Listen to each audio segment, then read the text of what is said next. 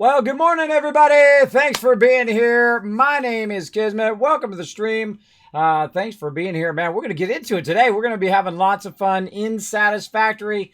Oh, man, we're right to the cadmium stage. We're going to be doing a whole bunch of other stuff as well. Getting it going on. We're going to be working on our quartz, of course. Yeah. I feel like I'm always sliding down in this chair. It's so comfy. That got me This DX Racer is the best, bro.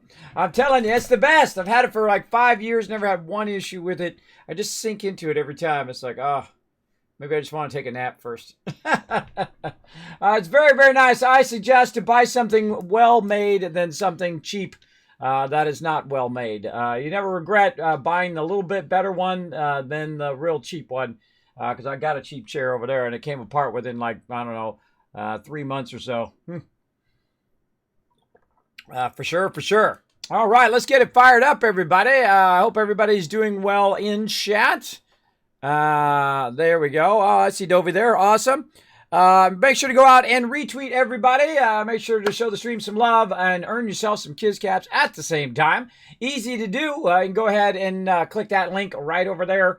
Get that retweets fired up. I see you guys are already off and running on those retweets. Look at you go. Look at you go over there. There we go. And so if we hit 5 retweets, I'm going to give you 1,000 Kiz Caps. You keep storing up those Kiz Caps because they will save you when it comes to doing those giveaways. You're going to be styling and profiling.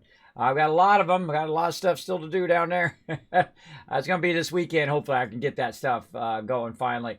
I'm such a busy dude. I got kids in school. I got IRL stuff. I've got a whole bunch of stuff I do behind the scenes, including micromanaging my stream and all of that stuff. And if you do want to help out here in the stream, you're like, Kismet, I'm hanging out in the stream during the day anyway. And I'd really love to, might as well help you out. You can also apply to be one of my mods. You can find it right there in the chat. You go ahead and whisper me by clicking on my name right there in the chat. Whisper me, say, Kismet, hey, I'd be interested in helping out. I like to chill out in the stream. As well, you go ahead and click on there and go to the Discord. Say, Kismet, be happy to help you out. And join my awesome Tycoon mod crew, the best on Twitch. Absolutely the best. The best of the best. And we got Dovey helping me out today. Speaking of the best, hanging out in the chat. Make his job nice and easy by following those chat rules and just being overall awesome in the stream as well. So make sure to hang out and chill out. We're going to get into it here in just a moment. Let me say hello to everybody who's in the chat. Who we got? We got Caleb in the chat. Says, good morning, everyone. I think you made Snow Crab's night last night with the raid. I've never seen him that flustered. Ha ha, Caleb. That's what we try to do, bro. That's what we try to do. We try to come in and show the love. See, I was the same exact way when I got my first raid. When I got my first big raid, it was from Kira Karelia, by the way. A fantastic streamer. Make sure to go show her some love over there. And she said, I raided you because you look like my dad. And I said, well, that's weird because your dad looks exactly like my dad, which is true. It's funny, if you put the two of their pictures together, they almost look like brothers. I mean, they were at the same white beard and everything. It's pretty wild. So she raided my channel. She pushed me to the top of Twitch, and it was both the most exciting and the most scary thing at the same time, because all of a sudden, boom, you have a huge influx of viewers. I'm #1 on Twitch for Fallout and everything, and you're all so excited in that moment. And I remember that moment. Still, I remember that moment, and I want to give that moment to as many people as I possibly can here on Twitch. And I'm so glad that I made his night. That's what it's all about. He doesn't have to come back and raid me. He doesn't have to come back and sub to my channel, all that stuff. It's most important to send that joy, is to gather the joy here in my stream, to amplify that love, and then blast it out across Twitch, and then have that love go from one person to the next, and that's called the Kismet Love Train, right? And it always comes back to you in one form or another, like you come in and you say, hey, Kismet, you really made his night, that kind of thing. Says Caleb. And I'm going to take that, and guess what that does for me? That is going to inspire me to keep on doing that. I put that in my inspiring quotes. I read 5 of them every single day. I have thousands of them, and I just randomly scroll, and I'll read them of the little bits of joy that I've brought here in the stream. And it gets me going every day, even if it's a tough day, even if I'm really dizzy or if my conditions are making it really tough for me, because I do have sleep apnea and vertigo. It's very tough for me to just literally sit up upright for long periods of time, but you soldier on, right? You soldier on in life. There's a lot of ups and downs right now in life, that's for sure. Know that there's a lot of good people out there. I know you only hear about the bad people in life, but there are some good people out there. Hopefully they got your back as well. If you need a little positivity in your day, you need a little bit of love, you come on into my channel. I'm gonna give it to you right here for sure. There you go. Uh, but the seat is hard, easy to fix with a cushion, also great for napping in. Well, there you go, Hillbilly Convoy. There you go. Buy what you can afford and then modify it. That's a good idea. That's a good idea. Me, I bought 2 chairs for like, $200 or $200 chairs. And one of that $200 chairs literally broke within 3 months. It was one of those like, kind of fabric background. And I bought it from like Office Depot, which I should stop buying stuff from there. At least chairs anyway. And then my other chair was okay, but it is nothing like getting one really nice chair. And why do I have 2 chairs? Well, one is because I have a long desk here in my office, and on that side I have another chair for my kids and stuff who want to come in here and do their homework after I'm done streaming or whatnot. Or they want to sit and play games on my Xbox or PS4 over there because it's neglected. It's not doing anything over there. It's literally just sitting there collecting dust. I feel sad every time I look at it over there because it's like, oh, I got all these Game of the Years over there I could be playing as well. But we'll circle around to them at some point, I think. I don't know. There's so many amazing games right now to play, including Satisfactory. There we go. That is amazing. You're awesome. Oh, I've done it thousands and thousands of times for 5 years here on the stream as well. There you go. And there's a lot. I work with the public and doubt the goodness of people. Well, the problem is it depends on where you work, right? If you're in customer service, you just see nothing but all the bad people. But all the people that never call you are the ones that don't have that problem. If I'm calling customer service, I always look at it from the point of the customer service persons. It's not their fault that your thing doesn't work or it didn't get done right or it's broken or whatever. It's not their fault. They just work for this company that has that product. It's like if you go yell at them, it doesn't do any good. Now, if they don't know what they're doing, then that is a valid, hey, I'm trying to get this solved. I'm going to spend 4 hours on the phone talking to you. It's just nothing wrong with saying, hey, I would rather talk to a supervisor, please. I want to get this taken care of and whatnot. Because they usually don't have the power the supervisor does. How do I know? I've been the boss the whole entire time, my entire career as a graphic designer, and also worked for Apple and many other big Fortune 500 companies. Been very, very lucky to work with them over the years, or for them, one or the other. And I can tell you, it's not their fault that your thing doesn't work. It's not your fault if your iPhone or your Android device doesn't work. So the way you want to talk to them is like this.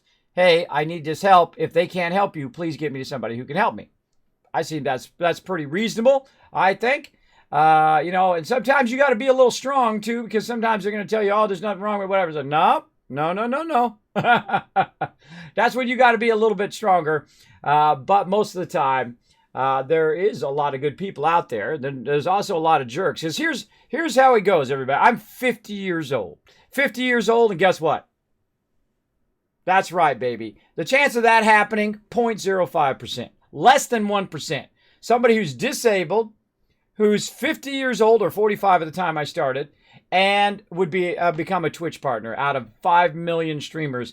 Literally 5 million streamers, there's only about 40,000 partners. For that to happen is a miracle in itself, but of course it comes with a lot of hard work. It's not like all of a sudden, I click my fingers and then bam, I'm a partner streamer.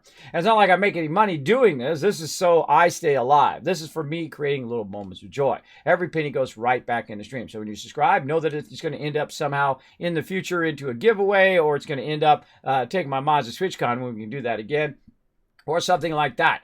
Right? I don't do stuff just purely for money. I never have. There's nothing wrong with that, though. There's nothing wrong with, having, the job at, wherever, at McDonald's or 7-Eleven or whatever it is, just so you can survive. But always be like being the best at what you do. Right? I don't care if you wash dishes. Be the best dishwasher, and so when you're no longer there, they regret not giving you that raise, right? You go on to do something else. You learn your job, but also learn what's your boss's job? What's this guy's job? What's his job? You learn as much as you can, because those are just like in-game skills, right? Like when you're playing a game, you're skilling up your character and you're leveling them up and you're doing that kind of stuff. And that's the way it is in life as well. See, that's where that comes from, by the way, getting those real-life achievements. Now, I have 100% real-life achievement in graphic design. I've done every type of graphic design you can do. And I have a lot of achievements, like, been with my wife 27 years. I have 3 beautiful daughters who are way smarter than me, on the honor roll, decent human beings, which is the most important thing for me. And now they're in the stage where I'm transferring all their responsibility back to them. Because when they're young, they can't do anything. And then as they get older, they learn more and more and take more and more responsibility for themselves. And then eventually, they will be completely responsible for themselves, and off into the world they go. And I feel like that's the job of a parent, is to guide and to transfer responsibility back so they feel responsible for, and also get the rewards and get the accomplishments of those particular things as they learn to be better at them as they get older. That's what I feel is my job as a parent. My job is not to tell them who they should be or what they should go and do and be the next baseball or football star or whatever. I don't feel like my job is that. My job is to help them discover what they want to do in their life, because they're going to have to do it for their whole life, right? They only got, my oldest daughter's 15 and my twins are 12, twin girls. And they got a whole lifetime full of stuff they still got to do. They got to go to work every day. They got to take care of their clothes. They got to do all of that stuff. That standard stuff that all of us just do automatically now by habit, right? Back in those days. So, yeah. When I left my last job owner and went from 8 hours to 20-hour days. Yep. See, there you go. There you go. So you want to be the best at what you do. And that's what I always wanted to be. I want to be the best one to do. In fact, I want to be the best streamer ever. Now, do I want to be the #1 streamer or the best this, that, and the other thing? The best at playing whatever, Fortnite or whatever? I don't care about that anymore. I don't care about being #1 at that type of thing. I want to be the #1 person that if you're having a rough day, you're like, hey, I'm going to go watch Kismet stream because he's going to make my day a little bit better. We're going to have a little bit of laughs. We're going to get into some trouble. We're going to have a little bit of fun along the way, because that's what we do. That's what we do up here in this stream. It's not about me being super elite or, acting like I know everything or anything like that. I just tell you from my point of view, we talk a little kids talk sometimes here in the beginning, and then you know what we do? We get into the games. Let's do it, everybody. Let's get into the games right now. I'm going to press a button, and here we go.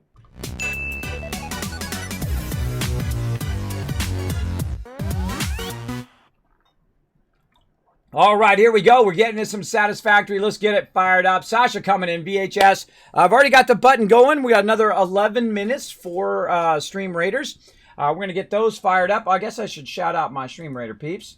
I almost forgot all my peeps who like to come in and blow up the Stream Raiders. We are doing really good on this event, by the way.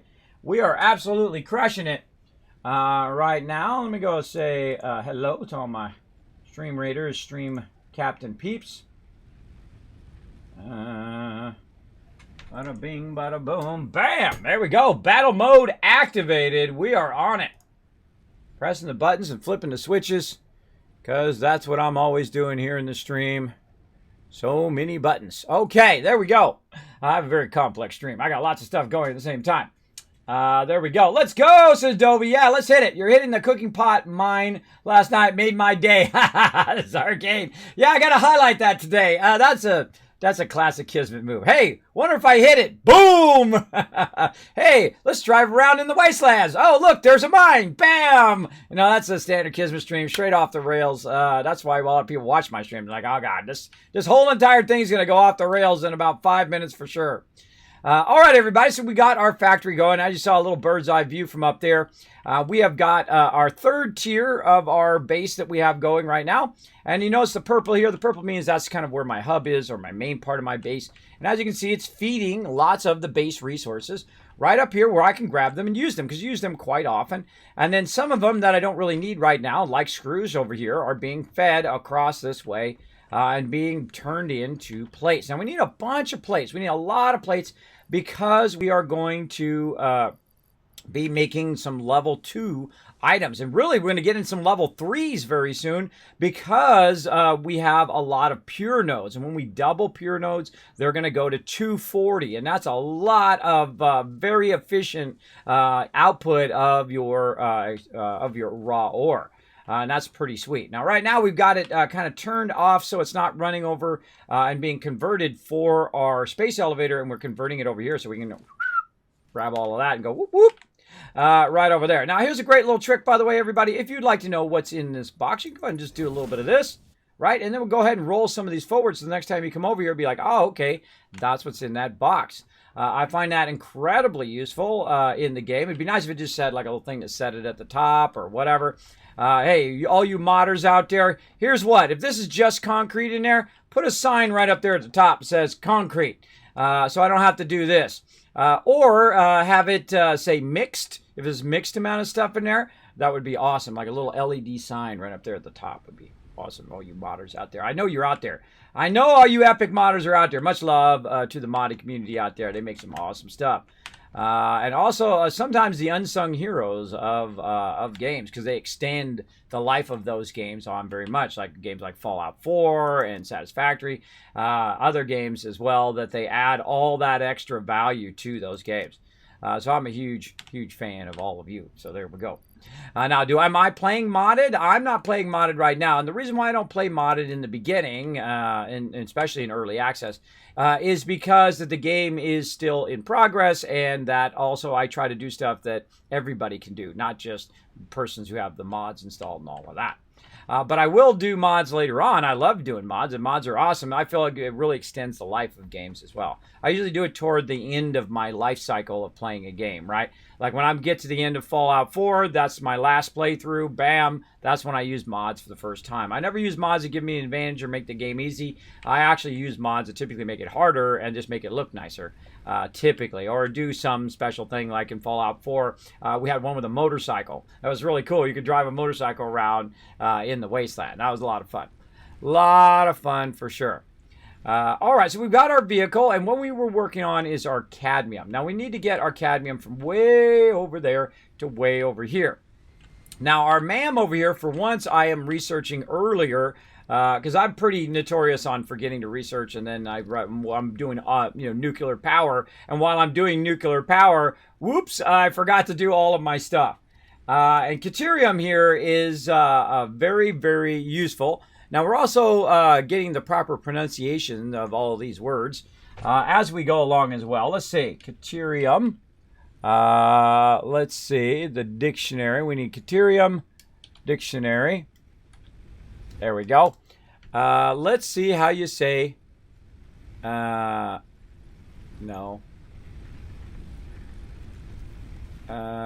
Is this like a made up? Is this like a made up substance? Because it doesn't come up. It doesn't come up. It might be a made up substance. It just dawned on me.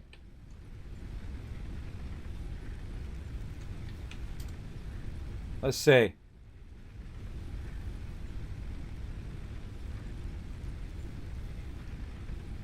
Yeah, that's just satisfactory ore. All right. Well, hey, I try, everybody. Apparently, it's not part of the dictionary. We did look up some other stuff from Astroneer in the dictionary so we could figure out how to say it, and I've already forgotten how to say it. I have a terrible memory anymore. Very, very difficult for me to remember stuff. Yeah, this is changing it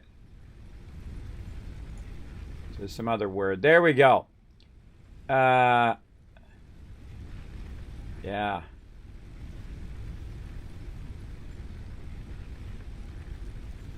Nope. Nope, nothing in the dictionary. I tried. Well, then we're just going to default with how I say it then.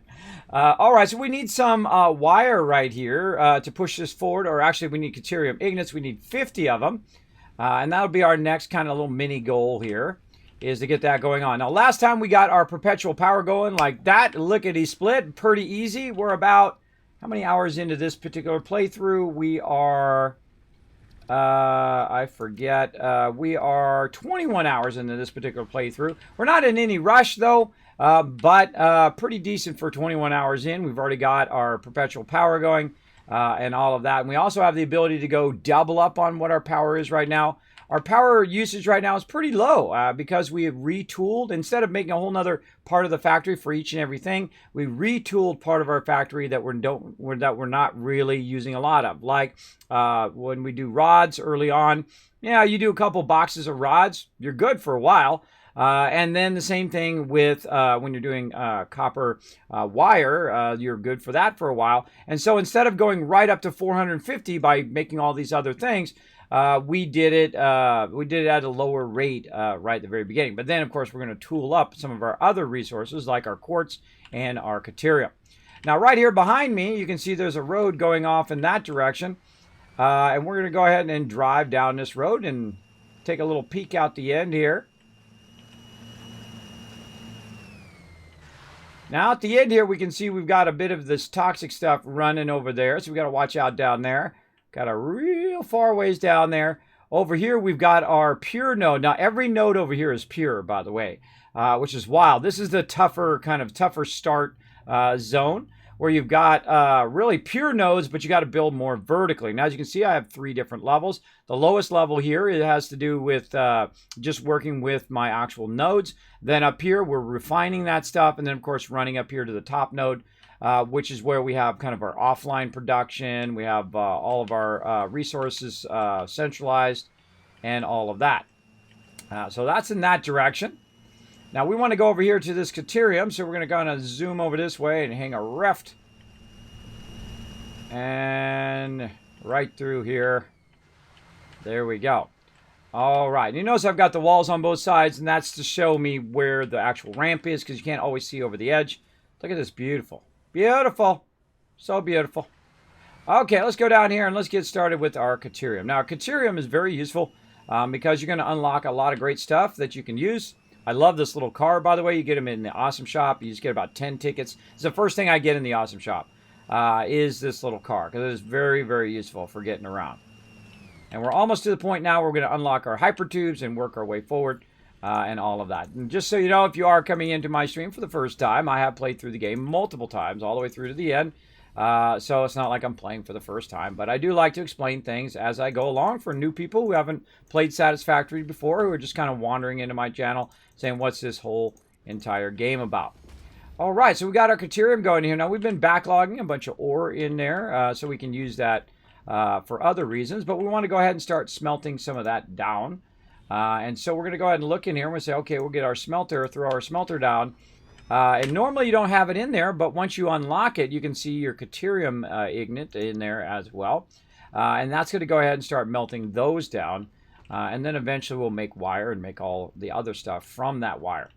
Now, what we're going to do here is we're going to keep this box right here, and we're going to go ahead and say, okay, we can just wrap that around the other side if we want and do all of that.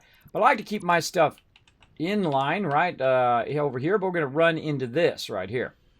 Now, another thing you can do, by the way, is you can just run it that way. There's no reason to run it that way if you don't want to. And plus, we're going to make a bunch of wire out of it anyway. We're going to have so much wire, believe me. We're going to have so much wire, we're going to be like, dang. Whoa, whoa, whoa, whoa. That just made me fly backwards when I hit that thing. It hit me and went flying. Wow. Geez, that scared me. That did knock me back because I have vertigo. So it made me feel like I was going to fall backwards. Wow, okay. Wow, watch out for that, everybody. Whew. All right, that actually scared me. That was some scary stuff. When you have vertigo, you're always worried about falling constantly. So that just like triggered, just full on triggered that. All right, there we go. That's it. That's how it goes, everybody. Let's go ahead and put that in there, and let's go ahead and tap into this power right here, and we'll get this starting to convert. Okay, so now we're going to go ahead and do some numbers here, right? So we got 45 Caterium ore on our input, and we got 15 on our output. Wow, it's already cranking away. So what's our one over here? Battle! Oh, it's time for battle. How much are we extracting at one time? Well, guess what? This is just a normal node because it's 60. And so that's going to come out at 60 and then have about 15 left over or so. But if we take 60 and we cut it in half, it would be 30. So instead of running this at 60, we could go ahead and cut this in half and say, you know what? We want to do this as 2 of these right over here. And so we'll kind of move these over just a little bit. Give us a little bit more room there. And then do this. And right there. And so what we're going to do is we're going to take that 60 and we're going to cut it down to 30 and 30. Well, Kismet, the input is 45. Well, when you have the ability to control the speed of stuff, you'll find that... why am I doing that? Let's get into this here. There we go. Splitters. You'll find that you control the speed. It doesn't control the speed. You do. Now, here's a little problem here. If you put them real close together and then you try to run them in there, they're a little too close like that. And you're going to have that particular problem. So what I'm going to do here is I'm going to actually key off of this thing while I'm putting them down. Right? So you take these back out. You put your splitter down instead. And you say, okay, hold on. I'm going to bring this out. I'm going to run that into there. Now, there's a thing about this game. There's the doing of the thing. And then there is the beauty of what you're doing. Right? right? That's coming in and it's going at an angle. It's kind of going out. It's not perfectly straight. It's not perfectly cornered. And if you want to be perfect about all that stuff, you definitely can. You have the power to do that. I always find it's an offset of 2. So if I say I was going to put that there, I could go ahead and offset this usually by 2 this way. So 1 and then 2. Or you can look at the white line there and just try to line it up off that edge, right? The white edges right there. And I would probably line it up out here. And then we'll go ahead and just kind of center it on this thing about there. And then when you're bringing it out, you'll see that it is much more straight, and then it does that curve. Now, if you want to make that curve perfect, I would go back by about 1 more right there. So let's go ahead and take that out. We'll put the thing down again. We'll try to remember where we were.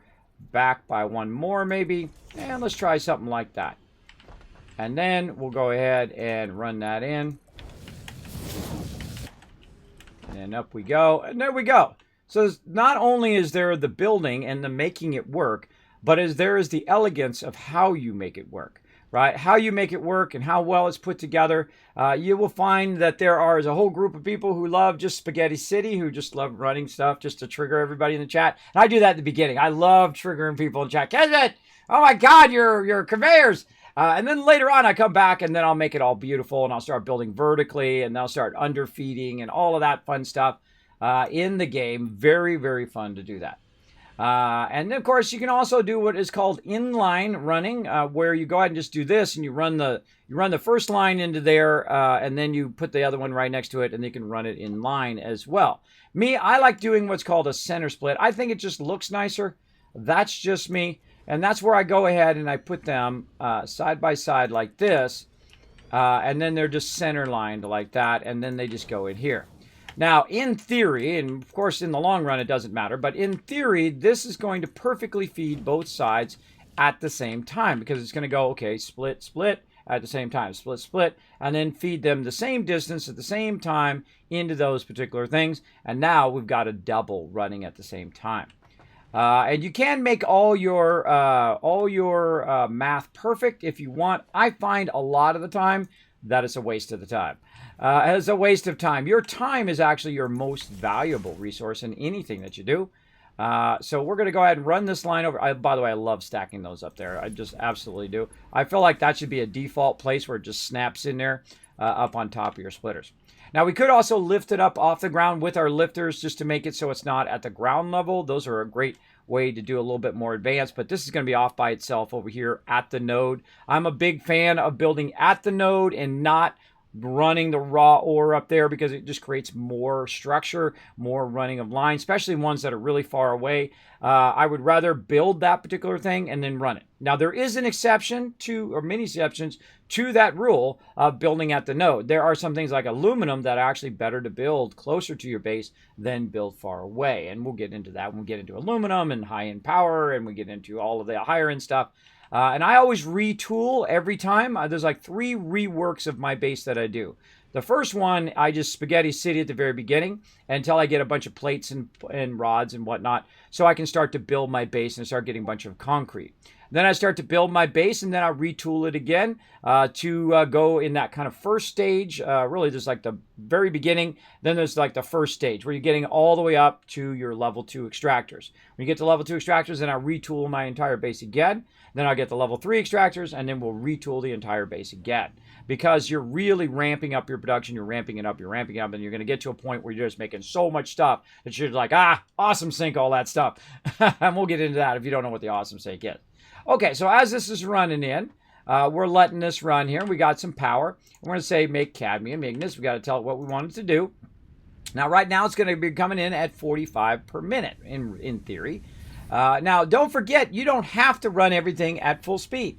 It's very important to learn that lesson because it all has to do with power. Power is the key to this entire game. If you want to master this game and a lot of other building games, understanding your power and how to save power along the way, little bits of tricks and that along the way that I've been teaching you guys, especially in this playthrough, about how to save that power and retool your factories instead of building more and more structure, which causes you more and more time building more and more power. If you retool your factories, you can still progress just as easy, just as well as you go along. So in this case, underclocking, and we're going to do a bunch of underclocking today. We're going to underclock this because we just unlocked that last time.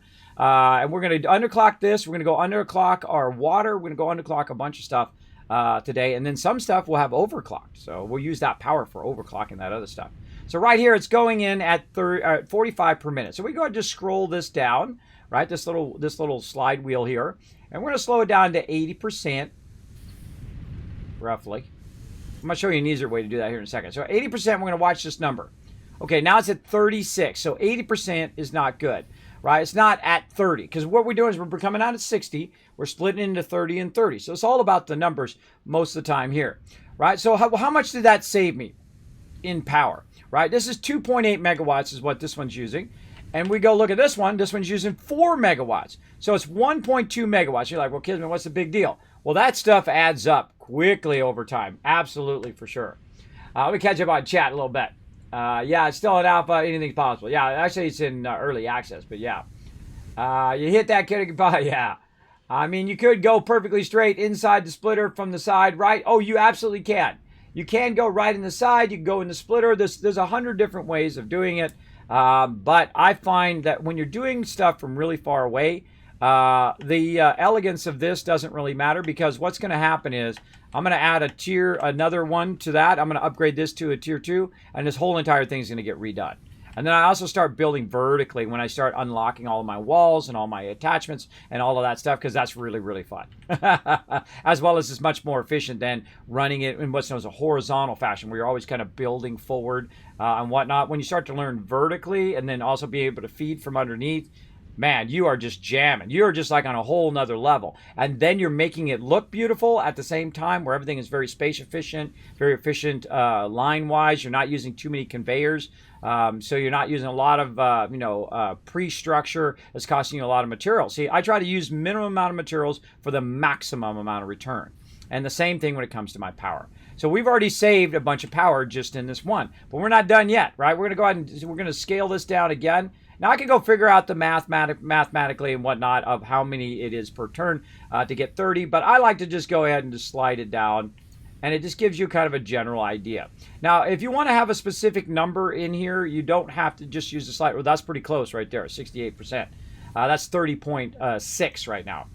So let's say 67, and we can actually just type the number right in there and see how 67 is. You got to wait for it to go for a full cycle, and it will tell you 30.15. Let's say 66. Root 66, 29.7. So that's just a little bit under. I actually don't like it to go under. I like it to go a little bit higher. Now watch this, 66.5 doesn't do that. It automatically round up to the next one up or down. It should round up, but now that I think about it, it rounds down to 66. We just learned that. So I'm going to go up to 67 so it doesn't backlog too much, but I actually have a ton of it over there. So here's the fun thing that you can do in the beginning. If you have a backlog of ore and whatnot that you can feed in there, I would actually leave this at 100%. And then what it's going to do is it's going to backlog a lot of this extra stuff that you're running, right, from over here, which is in here. It's going to backlog that. Now, how can we make that go faster temporarily and then come back and readjust it? Well, what you do is you adjust your input one here, and I'm going to up this to 120. Even though that's only going at 60. So I'm going to double the speed of this. And then now it's going to be feeding 60, 60, 60 in there, right? But it can only do 45. But that's okay. Over time, what's going to happen is it's going to burn it up at a faster rate in which it's inputting it, right? And so it's going to burn up all this excess that we have over here. See, you're thinking that next level. That's what we're doing. Because we don't want this. We're going to run that into Awesome Sink. If it doesn't go into here, it's going into the Awesome Sink for sure. Because I don't like to build up a lot of extra ore, because then it starts to fill up all your containers, and you go, I got all this ore everywhere. And then you're like, God, too much ore. All right, let's get into some battles, though, before I forget. I don't want to go too long without forgetting to do my battle here. Let's do it, everybody. I'm trying to be more diligent here on these battles. Let's get going. We're going to go into the treasure pit.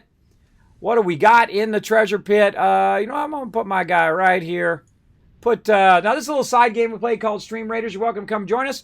Streamcaptain.com. Look for me, your Captain Kismet. You can access the battle board, put down some units, get some epics, get some legendaries, get some barbarians going on, some tanks, some DPS, maybe even some mages casting some spells. Hadouken!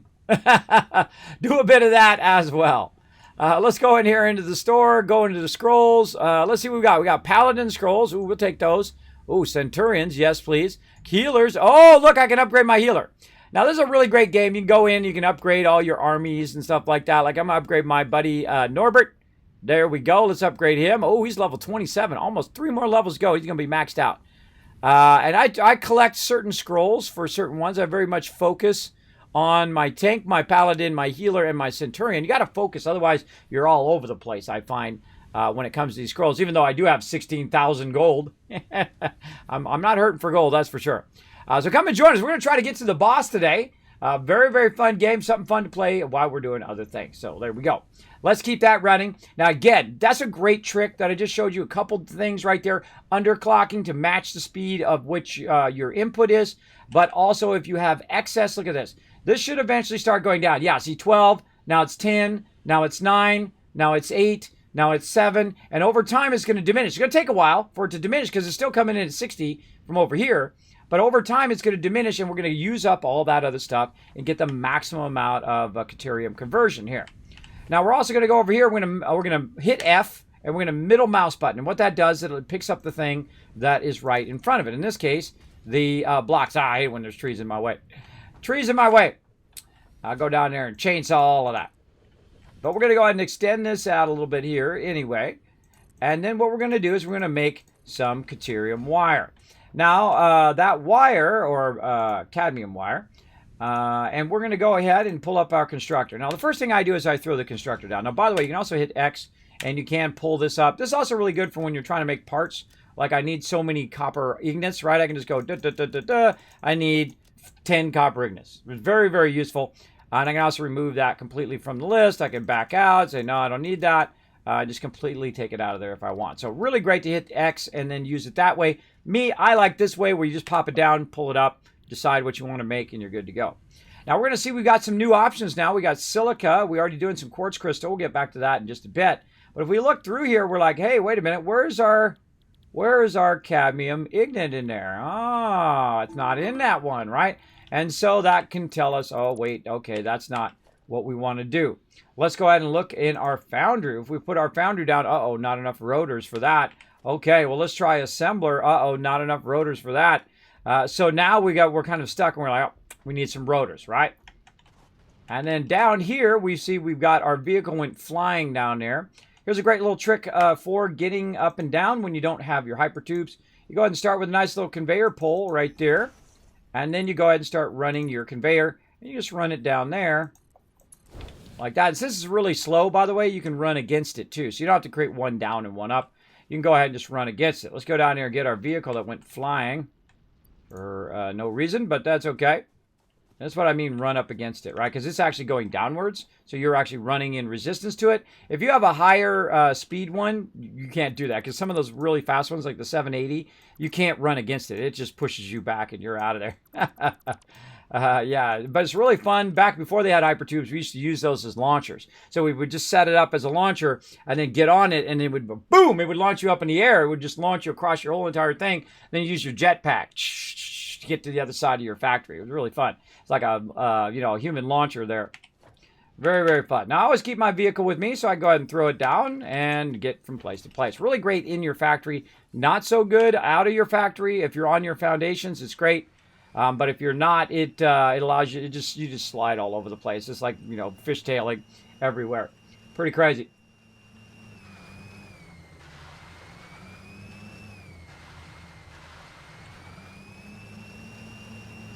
Oh, there you go, Joker. All right, awesome. If you run on the edge of it, it doesn't move you.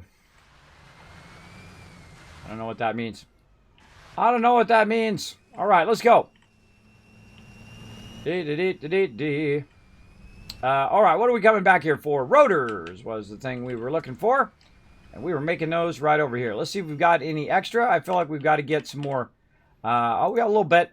We got to get some more rods going now. We got to retool for some rod production. We got a little bit there. Now, by the way, we don't have to run all the way back to do it. We've got an assembler right here. We go ahead and take a look in our assembler and say, is there any cadmium ingots in there? Nope, no cadmium ingots there. So we have to figure out what we need to do. Now, I happen to already know, but I'm just kind of walking you guys down the line of how to figure stuff out as well. See, I feel like that's not only part of the process of how to do something, but how to figure out how to do something, right? The steps in which I think things through is, I feel, more vitally important than the actual end result. Because it's like, okay, how do you figure out how to make this work, right? And then once you learn how to do it, it's kind of like, giving a person a fish or teaching them how to fish, right? That kind of on that same line. You teach them to fish, then of course they're fed for the whole rest of their life. If you just say, hey, here's a fish that one time, then they're like, oh, I need another fish, right? Later on. That kind of thing. Now we go look here in our foundry. All we have there is our steel ignition, so still no option there. So you're like, well, Kismet, how do you convert that stuff? Well, right now, all we can do is convert these cadmium ingots because we actually need the ingots themselves to unlock the next part of the thing, which is the wire. That's what we're trying to do, but we haven't unlocked that yet. So we're going to go ahead and take those with us, and we're going to go ahead and run back up here, and we're going to utilize the MAM. Now, I'm very notorious on forgetting to use my MAM until literally the end of the game. I'll have everything else unlocked and everything rocking and rolling, and then suddenly go, oh yeah, I forgot to do my MAM. But you really should do it earlier on, because it does help you a lot through your gameplay. And the earlier you get it fired up and going. Now, by the way, you can put your MAMs anywhere now. It's not locked into the hub anymore. It is out and about. You can go ahead and set it down here. I could have set it down there if I wanted to. And then we can go in here and go Caterium. We want to unlock our quick wire, but we need... See, the thing we need is at the bottom. It's kind of backwards. So the thing we need is at the bottom, and it unlocks the thing at the top. So we'll start that research. It takes literally 3 seconds.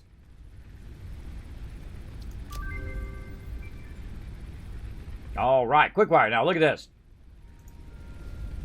So now we can get Caterium Electronics, and then down here we can get 5 more inventory slots. Yes, please. And so we need some quick wire. So let's go in here, or actually don't need to go in there. Where's my other...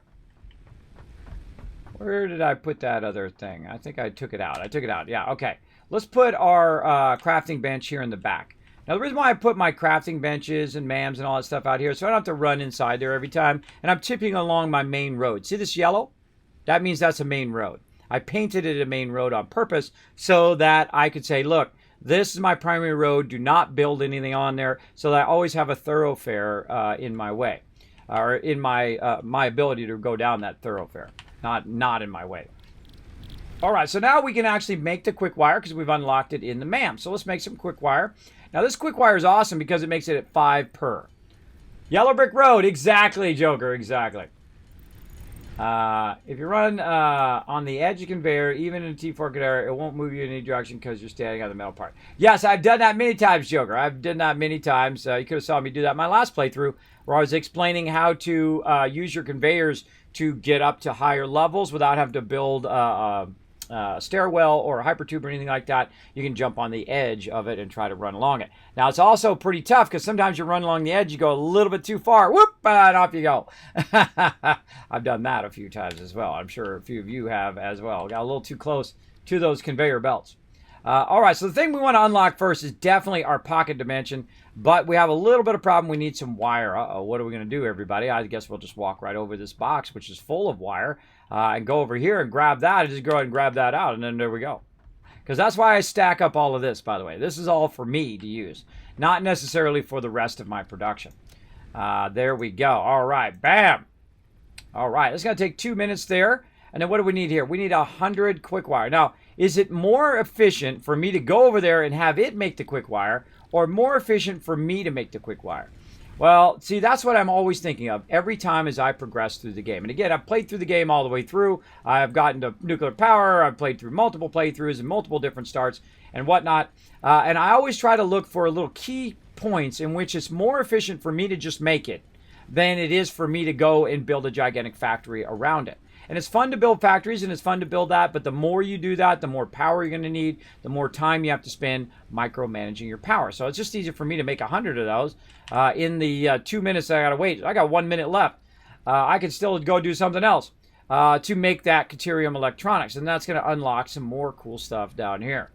Now, we've also got some other stuff. We've already unlocked our flower petals there for making our color cartridges and color guns, and that's how we were able to color our things. We want to eventually do our parachute here. Various nutrients here. We need to get into our nutritional mixture. We're looking for our purple guys. These guys are usually up really high or in hidden areas. They're pretty cool. And we also want to do some quartz over here.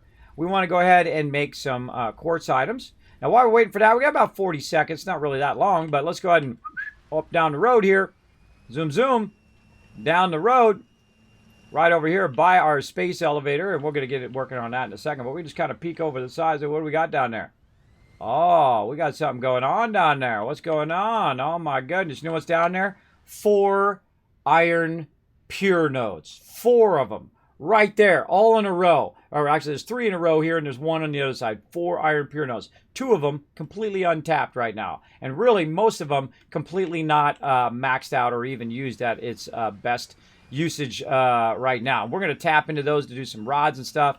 And when we get to the level 2s, guess what? We're going to be pumping out 240 times 4 on iron. And then we've got a pure node for limestone. We got a pure node for copper. Now, how did I find those pure nodes? Well, guess what? In this particular starting point, they're all right at the very beginning.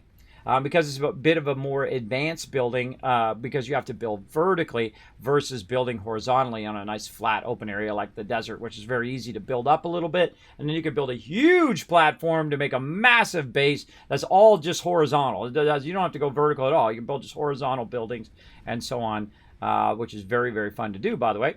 All right, let's go ahead and go back over here. We're waiting for this to finish, and it's done. Yay, more pocket dimension. I love you, Pocket Dimension. I love you so much. All right, more research. It's going to take 3 seconds.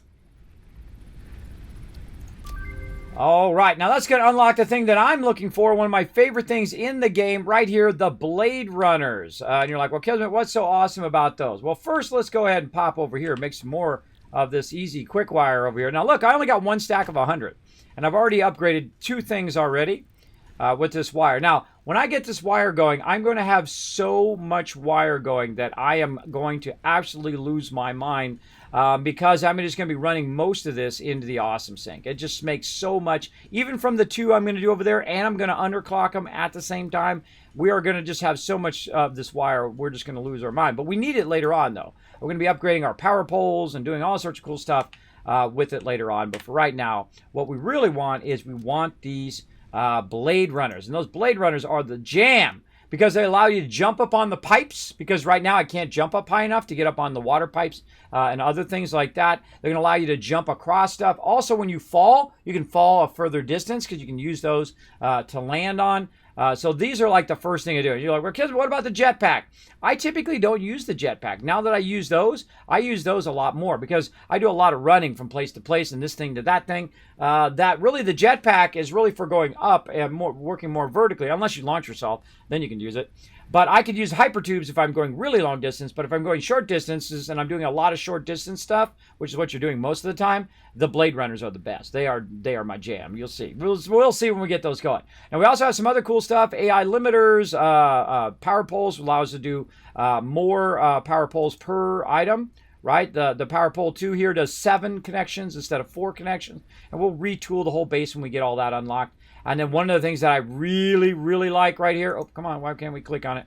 There we go, the Smart Splitter. And the Smart Splitter makes what I call the Mega Sorter. Now, I know a lot of you who play Satisfactory like me spend a lot of time putting this in that box and that in that box, or sorting stuff, and you have a bunch of extra stuff on you all the time, and then your inventory's full, and you're micromanaging all of that. And you wish you could just take all of that stuff, randomly throw it into a box, and then have it automatically go into the correct box.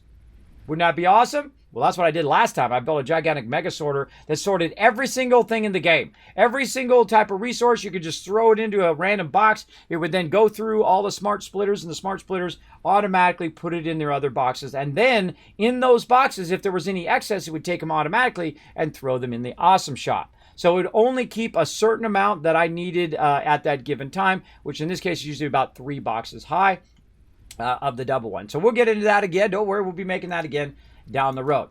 Now we also need to make our parachute over here, which I've never used. I actually forgot how to unlock this last time. I was like, God, I forgot how to get that. Mycella, how do you get that? Or mycelia, actually is what it is. I forgot how to get it, and then we remembered this time when we were cutting down some trees with our chainsaw. That's how we get it. That's pretty funny.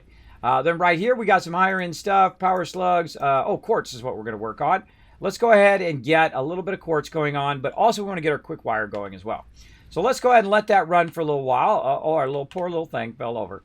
Let's do this. Red alert. We need some quick wire.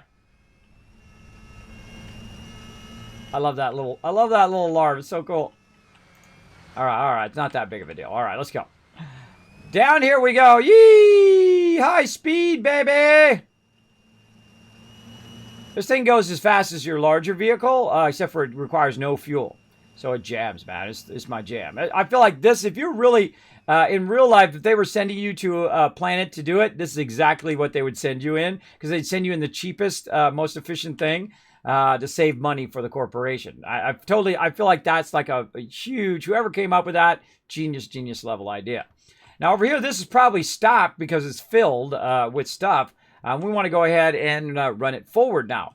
Now this is going to output at 15 per minute. And here we go again. We're going to go ahead and grab our constructor, throw that down, take a look. Oh, can we make quick wire? Aha! Now we can make quick wire, can't we? We can make it right here. What does it come in at? 12. So these are coming out at 15 and going at 12.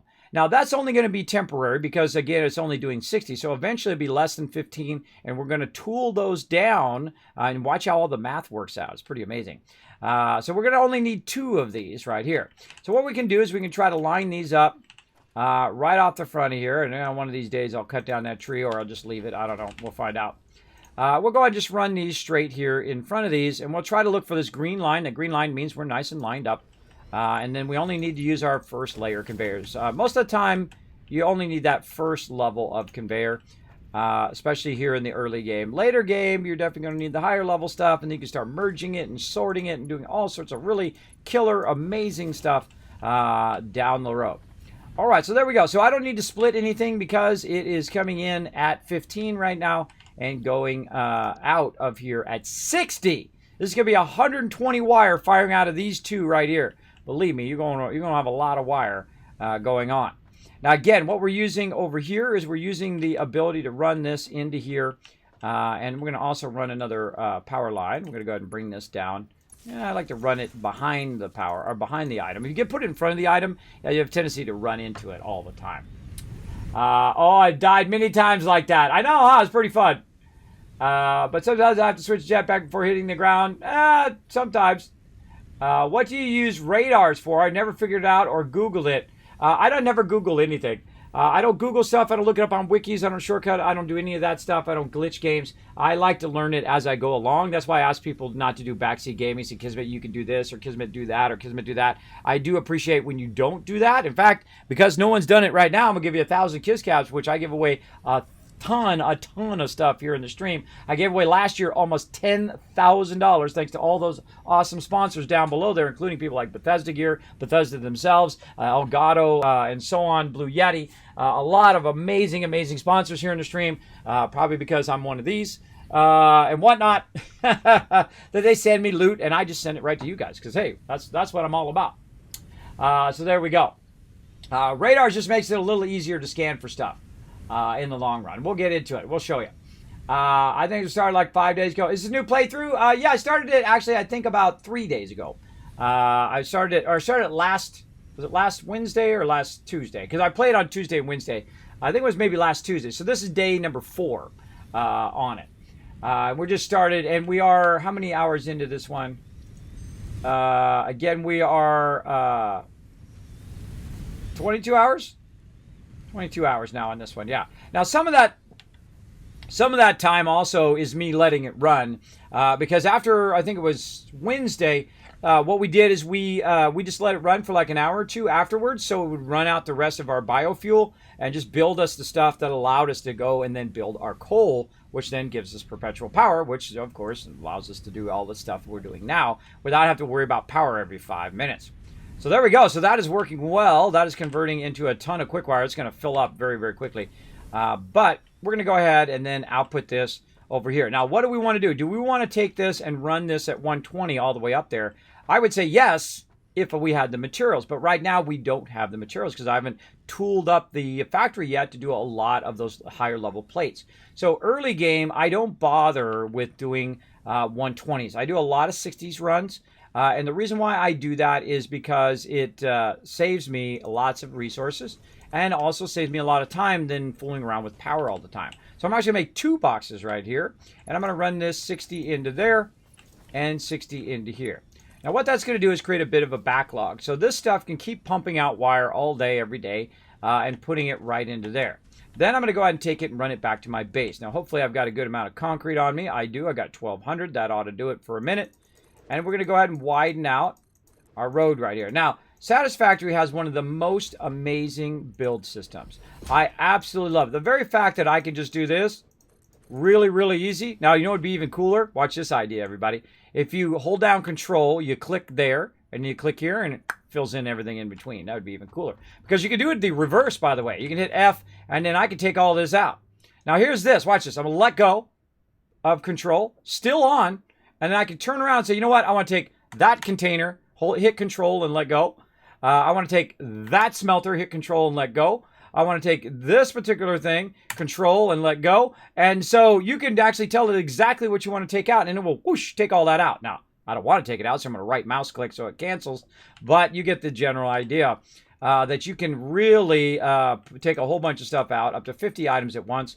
And it would be nice if you could put it in that way too. That would be awesome. But, you know, that's just me and my crazy ideas trying to make things better. Now, again, you'll see me do a lot of hitting F and then middle mouse buttoning. Middle mouse buttoning. Well, you get the idea. Hitting the middle mouse button a lot so that I don't have to switch my different quick keys all the time. I feel it's really not that necessary when you get into the habit of using that middle mouse button. And sometimes you have to force yourself because you get used to, you know, pulling up the menu. You know, you're pulling this up all the time, or you're switching your keys down here. I feel like the middle mouse button is always the faster build option if you've already built it once. And we can see we can just go ahead and work our way down the thing here. I don't know why sometimes it switches it like that. It's kind of annoying.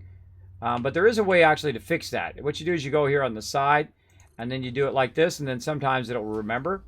And it does work a little bit better by using these kind of side edges. See, like that. So if you're having that problem with it always rotated, good option is to go in the middle and hit those. And now I look at this 3-way ramp I've got. Now I like to have my ramps at least 3 wide. And the reason why I like that is, of course, the middle part is the road. And then the side parts is where I'm running my hypertubes, it's running on power, it's running where I'm running my conveyors and stuff like that. It acts as a really great medium of moving your stuff around. You can also use your stackers and whatnot also for your hypertube stackers, which we'll get later on. Now what I'm going to do is add a double layer of stackers over here. Now I don't like to run stuff at the ground level if I don't have to, and I do a lot of lifting like this so that they're not blocking my ability to drive around and get around in my vehicle. It just takes an extra second, doesn't take that much resources, and then we can go ahead and run, we can run it in the opposite direction, whatever you want to do there, game. Whatever you feel like doing today, I would much prefer to put it right here if we could, you know, right there. There we go. All right. Sometimes it's like a little edge of a click that will cause it to go the wrong way, right? Now we definitely need to retool also our plates because I'm out of plates again. So we need to go get some plates and whatnot. You'll find yourself going back and forth and back and forth. Though there is an option that will allow you to basically tell yourself ahead of time, oh, I need to make a bunch of this and I need to make a bunch of that and I need to make that. You can set it to your to-do list. But I find myself running back and forth anyway because I'm always going to run out of something because I just physically can't hold it all right now until I unlock a lot more of my pocket dimensions. Let's go ahead and pull around here. We'll pull around here. We'll go right in between here. We'll go this way. All right, looking good. Now, we've got a whole bunch of plates coming out right here, but they're being fed into our kind of temporary production over here of our plates. By the way, notice that I'm overclocking this at the bottom. One of the few things that I do overclock is this down here. I'm going to actually steal some of those plates out of there. I doubt there's a backlog of them. Nope. If you want to create a backlog of plates, here's what you do. Just take this conveyor out right there, and then it will just start doing a backlog of plates in there because it has nowhere to go, only into that box, right? So if you're running low on plates, you want to backlog them a little bit, you can do that, or you can up your production of your plates, which we're going to do later on, and so that we have a lot more plates for this and a lot of extra plates for us to use as well. Let's see how we're looking over here on our, oh yeah, we're setting it up. Now we could run it at 120 at this point because we are getting a good amount right here. Maybe we should just do a little advanced future proofing for our wire. Now another thing I'm going to need is I'm going to need a place for my wire to go to. So if I need my wire, I can go ahead and get it. So I'm just going to temporarily, and I'm going to retool all of this later on, but I'm going to temporarily look for a spot right here. Uh-oh, wait a minute. Now I'm out of poles. Now I need more poles. Okay, well, where's my poles at? Well, my poles are going across and up and over, and they're ending up way over on this side. But guess what? I'm out of both that and my items up here. So we're out of poles right now. We're out of all of our stuff that goes over here. So we're out of screws and poles at the moment. So it's like, uh-oh, what do we do from there, right? What do we do from there since we don't have those particular items there? Let's also go over here and look and see if we've got any poles and screws over here. No poles there. We're going to have a lot of screws over here, though. And a lot of screws are backing up here because this is no longer running, making me stuff because we're out of rods. So again, you're always kind of back and forth in what we're doing because it's making screws right now instead of rods. So let's go ahead and then think, okay, what do we need to do next so that we don't have these particular problems? And I would put the next thing, because you're making plenty of wire back there, you're fine. The next thing I would think about is how we're going to get our poles and whatnot back up here. And we're going to have to remove our screws and all of that stuff and so on. So let's get into all of that. Let's go ahead and bring this, pick that up, walk around this side, see if there's anything else in the MAM that we can do. There's our blade runners. We're going to get those going. Now, once I get to blade runners, all the rest of the stuff, I don't bother with.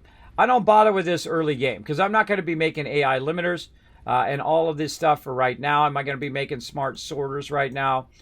Probably not in the short term. In the long term, for sure. When I get to level 2 extractors, then I will start to work on my mega sorter. But really what I want to do right now is also work on my quartz. All right, so I need to work on plates, and we should probably write this down, or I'm going to forget anyway. Let's say we need to work on plates. We need to work on iron rods now that we've retooled our plants. And then we need to work on quartz. And in this case, very specifically, we need to work on our crystal oscillators over in our quartz. And the crystal oscillators aren't that bad. But there we go, crystal oscillators. There we go. But one of the things is that we need the plates and we need the screws or the rods ahead of time.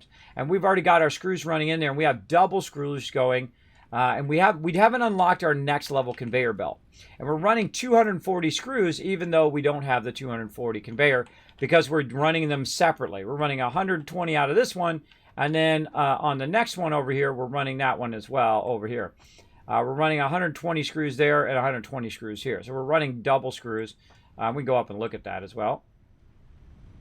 Take a little bird's eye view of what's going on up here. So we're running 120 screws through this first one and through the second one. Now this actually was rods, and then we retooled it for screws. And this one over here was our screws, so we just left it as screws, and we're good. But eventually we need to put this one back as rods, and we need to double this one up, so that we can make rotors and we can make our stuff. Now, eventually, all of this, by the way, all this production over here will be moved and be a permanent production as opposed to a temporary production, which it is right now. It's just making temporary items. Another thing that's temporary is this one right down here. Boop. See how I took some damage? We won't have that problem here in a minute. And this one over here is making our modular frames. And I can actually put this in here, and that'll start up. You know what? Let's put some screws in there, too. And that'll start up and just make some standalone frames in there that we can use while we're doing something else. I can also go in and say, you know what? I got tons of extra screws right now. I got a whole entire inventory full of them right there. And let's go ahead and use our box, which is right here at the bottom. This is like my temporary box. I go ahead and say store all in there. And then I'm going to go ahead and just make a little bit of room for some screws. So let's go ahead and take all. Then we're going to go over here and we're going to say, okay, which one screws? This one screws. Bam. Put all those screws in there, and then those are going to feed into here. And they need to feed in at 140. Well, right now it's going at 60. So let's go ahead and up that a little bit. Boom, there we go. That'll go a little bit faster. And then that's also a 1. So what are we doing on reinforced plates? That's 7.5. So let's go ahead and put some extra up in here as well. And that's going to make us a whole bunch of stuff. And then we just let it run. That's what I call offline production, where you just manually feed it into the boxes. They run into the converter, and then it runs the final product into a separate box. Why do I do that? It's a lot less power, a lot less work. It's going to do the same thing. It's going to make the stuff that I want it to make. It's a little bit more work for me because I have to walk it over there and put it in there and all of that. But in the long run, it's actually a lot less work. Because you do a lot less power building and a lot of that kind of stuff early game. Later on, we'll make it so everything runs by itself. We'll actually make every single element in the game and not really have to worry about it. We'll have so much stuff. We'll be running all the excess in the Awesome Sync all day, every day. That is for sure. All right, it's time for some battle, everybody. Let's do it. Battle time. Let's go.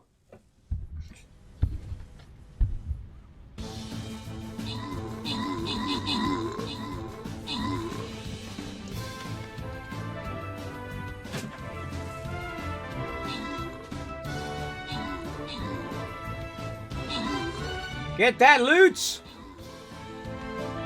Oh, look at all these peeps. Getting that loot.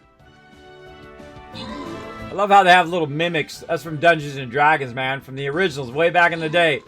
From the Fiend Folio. Way back in the day. Mimics. Alright, sliding that over to you guys. Grant rewards 50 gold going to Big P Daddy. Congrats on that. And Feral Magnet coming in overall MVP. Nice job. We're going to go ahead and head toward the boss here. I think we're going to the mystery boss. I think that's our thing. Oh, no, we were trying to go to this green one. All right, let's take on a mystery one. It's kind of scary taking this one on early, but we'll see how we do. Let's see. What do we got here? Level 1.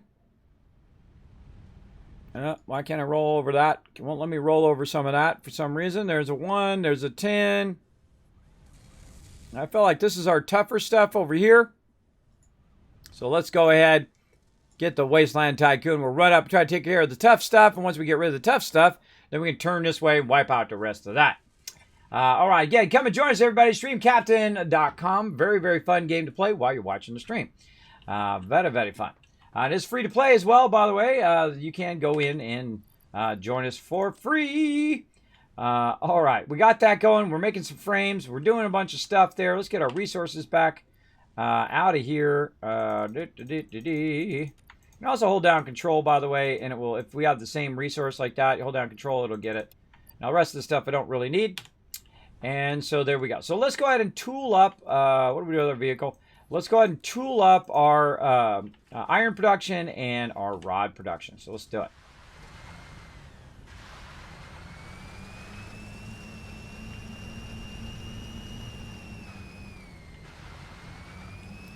Down we go. Notice how we've got it painted, the yellow brick road here, aka our main road. We do not build stuff on there. That just allows us to get from place to place. All right, so here's our factory floor here where all of our stuff's being produced. We can see that it's running and making certain stuff. Now look at this over here. Look at this over here. These have stopped. And why would my production stop? There's only one reason other than power that it would stop, and that is it's full. Those boxes are full. We have 3 boxes of this. Especially going to be good when we get our hypertubes unlocked. We're going to be using tons and tons of that. Over here, this is not doing anything. That's my wire. The reason why that's not doing anything is because we are double pumping this into this. So it's not making any more wire right now. And you can see we've got a little remnants of our wire production there. And we'll put that back when we get to a certain point because we have so much copper wire that we don't really need all of that right now. So we'll go ahead and do that. But one other problem we have right here is our plates, right? We're not producing enough plates. We're not running enough plates up there. So good time to kind of tool that up a little bit. So right now we're producing 20 here and 20 over here. So that's a total of 40. And right now we are bringing in 60 iron ingots. And that's because we couldn't tool it up anymore, because down there is a pure node. That means that's actually at 120 right now. And we've got our MK1 running right now. So that's good at the beginning of the game. But we definitely need to go and say, hey, you know what? We need to up our production here big time. So we're going to actually take all this out. Now I'm going to go ahead and hold down control. Got to be real careful you don't accidentally hit the wrong thing. And we're going to take all this out right here. Very nice. Now, by the way, you can be very precise. You can hold down control, click the first thing, and then let go, and then just control the exact stuff that you want. I really need to get in the habit of doing that. I have a tendency not to do that. I really need to utilize that as a habit. All right, now the first thing I like to do is this sometimes doesn't work when you upgrade it, and so I will take it out. That's just me. That's just the way I like to make sure for sure it's going to work. And then we're going to go down there. We're going to bring it back up, but this time it's going to be coming at 120 instead of the 60. And we're going to go ahead and run it this way because we're going to need a bit of room to run that. And we're actually let's run it back the other way, and then we'll reverse it. That's what we'll do. We'll do that. We're going to run it back in that direction because we have lots of room there. And we're going to be tooling up a lot of our stuff here and just doubling it up and doubling it up. So we're going to run it in that direction. And there we go. So coming out of here at 120. Now, when we're running at 120, we need to double up and double up again when it comes to doubling our production. Right here, we've got our smelter. Now, our smelter is going to be coming out, boom, right there. We're just going to drop that down for right now. We're going to say iron ignite. It's going to be producing at 30 per minute. And if we go ahead and ask Suri to do our math for us so we don't have to, hey, Suri, what's 120 divided by 30? 120 divided by 30 is 4. Ah, 4. So that means we can use 4 smelters. And by the way, you don't have to have this perfectly lined up with everything. You can take all of this, put that into a box, and then control it out of the box as well. So you can do what I call the inline. And I'm just going to do an inline just to show you how wonderfully easy it is to do an inline smelting row. And I feel like this is really good when you're running from up and from below. So if we're going to run our stuff eventually from underneath, we need to start thinking about that. At some point, right now would probably be a good time. And you go ahead and put this right up against the edge. And the reason why you want to run up against the edge, because eventually you want to take this out and you'll want to run that up and then attach it to this, which would be incredibly useful.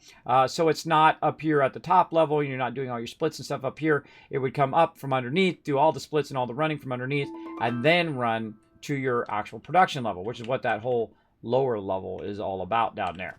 All right, but for right now, we're going to go ahead and do it like this. And we're going to go ahead and take these, and we're going to line these up 4 across.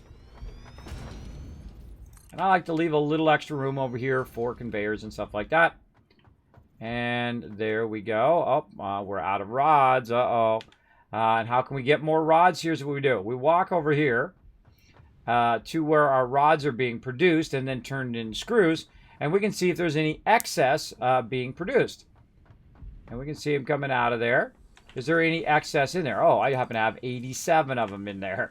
So if you have excess in your stuff here, you can just run along and grab that. Another great way to have a bunch of resources that you may not have to make yourself anymore.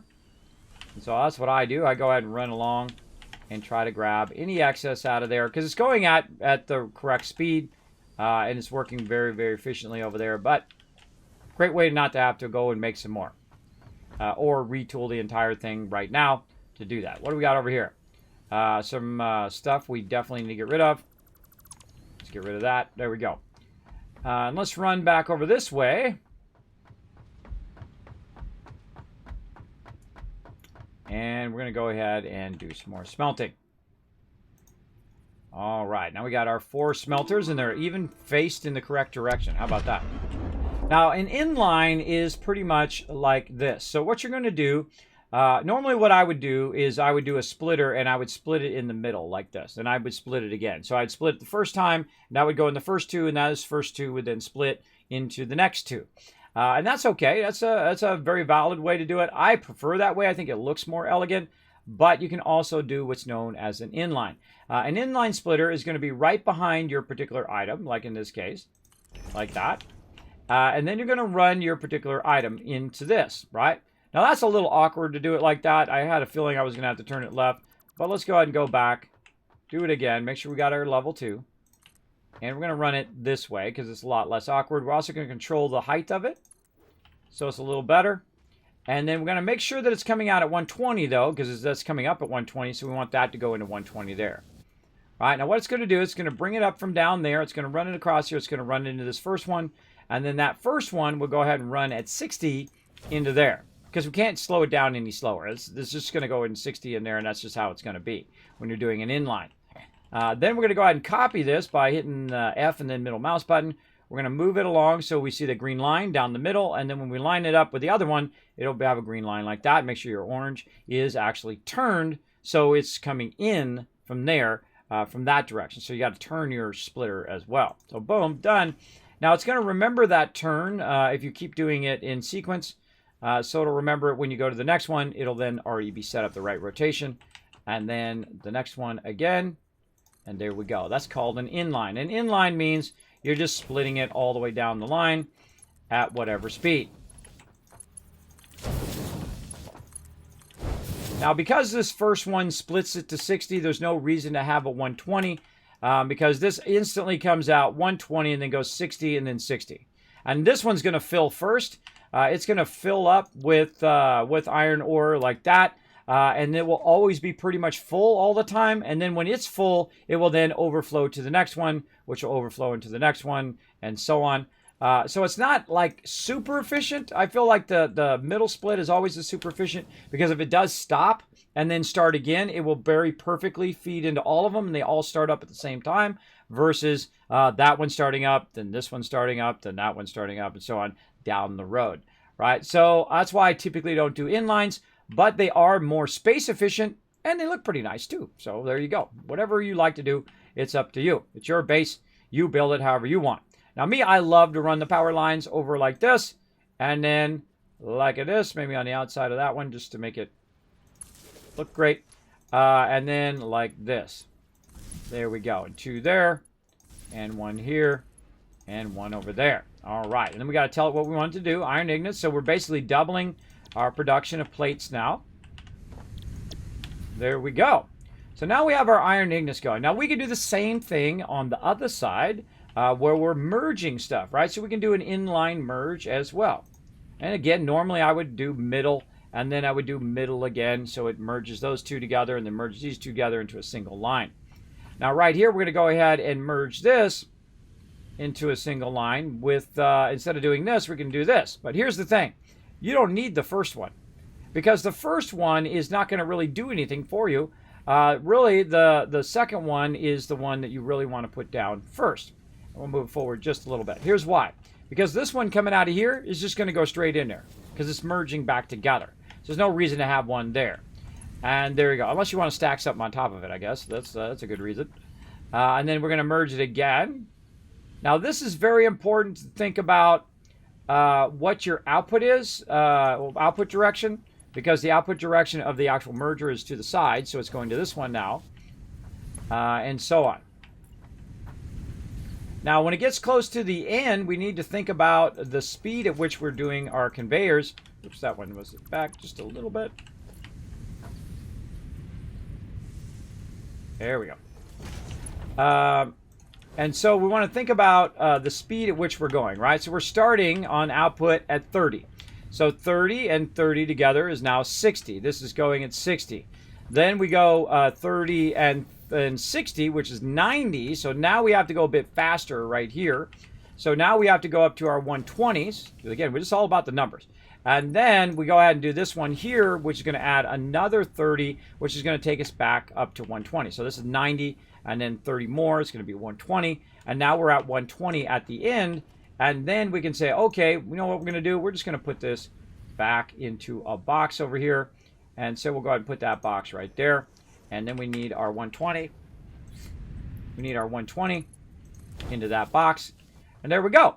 Now we're inline in and inline out.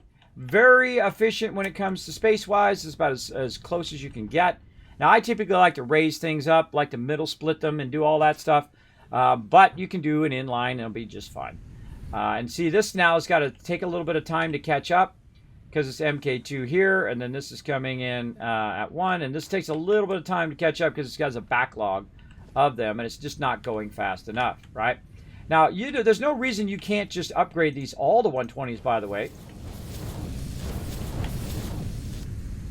You just upgrade them all to 120s, but it's not going to have any effect on the overall speed at which it goes.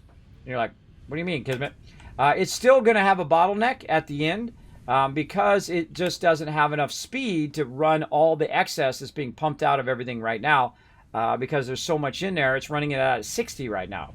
And the reason why it's running it out at 60 instead of 30 is because there's extra some in there until that diminishes down to 0. There we go. Now it's running at 30, right? So it doesn't really speed it up in that case. So there's real no reason to waste those resources on those faster belts. So I'm going to slow it back down again because that's just the way I am. I don't like to waste resources. So this is 30, 30, that's 60. This is coming in 30, that's 90. This should be 120 right here. Uh-oh, let's make sure we got this the right speed. Okay, it already is a 120. Over here, this should just be a 60. Okay, hold on. Let's go ahead and get that back to where it was. And this over here should be an MK2, which it is. And that's going at 120. Again, it's all about the numbers. Now, you don't even have to worry about the numbers if you want to. Just run it all in a line and run it at the fastest belt you can, and then you're good. Forget the numbers. Just do it however you want. And now it's going to run a whole bunch of iron ingots in here. Now, we have 120 iron ingots being fed into this particular box every minute. And so we need to think, okay, now we want to go ahead and make some plates. So we're going to go ahead and put our plates down just temporarily there and take a look at what rate we got to go in to produce plates. We got to go in at 30, out at 20. So here's the thing. Now, making a separate merger and putting it into a box and doing all of this is actually useless. And the reason why is because you've already got it going at the correct rate. And if you've already got it going at the correct rate, it's kind of a waste to create all this extra infrastructure that you don't really need. I'm going to take some of my concrete out of here because I'm dropping stuff on the ground. I don't like to drop stuff on the ground. I'm going to get that off of there. So there's a whole bunch of infrastructure that I really don't need, but I was just kind of explaining inline building and inline merging. Let's take all of this back out again. There we go. Unnecessary. And I'll show you why. Bada bing, bada boom. All right. Now what we're going to do is we can make, build 4 of these instead of 2, like we had before. And I'm going to go ahead and take a look, let's say, over here. Now, another thing I can do, by the way, is feed this down underneath here and then feed it up over here and then have a road over the top or walkways, causeways, all that kind of stuff, which we'll get into later. But we're going to offset that a little bit, maybe a little bit closer. That's a little bit far out. And again, we're going to retool all of this again, believe me. We'll redo everything. Now, we'll kind of line that up a little bit on the first one. We can line that up nicely. But the second one's not going to work. And the reason why it's not going to work is because the width of our constructors. And if you want to fix that width and you want it to come out perfect, here's what you do. You make these constructors first. You make these first, and then you work your way backwards. And so you put these in line with each of those backwards, and you figure out what the width of your constructors or your width of your assemblers or whatever you're trying to make. You figure that width out first, and then everything else works around that particular width, which makes it work out perfect every time. But it's not necessary. You can just run them just like this.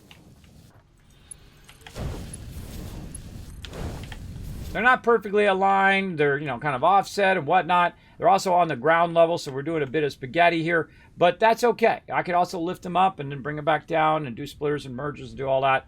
But it's unnecessary when it comes to plates. These are among the easiest thing in the entire game to make because the input and the output and the input is pretty much all along that 30 line. So very, very easy. And then we're going to go ahead and bring our power forward again. See, we got any room there? Yeah, we do. So we're going to go here. And let's say right there. All right, very nice. And then we're going to fire these up. And we're going to tell it what we want it to be. Plates. Plates. And plates. There we go. And then we'll go ahead and put some power in there. And that's perfect. Now we're doing twice as many plates as we were doing before. Now, how many plates are we doing? We're doing 20 times 4, right? And of course, we do the math. That's 80. That's 80 plates that we're doing. And what we've got right here is we've already got a conveyor running for our concrete. So now what we can do is we can utilize a pre-existing one, still leave ourselves some room to run around, but we can now do a frontline merge. And that's what I strongly suggest to do here, is just do a frontline merge, or you can do the center merging, like this. Center merging would be more like this. All right, and then you just like come out of here and you go into there and so on and so forth. Or you can do merging that runs it over to there. And let's do inline merging just so we can, again, get a little bit more of that experience going on. Again, watching the green arrow needs to point in the direction I want it to run along. And then that's going to go right there, and then next one. And we're watching how it lines up this way, and we're watching. This is offset. Yep, that's offset from that other one. How do I know? Because when I started to move that, I could see this is out a little bit, and these two are offset from the other one. So hold on. We want to fix that, because later on that's going to bug us. Maybe not right now, but later on that's going to bug us that those are not lined up. Especially when it messes with our inline running. There we go. Okay, very nice. No problemo. Run that back in there. Run that back in there. Run our power. And looking good. All right, now back to our inline. You're going to find that happens quite often. You misclick, you're not watching, you're not paying attention, you're talking to your stream like me. And then you forget to do that very important thing. All right, out of here we go. Out of there we go. And again, we're going to do our math as we go down the line. And then again, the first one, not necessary. Just feed it right in there. You don't need a splitter there or a merger. I just run it straight into that one. So now we got these coming out. Now remember, there's going to be some extras in there. So it's going to be running at 60 at first and then eventually 20. So this will be 40. We add that together. This conveyor is going at 60. So 40. And then right here, we're going 40 into that one. Now we're 40 plus another 20 here, which is going to put us as 60. And then that 60 is then going to merge together and then run out into there. So now we're at 60. So then we add another 20, 60, 70, 80. Now we're at 80. So now we need to use our faster conveyors. Now, one of the things that I like to do to keep my roads nice and clear is I do like to do a nice lifter. Now, we're actually going to run this in that direction, so I'm going to turn it a little bit there. But watch out you don't get in the way of your actual conveyor there. And so this now is going to go at the higher speed, the 120, but we definitely need to use our stackers. Now, I don't really do a lot of infrastructure until I get my stackers. I feel like that's really vitally important to have those stackers along the way. Now, I'm going to go ahead and change my stuff down here, my quick thing. You have up to 10 of them. So I can just hit 5 and then get that MK2. There we go, right to there. Now look, encroaching clearance. What is it encroaching? It's encroaching this. So this needs to actually go the other way so that it doesn't get in the way of running into my actual constructor. And there we go. And then we can run it this way. There we go. And it'll go out a little bit further, but it still allows me to go under it. Still allows me to drive through here with my vehicles and whatnot. So now we have 120, or really 80, of those plates coming along. And we need to keep on running it over here. But we don't have enough stackers. So let's get our stackers ready to rock. And then where do our plates go? Our plates actually end up way over here.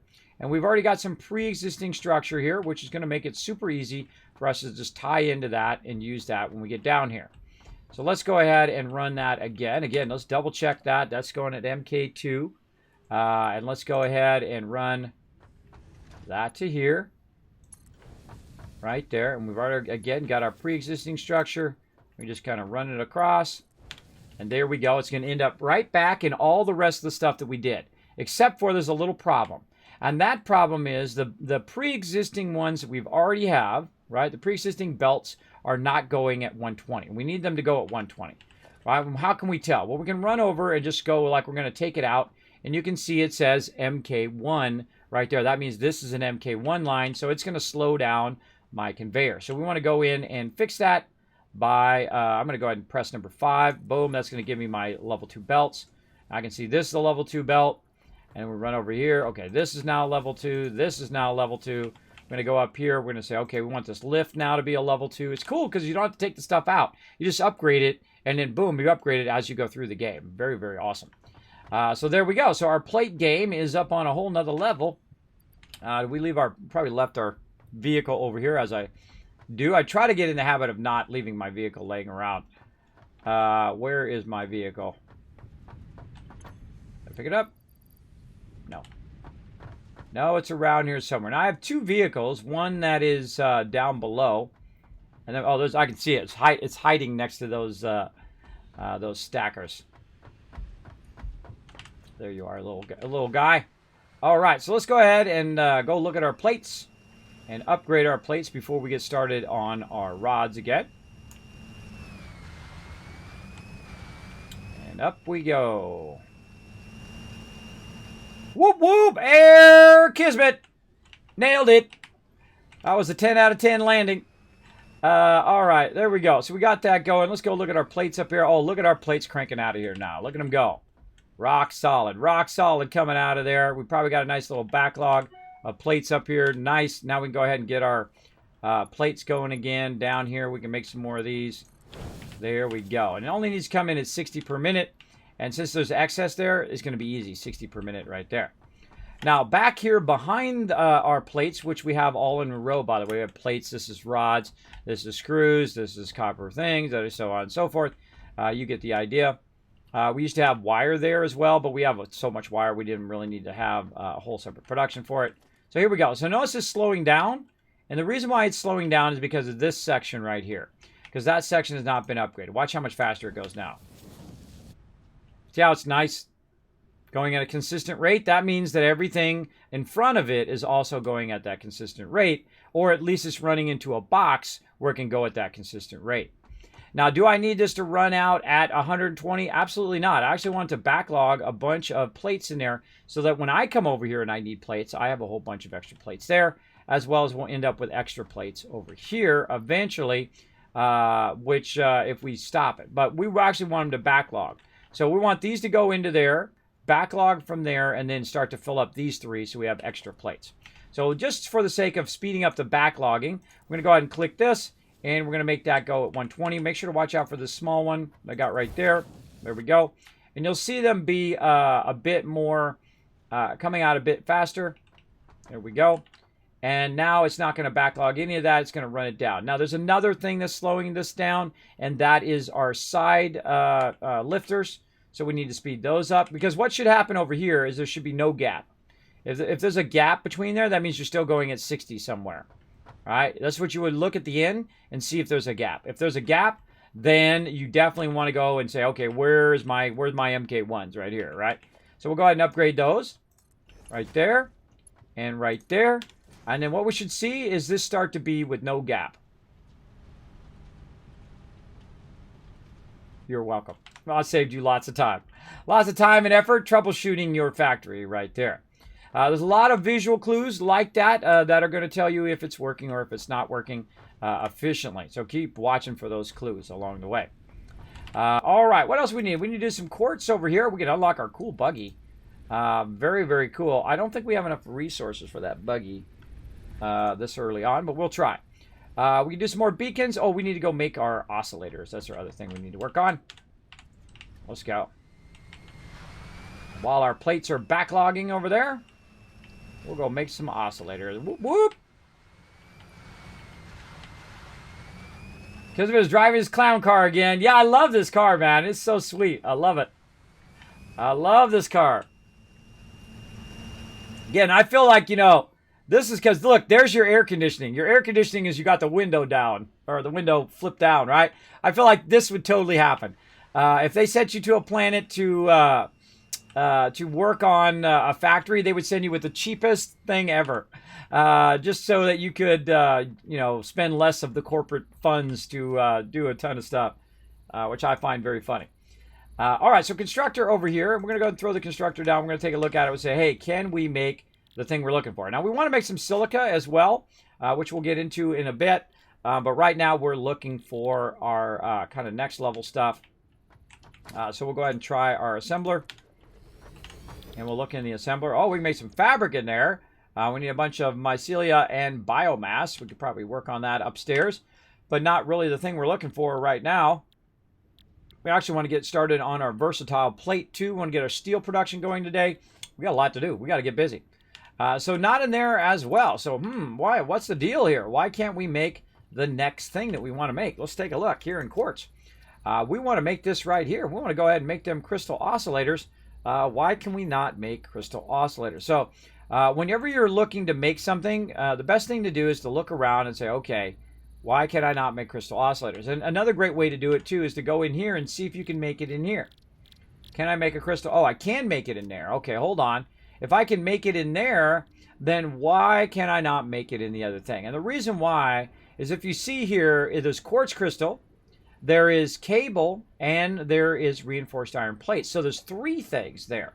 Now, if we go to build something that does 3 things, well, guess what? We haven't unlocked that yet. So we're not able to do that yet. So it's always good to double check and see if you can make it in here. If you can make it in here, then you can usually make it in some sort of manufacturing if you have that tier of manufacturing unlocked. In this case, we do not, because it requires 3 items, and we don't have our large machine that does 4 items, but it also does 3 as well.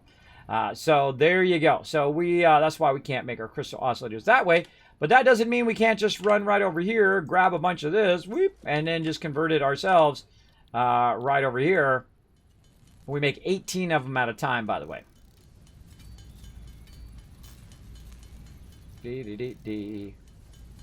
Or no, we're not making 18 at a time.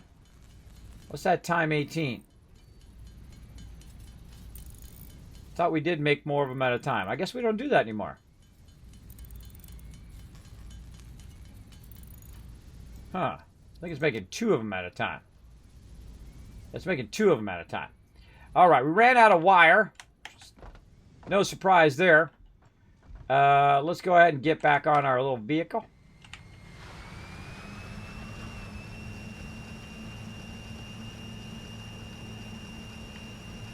Now we're going to get into hopefully our hypertubes today and a whole bunch of stuff like that. Well, let's go get some wire. Let's try to get this upgrade going. Whoop, whoop! Oh, that was a good one. I don't think it's going to fit in here, but it's worth a try. Can't make it. Can't make it. Ah, we tried. I don't know why I always go this way, by the way, because this way is the better way to go. Because my MAM is literally right there.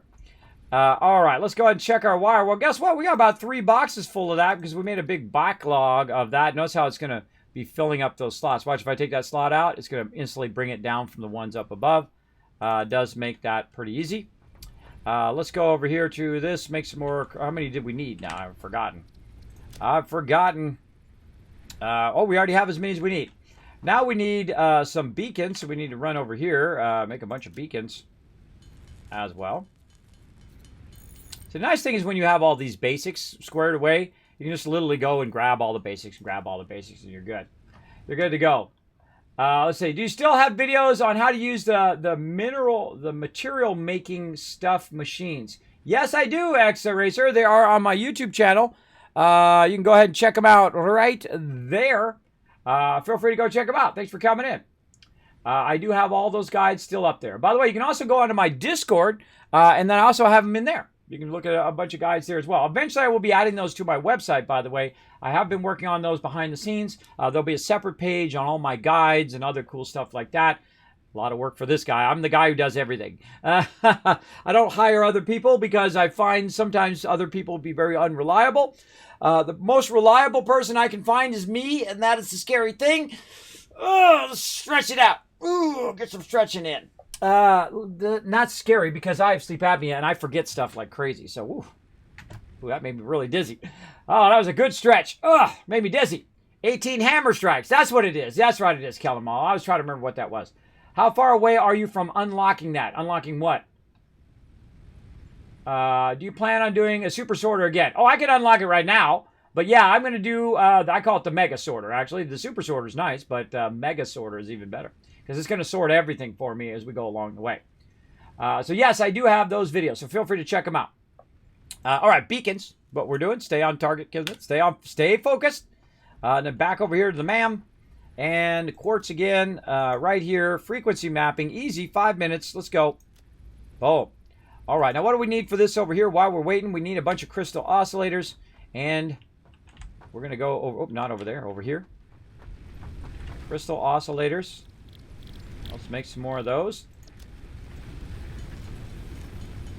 Again, we're just upgrading our MAM a lot today because I'm typically a huge slacker when it comes to my MAM.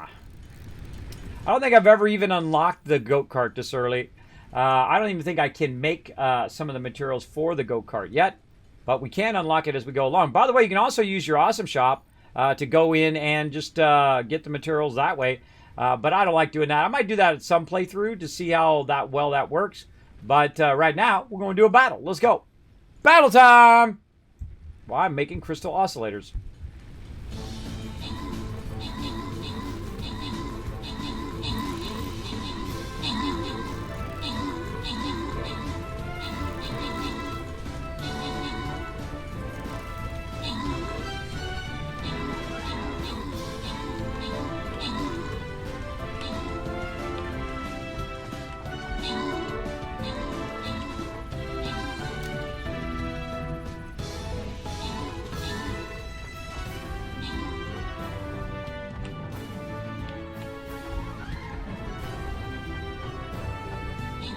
Oh, man, we destroyed them. They had zero chance. Nice job, everybody. Slide that over there. Grant some rewards. Big P Daddy getting the extra love. And Rotisserie G with the MVP. Wow, that rhymes. Rotisserie G is often the MVP, by the way. All right, so we're going to try to get this green chest over here. It's going to be tough. We're going to need some epics. We're going to need some legendaries. We're going to need to pull out all the stops. Oh, should I go a healer or should I go tank? I feel like we take care of this stuff down below here, which is where all the tougher mobs are. I feel like we can take care of that, then we can turn around and get the rest of this. Let's do it. Let's do it. I'm pulling it in the Wasteland Tycoon, even though I literally have like 1,200 scrolls on him. I should be using my other units because it levels them up when you put your other units down. But there you go. It's my sunny, helpful disposition. I agree, Rotisserie G. So come and join us, streamcaptain.com. Super fun game we play on the side while we're doing other things. Now, we needed some crystal oscillators here. We'll wait for our frequency mapping to finish, which we're going to use that with our towers later on. But we also want to do this one right here called the Explorer.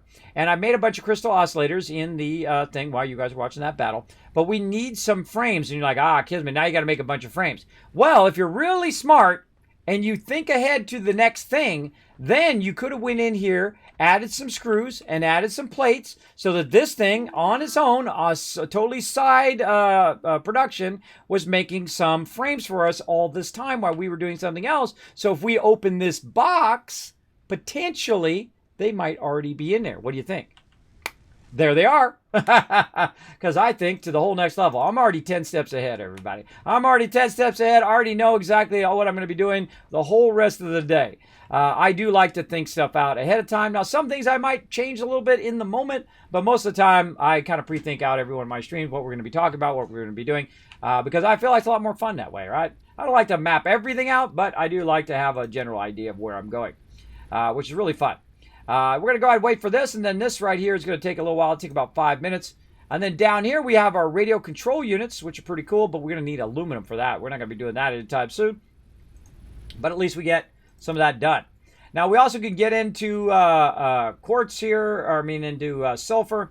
I found the sulfur line to be pretty useless because, you get a rifle and stuff down here. I feel like, And I feel like your Caterium line is very, very nice because you get your skates, which we still need to make, by the way. Let's go make our skates over here while we're waiting for that.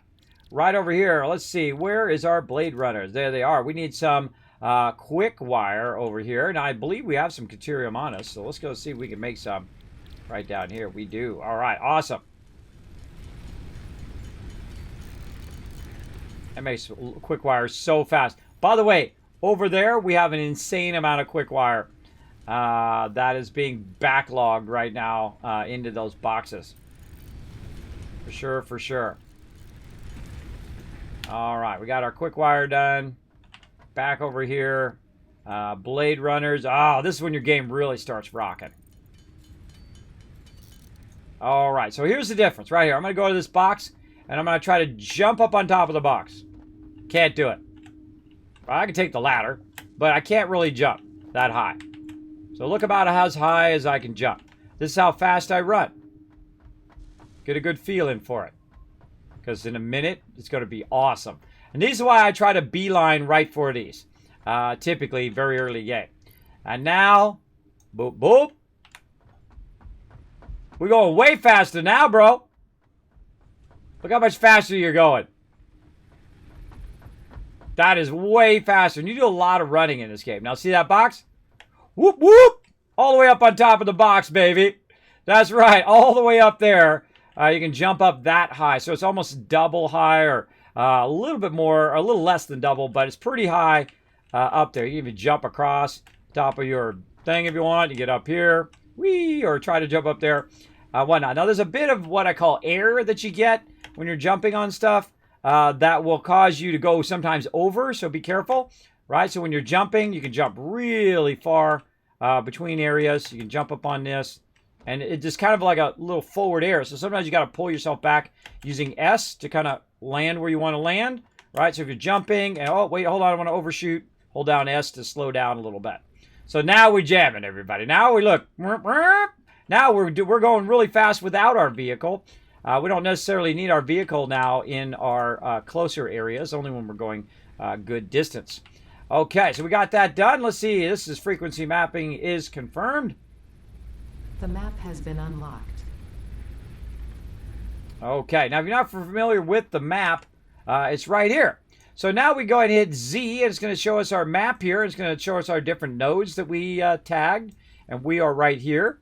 And we go ahead and look around, and we can see, oh, we got all this area here to explore, all these little black areas here we have not explored yet. Look at this. We got all this over here. Man, we explored quite a amount. But look, that's the map.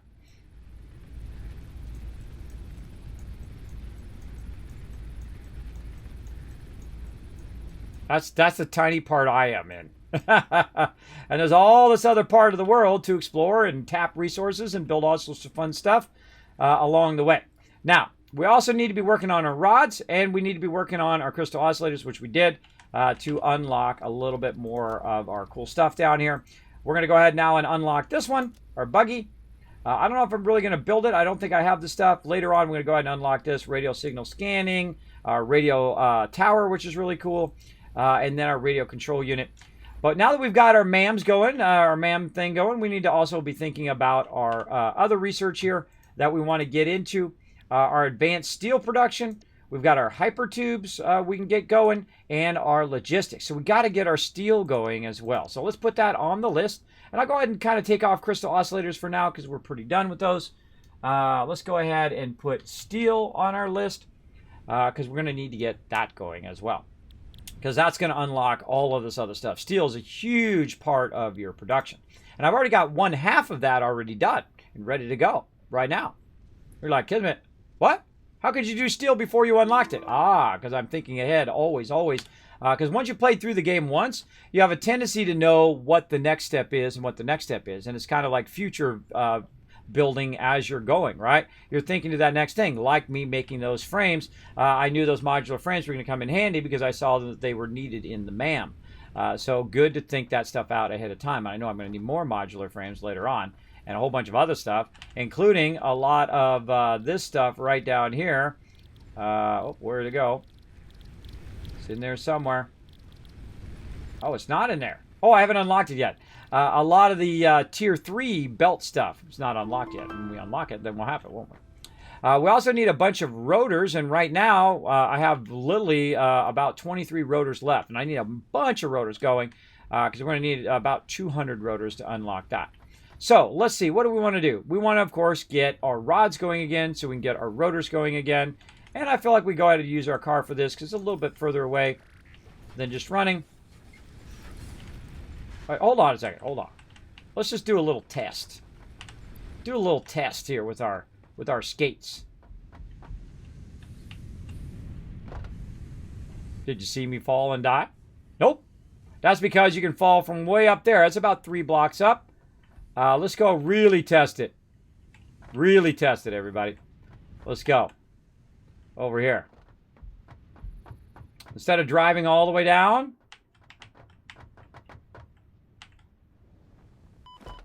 Okay, that was a little too far, right? So how many was that? 1, 2, 3, 4. 4 high, maybe. 5 high, right there. So I like to test game mechanics like that and understand where my thresholds are. I would still call that a win because I rarely ever keep my health up. So it's not like I really lost health because what it does is it goes down, right? I fell down 6. I took a little bit of damage. And if I just sit there for a little bit, it'll just put that health right back up again because it always heals you to 3 every single time. And I'm just in my base. So there's no reason for me to really level up or keep my health up high because I'm not fighting any mobs. When I'm fighting mobs, then I will go ahead and keep my health up a bit higher. So let's say I'll go look at what we got down here. We got a nice 120 extracting over here. Now, because we had done this at the beginning of the game, we didn't have the ability to make it go any faster. So right now, oh, actually, it's disabled. We turned it off for right now. Right now, this was running at a slower pace of, actually, when did I disable that? Must have just done that by accident. That's weird. Huh. So yeah, I must have done that by accident when I was fooling around there. So this right here is going to run up, and instead of being an MK1, it's going to be an MK2, and it's going to run that faster out of there, right? And so we're going to say, roughly about there. There we go. And then this is going to start back up again, and that's going to go at 120 and look pretty good. Let's go back up. Now, again, I find that most of the time I don't need my vehicle anymore. Because, I mean, it's a little bit longer, but it's also got to take my vehicle out. I got to put it down. I got to get in the vehicle. I got to drive the vehicle. I got to get out of the vehicle. I got to pick the vehicle up. So that amount of time is saved by me not doing that.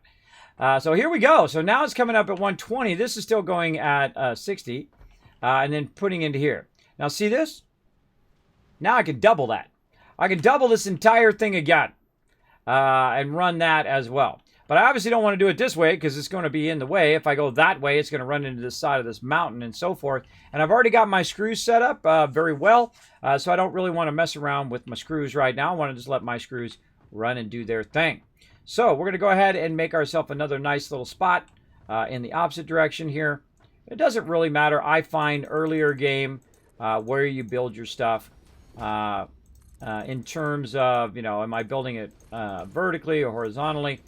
I just build wherever's convenient to the node. And then later on, we'll come back and we'll build more vertically into little factories, which is really fun to do.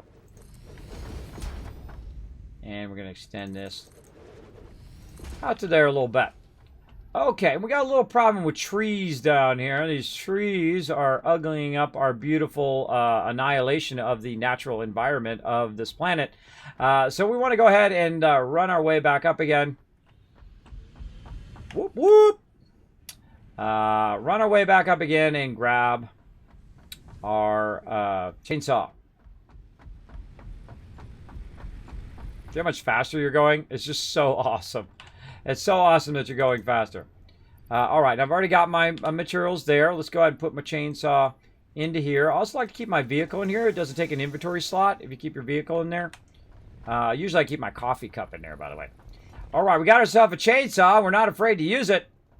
And we want to use it way down there. Should I jump down? Oh, absolutely. Watch this. I took a whole bunch of damage, but watch my health. I'm not going to do anything.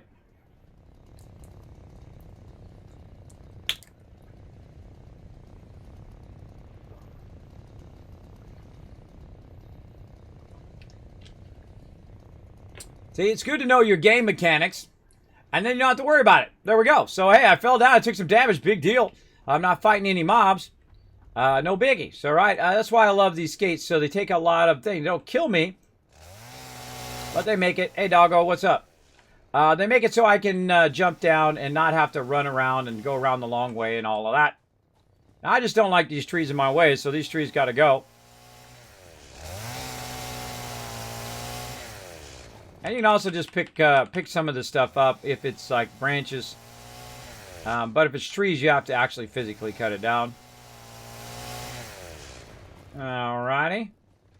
A little bit more over here. We'll just take these trees out in this case we expand this way, which we definitely are going to.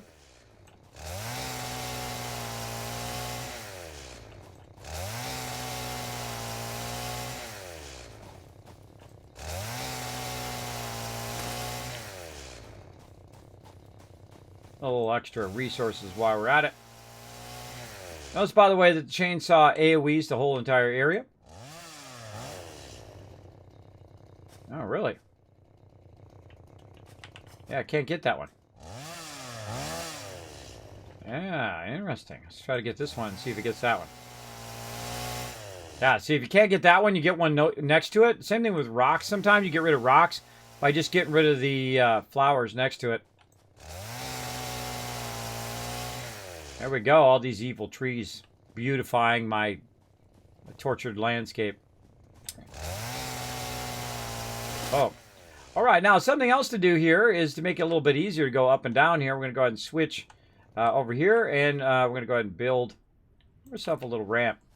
It's always, I find, easier to build from down below. Uh-oh, out of concrete. Now we're in trouble. Watch this. We take these out and these out. Now give us some of our concrete back. That's going to allow us to build downwards. Oh, not quite there. Let's take this one out. And get that one under there. There we go. And then the tough part. Oh, not quite enough. All right, hold on. And again, this is one of my favorite things, the fact that you can take out what you built and then use it again for something else. Very, very useful. Now, I don't really need to even do that, by the way. So I have the skates, so I can, in theory, try to get into the high edge like this, and then try to jump up here, up on the thing. Sometimes it overshoots like that, I was talking about earlier.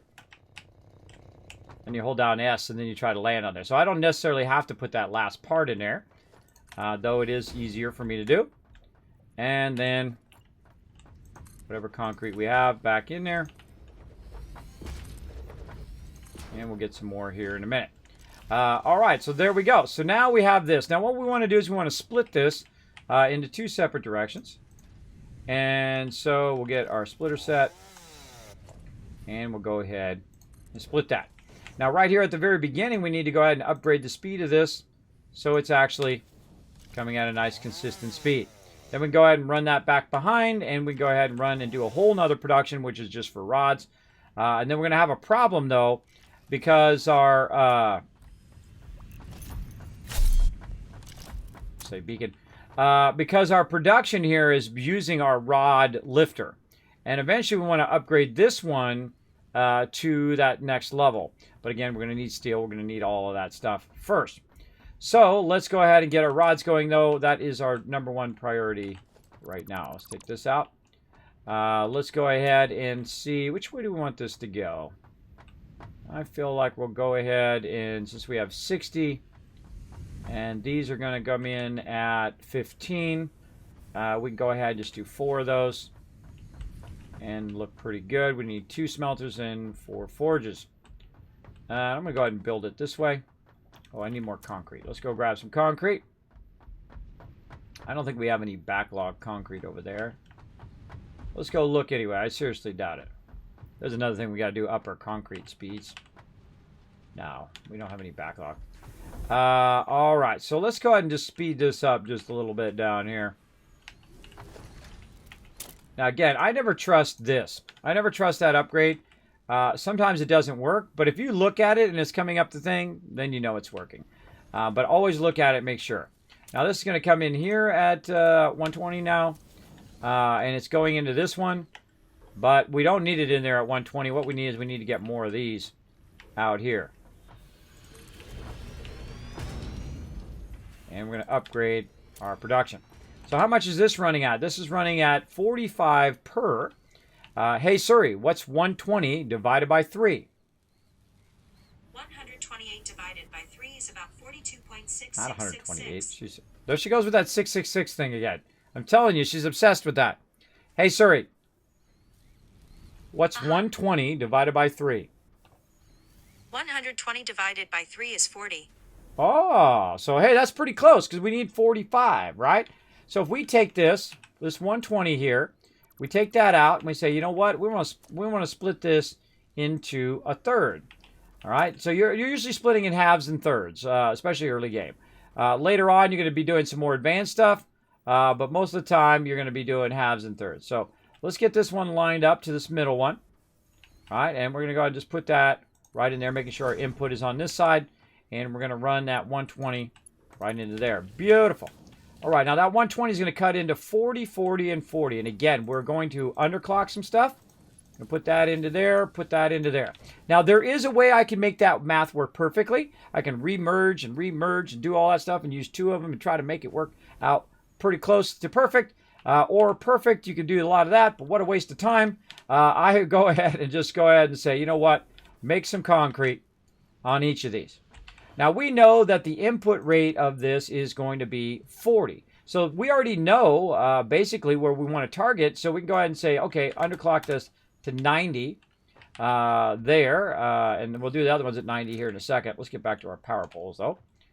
And we're going to need some power. Let's see. This one's getting its power from over here. Make another one of these. And put it right there. Those going. Get this going. Okay. So eventually we know that these are going to be running at 40. Oh, I almost guessed it. 90 there. Let's try 89 or 40.5, by the way. 89 clock speed. There we go. 89, much better. Let's try 88. And 88, 39.6. So just a little bit under. So let's go ahead and say 89. And then this way it's diminishing a little bit.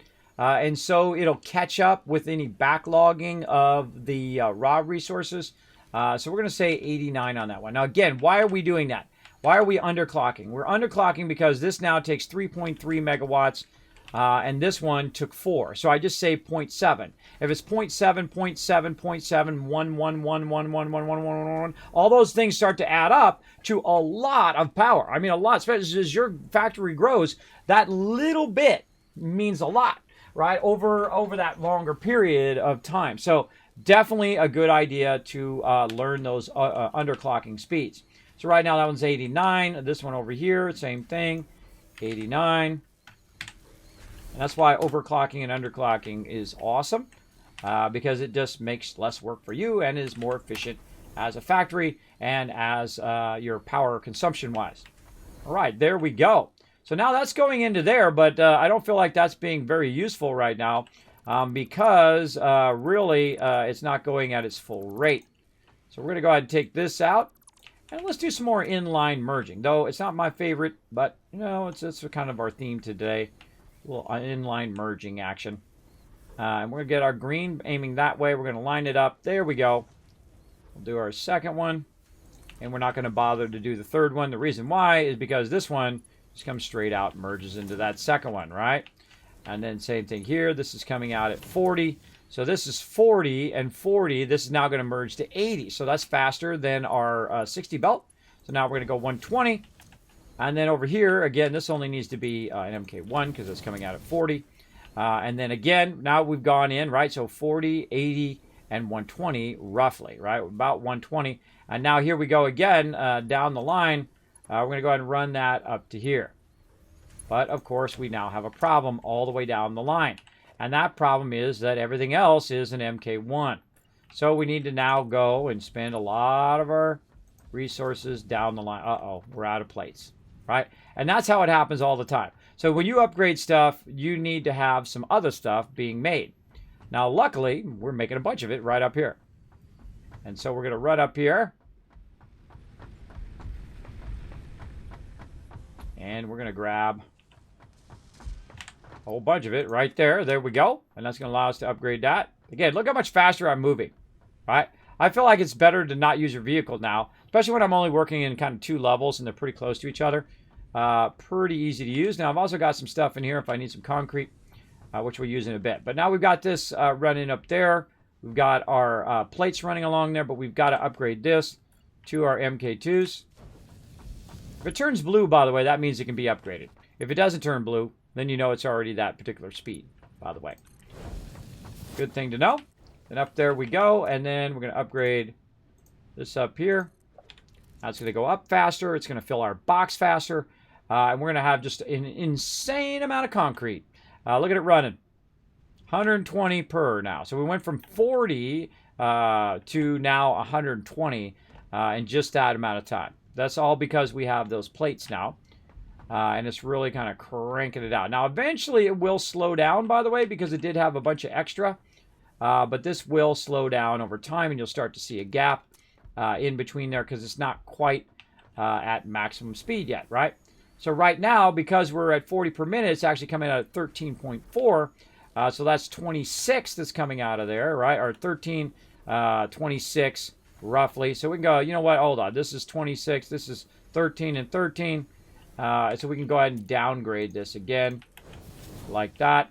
And so this is basically 25, 25, 25, which is 75, which will eventually be faster. So eventually this will need a 120, but just by barely, right? Just by barely. Hey, Siri, what's 13.4 times 3? 13.4 times 3 is 40.2. Okay, well, wait a minute. We did our math. Wait, that's 40.2. Wait a minute. That's not going at that speed. Wait a minute. What happened there? Well, see, if you go in and you do this one over here, it seems like 40, 40, and 40, which is why I did it before to see if you were paying attention. 40, 40, and 40, which would be 120, but that's not the speed at which it's going. The speed at which it's going is on this side, and because we've underclocked it, it's actually going less than the 20 it would normally be coming out. It's actually going at 13.4, so it's at 40 speed. So all of those upgrades that we just did were useless. You're like, Kismet, I just wasted all my resources. Well, here's the cool thing about this game. Let's go ahead and pick up this MK1. If you make a mistake, you go, you know what? I don't need to go that fast now because it's already run the excess down the line. We're good. And we can go ahead and slow this back down again by just literally running down the line here. Slowing it back down again. Getting all of our resources back. And there we go. So we kind of sped it up a little bit so it would run the rest of those resources. And then eventually we can go ahead and slow it back down again. So that we'll have that more consistent running. See, if it's not right on top of each other, that means that it's going slower than the belt. See, if there's a gap, you know that this all is merging slower than the actual belt itself. And that's okay because it's more efficient, and then we got all of our plates back, so we're not wasting all of those plates on something that we don't need to go that fast. Right? And then we underclock these as well, so it's power efficient, it's both belt efficient, it's all of those things efficiently running down the run. I appreciate you answering questions asked. Hey, I answer questions all the time. I feel like it's pretty fun. How far away are you from unlocking the manufacturer item with 4 inputs? Sorry for the repeat question. That was badly worded before. I don't know. I'm not pretty close. I'll be getting my big manufacturing here in a bit, but I don't really worry about big manufacturing early on. Right now, I'm just worried about steel production. That's the next thing I want to do. So I want to do plates, iron rod production, gearing those up because I retooled my factory to not even be producing wire or iron rods anymore because I'm using screws and doing copper sheets. But I actually am going to convert my stuff back to wire and whatnot when I need it. So if I need wire and I need copper, I need wire and cable, I can just convert it back. It makes that thing and then convert it back to copper sheets. I don't need to have all of those running at the same time. And I don't need to have the infrastructure and make a bunch of that if I'm not really using it. Because right now I don't need any copper sheets. Right now I don't need any wire or cable to a huge degree. Really just barely. Barely. You make so much of it that I could be running in the Awesome Sync and stuff like that. But I really feel that it's not necessary to take my time to do that early on. This is more important. Getting more concrete going, getting more wire and your crystal and all your stuff upgraded and so on. All right, we got our stuff going there. But back to what we were doing before. We got to get back to doing some more rods over here. Okay, so we're going to do some rods. And again, we're going to do these 4 across. So when we go to put these down, we're going to go ahead and say, okay, we need our constructors. And we're going to say 1, 2, 3. We need some more wire. Speaking of wire. So let's go ahead and get some wire. Jump much further with your skates. Now the reason why I got this is all this other stuff is really annoying. That's annoying. That's annoying. That's really annoying.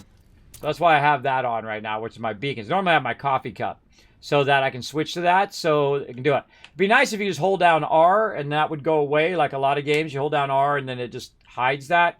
I feel like they are going to add that, or they did add that. I forget. Does anybody know? You can just go ahead and tell me in chat. Did they add something to put your stuff away? So I feel like it's very annoying, and they said they were going to add it at some point. I don't see it in there.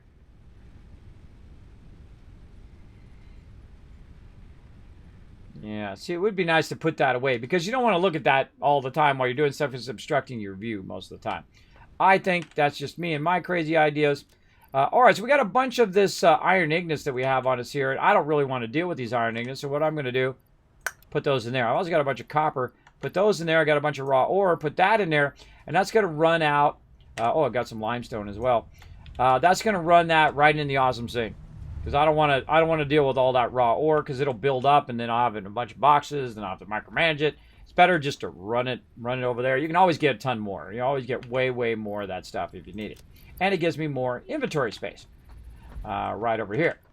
All right, and we'll get wire. And I usually take the one with, if it has like 3 left in a wire stack, I put it back in there because it's a waste of my inventory space to have just such a low stack of stuff. All right, we'll go over here also, make some more biofuel. Put all of our wood in that one, and all of our leaves in this one. I don't know why my nose is itching today. Somebody's talking about me. That's how you know someone's talking about you, when your nose is itching. That's what they say anyway. All right, we'll put that in there. Do we need to carry around flower petals? I doubt it. Let's go put those here in my little temporary storage box. There we go. All right, everything else. Crystal oscillators, don't need them right now. Put those over here. There we go. Anything else? Don't need motors. Don't need smart stuff. All right, overall looking pretty rock solid. We got plates, we got rods, we got this, we got maybe a bit more wire. Oh, time for another battle. Let's do it, everybody. Let's do this battle while I'm running back again. Oh, wrong button. There we go. Battle time!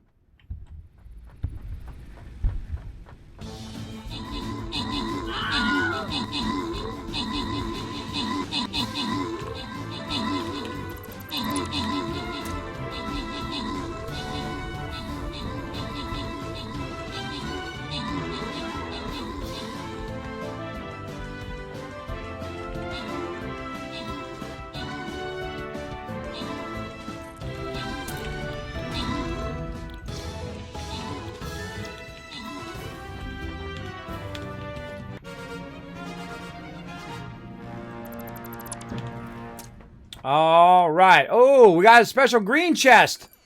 Cool. Grant some reward. Ah, God, I forgot to slide the thing again. Darn it. I hate it when I do that. Nimga Phoenix coming with 50 gold. Well, hey, so we got 50 gold at least. Yeah, we got event tokens. So that's what that green one is. I always forget what those different chests are for. But yeah, we got some event tokens. I don't know what you use them for, but hey, there you go. And also coming in MVP with the 24 assists too. Nice. Nice. All right, let's do it. Okay, we're on to the boss. We're going to try to go for a mystery run. And a mystery boss, sometimes these are very brutal. Let's see, we got some level 10s down there. Level 10. Ooh, this is going to be a painful one. I can tell you that already. Either bottom left or upper right. I'm going to say upper right seems like a better move here. Just because we all cluster in that upper right there. We can probably wipe out these ones behind us, and as they come toward us, we can push forward together and try not to lose our support. So let's see how that goes. Let's see how it ends up. It's funny, it's called the Steel House, and that's what I'm working toward right now, some steel. Okay, so I took those constructors out because what we need to do, of course, we need to start with our furnaces. Or actually, we'll put our constructors, we'll put them out a little bit, and then we're going to put our furnaces ahead of those. So let's go ahead and do this. There we go. And these are going to be in groups of 2, and I'm going to leave a little bit of a gap because that's what I like to do. That's just me. And I'm going to do my whole center line stuff. Now, this is really easy. This is just doing rods, which is like the basic thing you do at the very beginning of the game. And I like to do what's known as center line running, like this. And we'll get it right here in the middle of both of those, roughly. And we'll say right there. And then this is going to go into here, and that's going to go into there, and so on and so forth. Or actually, hold on. Hold on. Nope, that's not right. That's not right. That is going to go like that. One, almost. I have a tendency to forget something that's very, very important in the chain, and that is your smelters. I just about forgot it again, even though I was just literally talking about it. All right, got to put our smelters in there. There we go. Now we need our center line splitter. Getting ahead of myself. My booty out of the way. Turn that around so it's going the right direction. Splitter there and splitter here. And then off the splitter up here into there. Okay, so what I just did is this is now coming up at 120. It's now splitting 60-60. So that 60 is going to go forward and feed the rest of that those screws. This is going to come this way and split it into this forge over here at 30 and 30. And those are going to make these iron ingots, which sometimes I forget to make because brain reasons. And we'll grab that one. Run it right here. Start these forges up. Run this forward. Right there. And that one's full, so we'll go from here. I love putting these right here. I feel like that should be like a snappable position. I love them up there. Makes your base look way nicer. They're up off the ground, nicely organized behind the thing. And there we go. So those are going to go into there, and then iron rods. They come in at 15, so that's why you see me doing that splitter there. It's coming out of there at 30 and then going in here at 15. So it's going to produce a pretty good amount of these right here. There we go. So that's 15 and 15 is 30, and that's 30, so a total of 60. And then we're going to go ahead and run these back toward the direction in which we want to lift them back up again. But again, we're still going to have a problem with our screws. So we might make another box. We might mess around with it. We might just leave it as it is. We'll see how it goes. We could mix them, by the way, if we were using our smart mixers. But for right now, we're going to go ahead and just do a bit of our logistics. We're going to do our merger. And we're going to do a nice center line merge. How I like to do it. Like that. This is all the lowest level belt right here. So again, that's going to equal 60. And then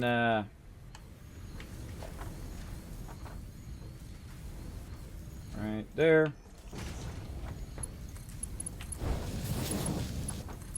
All right, we all got that to there. And then just to make this a little bit easier, we'll go ahead and lift that up. We'll aim it in the direction we want it to go.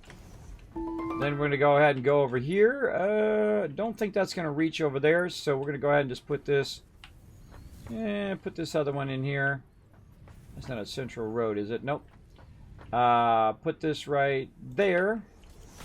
Raise it up by 1. Bring this from over here.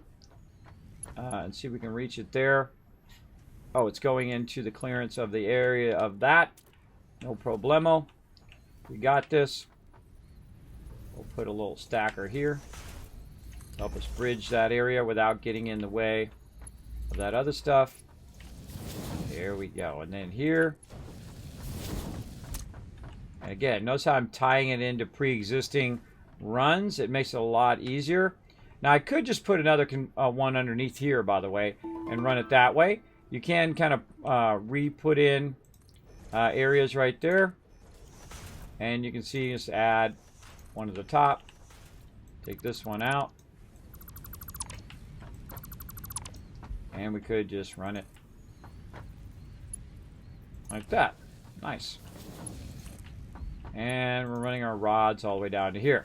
Now, we don't have another box for our rods right now, but then again, we are builders, so we can build whatever we want. Say we could build one at the end there temporarily, run that over there. But we need to get our rods over here, so again, more awesome stacker fun. Now, this is going to be really far to run, but it should run without clipping through anything. That's what I'm always watching for. I don't do clipping. I don't like it clipping through anything. It just triggers me big time. So there we go. We got that running. Now what we got to do is we got to go upstairs, and we got to work a bit on the upstairs so we can run those rods. Meanwhile, by the way, it's going to be just running rods like crazy down the line there and getting a backlog of those, which is nice. Nice. Also backlogging that concrete right now. Getting so many plates right now. Just incredible amount of resources now at that next level. We're going back here. And all right, so we'll add another one here just for our rod since we're already using our screws. There's no reason to retool that right now because we don't have the ability to run that at a higher speed. So let's go ahead and just we're just going to grab, not that one, we're going to grab this one. There we go. I'm going to make sure we turn it the right way and run that down from the top. And if you missed how I did this before, by the way, I'm going to go ahead and do that. Now, I like to run them to the very top up there. And what I do is I use my stackers. That's why I love my stackers so much, is they make doing this kind of stuff a lot easier. I'm going to go ahead and just bring my stacker up to that level. Then I'm going to go ahead and bring my belt out over to here. Remember, we're only going at 60, so that's as fast as we need to go. Now, it's actually easier if I go down there. Oh, I got to fall to my death. Oh, wait, no, I got my things on. I don't fall to my death anymore. Though I have fallen to my death from there before, but not with my skates on. So I can very easily just jump down instead of running back down. I can connect my lifter right there. By the way, I don't want to bring it all the way down, right? I want to bring it up just a little bit and whatnot. Of course, I'm running out of plates, such as my life. But we'll just do that. That's easy. And now we need some plates, though. We're like, God, we're out of plates. Or what we can do is just take this back out and go look at our plates, which is right here, and just full on just snag them as they come down the line, which I always find incredibly funny. I don't know why that's funny to me, but it is. I just run long, hit shift, and just snag them off of the line itself, so you don't have to run all the way back up there and redo it, which I find hilariously funny. I don't know why I find it funny. I just find it funny. All right, then we'll bring this back down. We'll bring this up just a little bit so it doesn't clip. And then we'll go ahead and bring our stuff from here into there. Now, sometimes it's going to do this. See that, how it's not working? And you're like, oh, God, why is it not working? And the reason why it's not working is because that thinks that it's going in the opposite direction. And I could have done that way up there. I could have told it, instead of pulling it forward, I pulled it backwards. And if you do find that that happens, just go back and we'll go back and fix it. No big deal. I can tell you that's probably what I did. Wasn't paying attention. Should have been paying attention to that different direction. Let's go around the back here. And we'll look at the direction of this one right here. The way you can find the direction, by the way, is just act like you're going to do another conveyor. And see if it has a direction. Or just take it out, which is how a better way. And then just put it this way and see if it's going in. Oh, wait a minute. There's something going wrong. There's something going wrong right here. And the thing to check is, wait a minute, what is our output and our input? Right, now I actually did this on purpose so you can see, one, I did that wrong, I did this wrong, this is all wrong. How do I know it's wrong? Well, I knew it was wrong the second I put it down because it's got 3 lines right here. This is an input. This is the backwards way, right? You scared me, Adobe. The lines mean an input. This should be an output. Right? How do you know it's an output? Well, it's got that symbol on it. So we're like, oh, God, wait a minute. Hold on. We messed this all up. We got to go in and fix it. No problem. Hit F, hold down Control, take it all back out again. Easy peasy. Okay, we got it going the wrong direction. Now let's go ahead and try to get it the right direction by picking that one up next to it. We're going to rotate it. We're going to make sure it's green on this side. Then we're going to rotate it, make sure that one is going the opposite direction. And then this one should be coming back this way. And then now we've got it going in the correct direction. And there we go. Now that should come down. That should be cycling down like that nicely. We can go ahead and pick up one that isn't an MK2. Oh, well, it's okay. And bring this down so it's coming down from this one and into this one. All right, make sure that they both look connected. That looks good. Okay, now we got that working right. And then we're also going to go ahead and make sure that when we do this, that it's going like this, and then it goes that direction into the box, and we can see the arrow. Okay, now we know it's working. That's a dead giveaway. And again, now this should be an input. That should be an output. And the one at the top should be our input, which is kind of hard to see, but it is up there. We go up the ladder. Take a look. And there we go. There's our 3 lines right on the side of it right over there. We can see him down there. Whee! Whee! All right, you get the idea. Okay, so that is now properly going the right direction. Our conveyor is going the right direction, even though it looks like it's going the opposite way. We got to think it's going under and then coming back, just like a escalator would, right? Escalator goes down and comes back underneath and so on. Or a walking path, same way. Actually, which is a band. Whoa! Whoa! All right, I forgot. That's for me taking a break. We'll do that in a minute. Wah! Splat. There we go. All right, let's go ahead and do a lifter. We only need an MK1. Let's get this going in the right direction. Get this finished up. We'll take a quick little break, and we'll come right back to it. Let's do it. What time we got on that battle? 17 minutes. All right, awesome. Again, we'll go up just a little bit so we can go above these other conveyors. We'll grab this belt here, which is an MK1. And we'll now run that in there. And now everything is working beautifully. Let's go up here and take a look at all these rods that are backlogged. Here they go. And now they're going to run into their own box. And now I can keep my screw line and I can keep my rod line. Now the great thing is I can also readjust the rods so that they're going to go and run into the thing I need to run into, which is my rotor production. So let's go work on that a little bit, and then we'll take a quick break. I got to remember to take a break. I'm really bad about taking my breaks lately. That's a jolly alarm. It is. It's like, hey, Kismet, break time. I'm trying to be better with my breaks here in the stream. Sometimes I go for like 5-10 hours and I don't take a break. It's not good. Not good for your health. All right, so we've got those screws running up there. We were running some extra screws up to here, but those screws are now over, so we don't need to run those up into that one anymore. Up here at the very top. Oh, that's actually running screws up there. That's running screws up there. What is this? Oh, that was running the, that bottom was running the rods.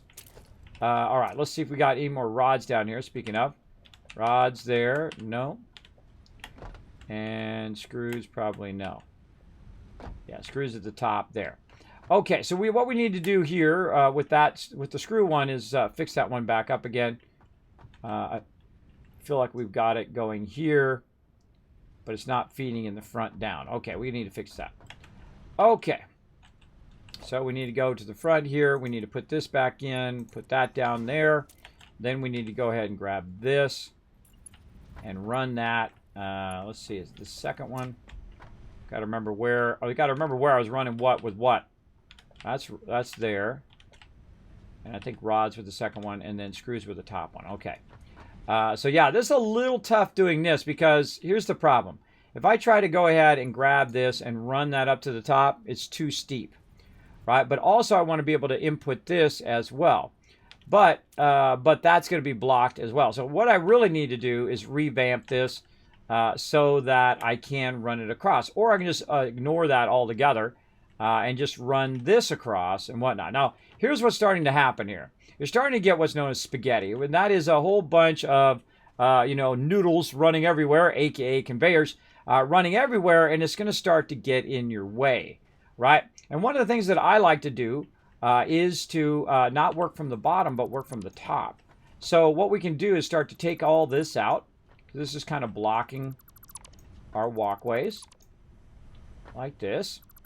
And we can retool this a bit to where it's not blocking our lower level and whatnot. Now, one of the things I do want to do, though, is I do want to go in and pull this out so I know what this is. And then over here, pull that out. And then I know what's in there. All right, so now we know rods are in there, plates are in there, 2 screws, so on and so forth. You get the general idea. But now we want to go ahead and take these rods and we want to run them way over to the other side. How can we do that? Well, we can actually lift out a little bit. So instead of running it directly across, we just go and bring it out just a bit. Without just kind of completely blocking our entire road. And we gotta kind of check it, right? We gotta go here, put it on the end, see if that's good. All right, that's good. And we can run that up. And we can run it across. So there we go. Now it's not running on the ground. You're not getting that spaghetti action and whatnot. Now this is also in the way of my production over here. We can see this one's running to this one right here, and that's the one we need. And then we can go and say, look, go into that second one. There we go. And that second one's going to run all the way across. We've already got it pre-done. We might as well leave it. So we go ahead and run that across. And here comes our thing. Now, here's the thing about belts, too. If your belt is going fast enough, you can mix both elements at the same time into there. But the problem is if one of those elements it gets filled up, then the other element may stop, and then it may stop your actual production because it may have too many screws, and the screws fill up, and then it's waiting for the screws to get out of the way so it can bring the next element. So I never suggest mixing it early on. Oh, there it goes right there. There it goes. And what it's going to do is it's going to run those across, fill those 3 boxes up, and then run those into there. And the same thing with the screws here. We have our screws running across and then backlogging across there. And that's now going to go into here. And the second those rods come in, this is going to start back up again, making some more. Now, we can also overclock this because right now the rods are going at 30 needs the input, but they're actually coming at 60. So we want to double the output of our particular thing there as best we can. So we're going to go over here and we're going to grab some of these. That's why I kept these handy. So now it's going to produce these at a faster rate. And you're like, well, Kismet, why don't you just make more of them? It's more inefficient. It is, but it's not more time efficient for me. And what's time efficient for me is my jam. So we're going to crank that up to 250%. It's going to use a lot of power, but we don't have to make anything else. And it's going to produce at 10 per minute. It's going 50 rods per minute, but look out for our screws now. Our screws are going 250 per minute. So there's no way it's going to keep up with that. The only way I can keep up with that is to manually feed them in there, and which I can do. I can go in and say, yo, give me some of these on me, and then I will manually feed them in there like that, and I will keep it fed so that every 2 minutes I got to refeed that in. Every 2 minutes, everybody. But it's going to make a lot of rotors very, very quickly, which is pretty nice. Now I can also feed some rods in there, and now it's going at maximum speed because it has both the rods and the screws in there. So it's going to go at 10 per minute as best it can, which is why I overclock that stuff. I overclock that stuff so it just goes as fast as it possibly can. Same thing over here. We go ahead and put another one into here now. Overclock this. What are we waiting on? We're waiting on plates. Why are we not getting any plates? Because we cut the plates off. And the same thing with our plates here too. Let's go ahead and bring this out just a little bit. Like that. What are we doing plates at? Oh, we're doing plates at MK2. Let's do it 2. Then we want to use our lifter at 2. And let's say a little bit lower. And then we can go ahead and get our proper thing. And then run our plates. Which of our plates are up above? Now see how that's not working right there? It's in the way. And that's when we use our stackers. And this is going to really get tough as you start to get closer and closer in. See, it's like really tough to run that there. Like, okay, well, maybe I can go in and I can maybe put a stacker in between here so it's not so weird and so on. So there's a lot of logistic. Uh-oh. Can't do it because it's encroaching someone's clearance. Who's encroaching the clearance of this? Well, hey, I can put that anywhere. That doesn't need to be there. Just take that out. Bada bing, bada boom. But here's the thing. Now I don't even need this. If I take that out, I'm not encroaching any clearance. So now I can just go straight. There we go. And so the top one is our plates. So that's going to run our plates in there very quickly now. Very nicely. Coming out right now is MK2. This all should be MK2. Yep, very nice. And that's going to be running into there. It's going to start backlogging those plates eventually. Let's see what we need. We need 60 per minute. At that rate, but then again, it's going to actually go up the second we do it. There we go, 75 per minute. How many are we producing? 80, right? Or was it, let's say it was 80. I forgot what it was now. 20, 20, 40, 80. Yeah, we're producing 80, so we're producing more than what it needs. But also our screws are at 150. We're not producing screws at that rate. So again, we can speed this along by just double clicking, putting that in there. All right, we're going to put our plates in there. In fact, we'll just grab some plates manually out of here, switch them over to here, put them into there, and now we're good. Now, make sure that your lines on the other side are going that fast, too. So MK2, this one's already MK2. Now they're going to be coming out of there faster, feeding into here faster, so that they can keep up with the usage. Now, that's going at 12.5. So that's going at its maximum speed now. Again, using a lot of power, though, 65 megawatts, but that's okay. We got lots of power. You know why? Because we didn't build all the extra infrastructure that we were going to make for all this other stuff. We thought of it and said, you know what? it'd be better if I just overclock these ones instead of making a whole bunch of them at this point, because it's just going to require so much power to keep that sustained, right? To keep everything sustained early game, it just requires a lot of power work, where you don't really have to do it if you just overclock it, and you don't have so much infrastructure behind there, including the extractors and all the other stuff that you got to make along the way, and the forges and so on and so forth. So you just make that stuff go a little bit faster, especially when you still have your very first 6 coal stations and doing that. Now, how can we squeeze a little bit more power? Speaking of coal, we're going to go ahead and run over this way like this. We're going to take a little peek down here. We're going to look down. Oh, God, I'm going to die. Oh, okay, I'm fine. I love to freak you guys out. Oh, God. Now, that might be a death right there. All the way down to the ground. That would be a death right there. But right to here, man, we'll take a little damage. Not too bad. 3/4 of a block. That's okay. And then we're going to run down there, and we're going to work on our water. Now, I'm just going to sit here for a second, and you can watch all my stuff lift coal and whatnot from this wonderful pure node right there. We got 2 more pure nodes to tap over there. We got a lot. Still got to upgrade. We're going to upgrade to the 2nd level and all that. So I'll let you guys watch my extractors while I take a little bit of a break. Okay, so I'll be right back, everybody, and then we're going to run down. Or actually, how about I let you guys watch my power? That's even more fun. Hold on. Let's let you guys watch our coal production down here at the bottom. You can see I've got quartz coming up right there. And let's see if these mobs respawn over here, which might end up killing me. No. We got some extra coal over here we're going to be using soon, too. Down there is my production.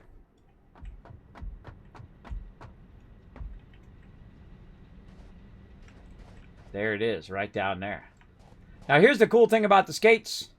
Booyah! Look at that jumping. Look at that jumping you can do. And again, I can just, jump down. Or I can run down way faster, right? Look how much faster I'm going just from running. I can just jump over to here. Weep, weep. No problemo. All right, I'll let you guys watch my power production. That sounds fun. Let's get up here. Let's hope no mobs sneak up on me. Could happen. But there we go. So we've got our power production. We got our water running. We've got our coal coming in. We got 6 coal plants running there. And I'm actually going to take this thing off so it's not blocking your view. There we go. And we can just kind of let that run for a second. I'll be back just in a minute. I like to take a quick break, just stretch my legs, come back. I'll be right back, everybody. Go.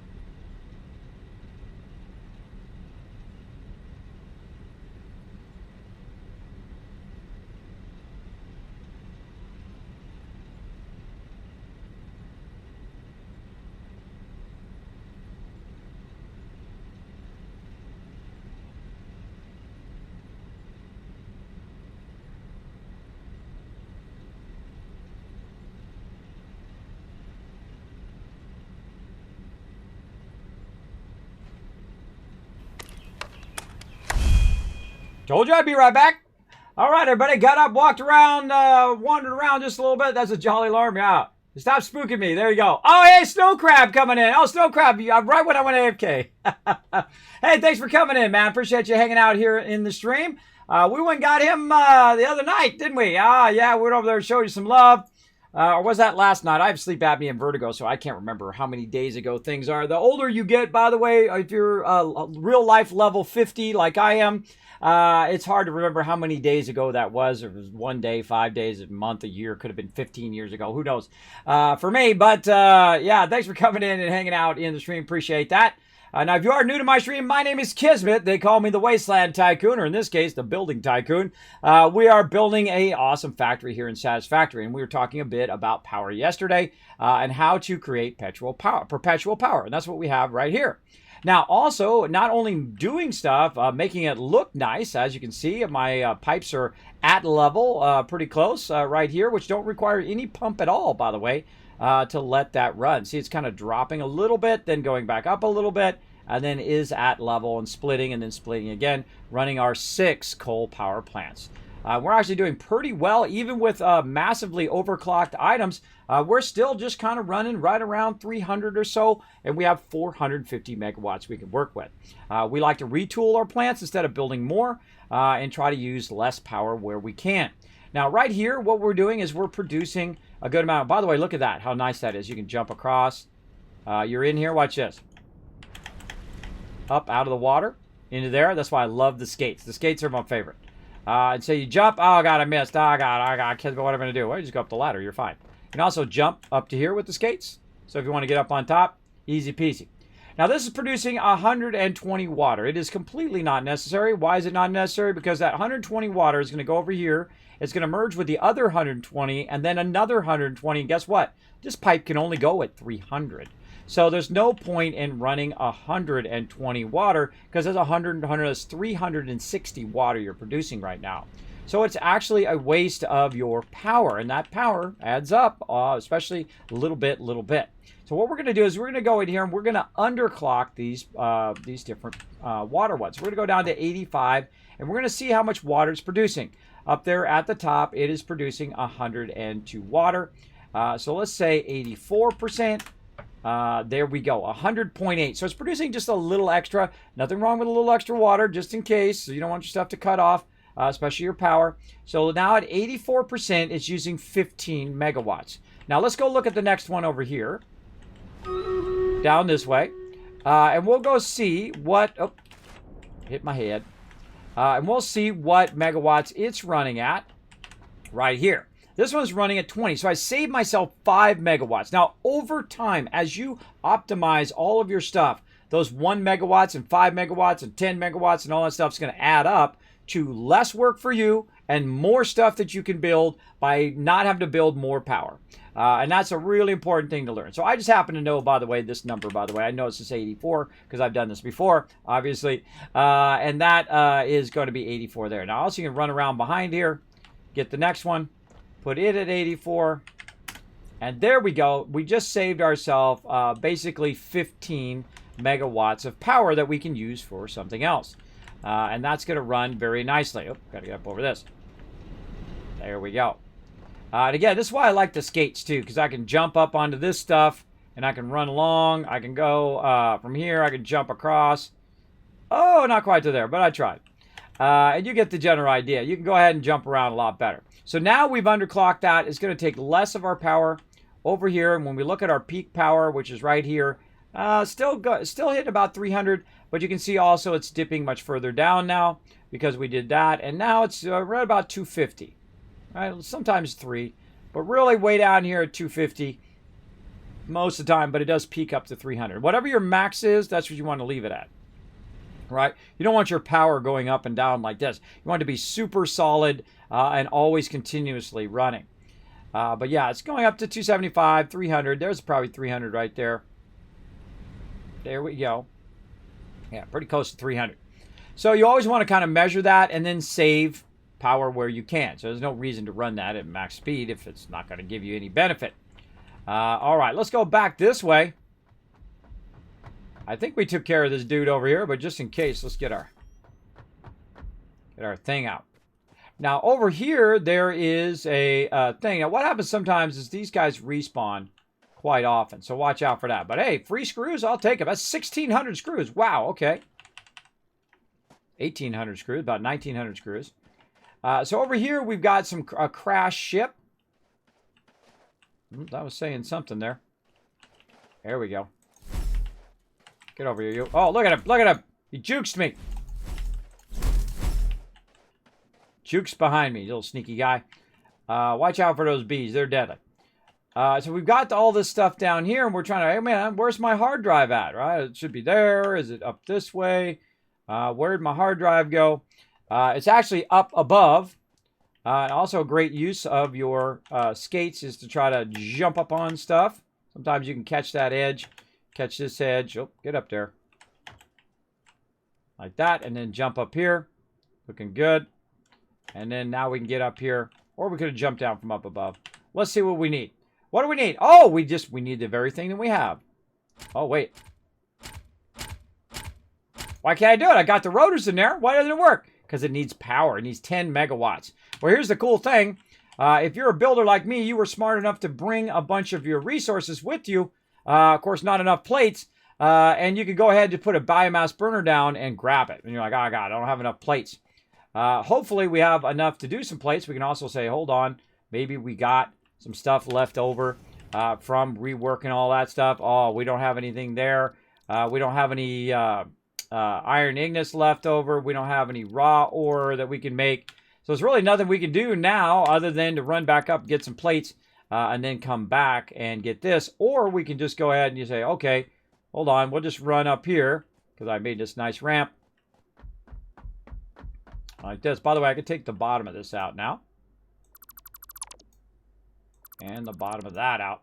The reason why I can take that out is because now that I have my skates, I can jump up. And then jump up again. Without having to have that ramp there, which means mobs are not going to come up here and try to get me. By the way, take that one out over there. Don't need it no longer. All right. Back up here we go. And I built a lot of ramps at the beginning. Later on, we'll do a lot of running around and whatnot.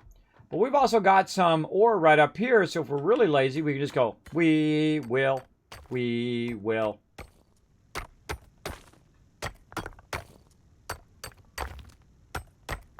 That's actually what it's doing. It's pretty funny. Okay, that's way too much. All right, we got a whole bunch of raw ore. And so we can just say, you know what? Let's just throw a crafting bench down right here. Why run all the way back, get some plates and whatnot, when we can just make them quick and easy right over here. Don't need that many.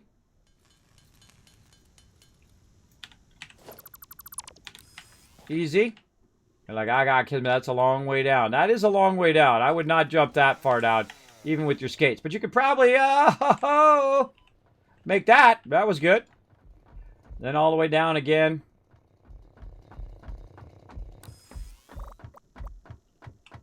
That's why I like the coffee cup, so it's not obscuring my view all the time. I'll get that coffee cup here in a minute. I'm starting to get triggered. Hey, get up there. Stand still.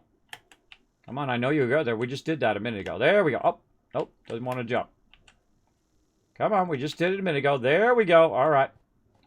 Now back up here. Let's hope we can make it now. Make a little bit of biomass burner. Oh, not quite enough plates. Okay, hold on. We got to stop. We got to do our thing. Now, this is going to happen to you a lot. Now, I have a whole production full of a whole bunch of plates up there that I could make. But sometimes I'll just, like, make a little bit. For whatever I need. There we go. We make 4 more plates. And I typically will restart the game too, which is really, really fun. I'm a big fan of restarting for sure. All right, we got that done. Finally, we can go ahead and put our biomass burner down. Bam. We just happen to have some fuel on us here. Go ahead and split that stack. I love the stack splitter in this game. It's really awesome. I wish I had that in Fallout 4. It would be awesome. And there we go. So now we also want to go in and run a line over to there. And now it's got power. And then this should be running. It automatically starts running. And now you've only got so much time until that runs out. So you need to get over here. And now we got the hard drive. So what does the hard drive do? The hard drive gives you alternate recipes. You just take that out. Easy peasy, done. It gives you alternate recipes that you can use. Now, hold on a second. I'm going to go ahead and put these back in here. Then I'm going to go to those. And then I'm going to take them back out again because there's no option just to put your item away, which is really annoying. But it has a whole lot of other good features, so I kind of live with it for now until they fix it. They did say at some point they're going to make something that will allow you to just put your stuff away. I feel like you just hold down R, and it should put that away, just like every other game with any weapon or item that you're using. Hold down R, and it will put the item away so you don't see it, and then when you need it, you click it, and it comes back up, which is very, very useful. I restart way too often. I always do the same thing. I get to a point I'm like, I could have done that way better. And then I go and I do it better. I do that quite often, for sure. All right, so we got a new hard drive, so let's run up here. Now, by the way, we don't have to run up here. I could make a MAM down there and just feed it into that MAM. But we're just going to run up here. Now, look how fast I'm going, by the way. So these skates is my jam. Right away, you just jump up here. Save yourself some time. I love how fast I'm going. See, if I get in my vehicle, I could have probably been a little bit faster, but then I have to get the vehicle, take the vehicle on and off, and do all of that, where I just like to run. All right, there we go. We got the Explorer done. New building unlocked. All right, very fun. Okay, so we brought a hard drive back, and what we're going to do is we're going to scan that hard drive. It's going to take about 10 minutes, and we're going to get ourselves a nice alternate recipe. We'll let that run. We do need to get back to this, but now it is finally time. We've got our Caterium squared away. We've got our iron rod squared away. We've got our plates squared away. We got all of that stuff rocking and rolling. And what do we need over here? Well, we need to actually bring our wire over here so we don't have to run and grab it every time. And way down over there somewhere, over here, over there, we've got a whole bunch of production running for our wire. But we need some more plates because we ran out of plates before, right? So we probably want to look in here and see if we got any backlog of plates there. No, not really. Let's go look over here. We got a backlog of plates in here. Oh, I bet she's going to start burning it up. Oh, it burnt up all our plates. And that's because we went and we increased the speed of this, and now it burned through all those plates like lickety-split, right? And it's coming through there as fast as it possibly can at 80 right now. And here's our plates here. Again, MK2. We got MK2 here. And here they come. Right through there. Now, what we can do is to make this a little easier is we can go ahead and stop the front of this. You'll see me do this quite often. I'll stop this belt here. And then I will backlog some into here and then use those as well. And again, we could double up our production again and double it up again and just keep on going crazy here. Crazy, crazy. I'm about to restart for them 8th time, and I've only got this on Steam launch. I color code my machine floors too. Yeah, me too. My machine floors here, this right here, the purple area is where I have my hub. Over here, the yellow is my actual roads. I don't build anything on my roads, so they have like roads going from here to there. And then you'll see that these are purple. Purple are my transport system or my power system. Those are always separate from the rest of my factory. Now, these are what I call offline production here. And that's where I just kind of manually feed stuff in there. I go ahead and go to one of these, and I say, okay, I got a bunch of plates now. You know what? I'm going to put some of these extra plates in there, and that's going to run into there, then start this up, and then go ahead and make me a bunch of frames. Now, eventually, those will all be in line where, you know, I'm doing those very much all the time, where here I do it kind of offline. And the same thing here. Even though I'm running the plates and whatnot directly into it, I still consider this to be offline because it's not dedicated to just doing that all the time, 24/7. I do think about that quite often. There's some more plates there. There we go. So we're going to let that run. Now we're going to go ahead and grab all of this, and we're going to go ahead and run our stuff from over there to over here. And we're going to go ahead and put in our... I can't wait to upgrade these boxes, by the way. It's going to be so awesome. We got to get our steel going. We got to get our steel going. We got to go a little bit forward on that one. We're going to cut a little bit into our space. Yeah, we definitely going to need to do something there. Maybe we can turn it this way. Yeah, I feel like that's going to be a better idea. Okay, so let's go ahead and bring this into here. And I forget what rate this is coming out. 60. It's going to be 120 probably. And we're going to raise this way up like that.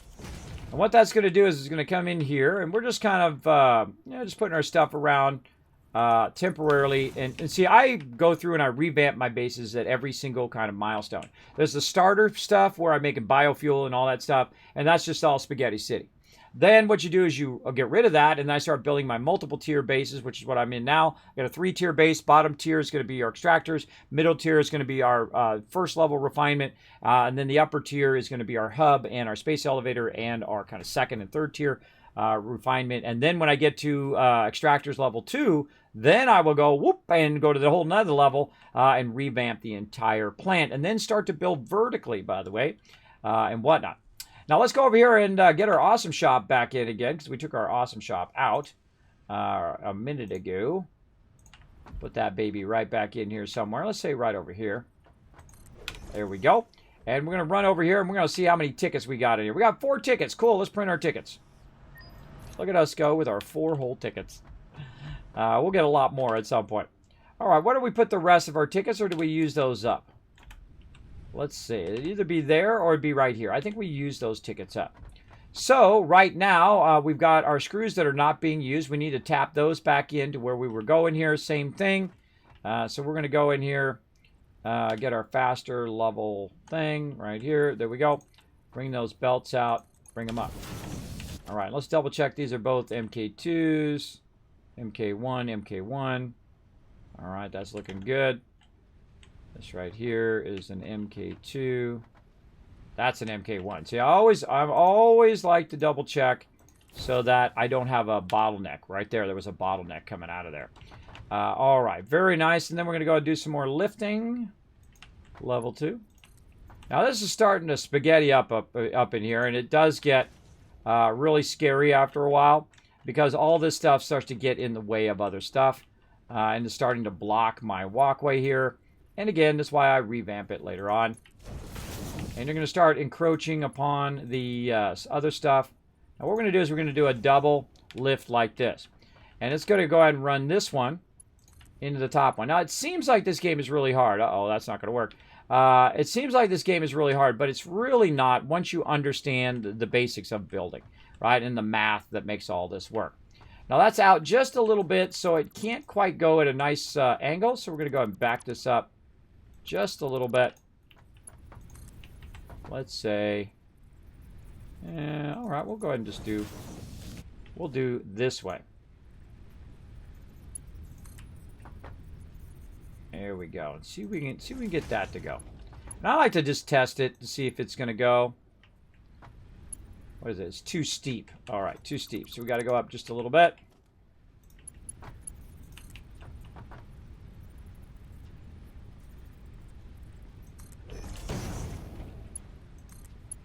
I know that works. See, once the power of knowing something works is the most powerful thing you can do, right? If you know it works, you're like, okay, I know that works. I just need to make it work, right? And that's the important thing. Now, this is going to run these screws down this line, and it's going to keep making me a ton of stuff over there along with those rods. And then over here, you can see I've got my plates going, but I definitely need to get my screws going back down there as well. So I go ahead and run this across and try to run that under there. But I don't like anything to clip ever. I'm not a big fan of clipping stuff, but we can try to get our pole down here to be a bit more reasonable. We definitely need to probably lower this down, by the way. But we're going to see if we can go there. Okay, we're approaching the clearance there. We're trying to get there. You know what's even smarter? Is if you, jump down. If you are up here and you don't have that much in there, you know what you do? You stop this. You stop this. You do that. And then what we can do is we can stack in a different way, right? We can go ahead and then say, okay, you know what? I'm going to put the storage container in again. But this time I'm going to put it way up here. Now we can go ahead and stack this out in a different way. So instead of using the bottom one, which I'm no longer going to use, right? It's got a bunch of screws in there. I'll take them, or a little bit of screws in there. I'll go ahead and use this middle one and try to run it there, but it doesn't run there, right? I'll just go ahead and do the same thing. Bring that middle one down. It doesn't matter about the bottom one because I'm not using the bottom one. And then we'll go ahead and run that in there. Then the top one, try to run that down. Nope, not quite. That's okay. Here's what we're going to do. We're going to go ahead and use a little trick this way. Like this. And then like this. So you can think of it in terms of either direction, whether you're coming from that direction or this direction, and do a bit of that. Now, normally I would not do this much in my normal factory. This is only a temporary thing. And when you're running stuff temporarily, run it however you want. It's your game. You do whatever you want. Don't let nobody tell you you can't build spaghetti all day and every day because it's your game. You do it. You do it. All right, let's do it from up here. Let's go ahead and get, let's see, what do we got running out of here? We got our plates coming out of there. Let's get that into this one. And then way up here at the top, we're going to try to bring that down right into there nicely. There we go. So now we built a bit. And by the way, we made it where we can run under here now, right? It's not blocking us anymore on this bottom level. So we can get through there pretty nicely. And we can do the same thing with all of these. We could lift them up and do all of that. But right now we're looking pretty good. We have the 3 things that we need right now. We're making reinforced iron plates. We're making our frames. And we're making a crazy ton of rotors over here because it's going at 10 per. Now it's going to run out of screws. Now if I double click again, put some screws in there, it's going to run at maximum speed for a little while. But it definitely will eventually diminish. Now we have 166 in there. We weren't really doing that much. Weren't really doing that much right there. Now we've also got an awesome sink over here in the corner. And I really want to kind of move that awesome sink eventually where I've got all of this stuff, auto sorting, re-merging back in together, running out to the awesome sink, and so on. And I will get into that. And actually all of this stuff will get moved back away from my primary hub because I'm going to need more room, and you'll see why later on as I'm running power and all sorts of additional stuff in there. So I'll move it back by another one. But right now, everything running, everything good. And that's what you want. You want everything just cranking. Whether it looks beautiful or not, I find in the early game. And there's 3 levels that I build. There is the basic level, which is like Spaghetti City. We'll get to doing that battle here in a second, which is Spaghetti City, where you're just running things like this, running conveyors all over the place. And then there's like a super build where you're kind of getting to a level where everything's being produced on its own and it's running to wherever it needs to go. And then you get to your mega building where you're just doing it cosmetically. Right? And that's really my end goal of any game is to get to that mega building level. So pretty awesome. So we got that running, looking good. We've got another one over here. We're going to run this stuff. Now I'm going to run down here where that Caterium is, and I'm going to start to run it up this way because now I got a bunch of these plates, so it's going to help me run that up to here. So if I need any wire, it'll be right over here. Now, while I'm doing that, we're going to go ahead and do a Stream Raiders battle. Always know the Stream Raiders is a side thing that I do. So if I do get behind because I am talking about something on stream, know that sometimes it will be delayed. I do appreciate your patience. Let's go. Battle time. Powered up. Well, let's go.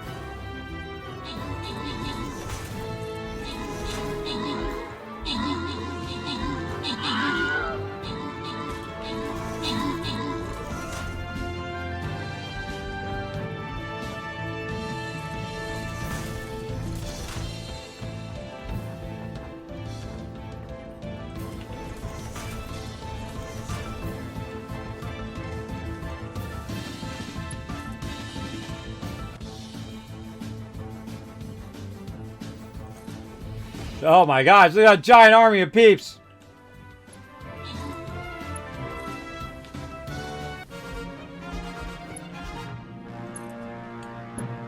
Okay, open capture chest, slide you guys some love. Bam, right there, psychedelic, worth the wait there, Prime. Look at that, you got 50 gold, nice. Pharaoh Magnet getting a couple extra Barbarian scrolls.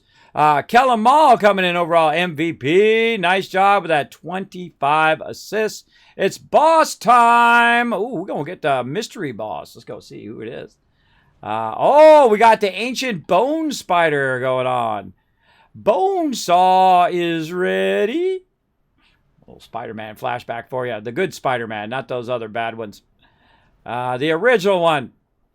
So good. So good. What's his face? There's a bunch of baddies up there, but I feel like since I'm the tank, my job is to run out here and wail on this dude. I'm going to go right here. Group up. Watch out for these peeps coming from behind us. And we're going to go get ourselves a boss loot. Let's do it. All right, so while you were watching that, by the way, I built a whole bunch of these things. I went over there. I merged that. I ran this over here. I ran it up there. Ran that over there. I was busy. I was busy working on stuff. And so we're going to backtrack these conveyors. Oh, just not far enough. That's how it goes sometimes, everybody. That's how it goes. Not far enough. All right. Okay. Get up there. There we go. And we'll do a little bridge here. Typically, I don't like them to be that close, but we'll do a little bridge there. Man, what the heck? I'm doing a bunch of miscounting today. I thought I counted those correctly. Hold on. Let's take that out, and we're going to recount this. Let's see. There's 1, 2, 3, 4, 5, 6. Huh. Let's go backwards. There we go. One of the problems with conveyors is they only go 6 of these foundations. So I usually put them on the line so it's easier to count. So that's number 1. This is 2, 3, 4, 5, 6.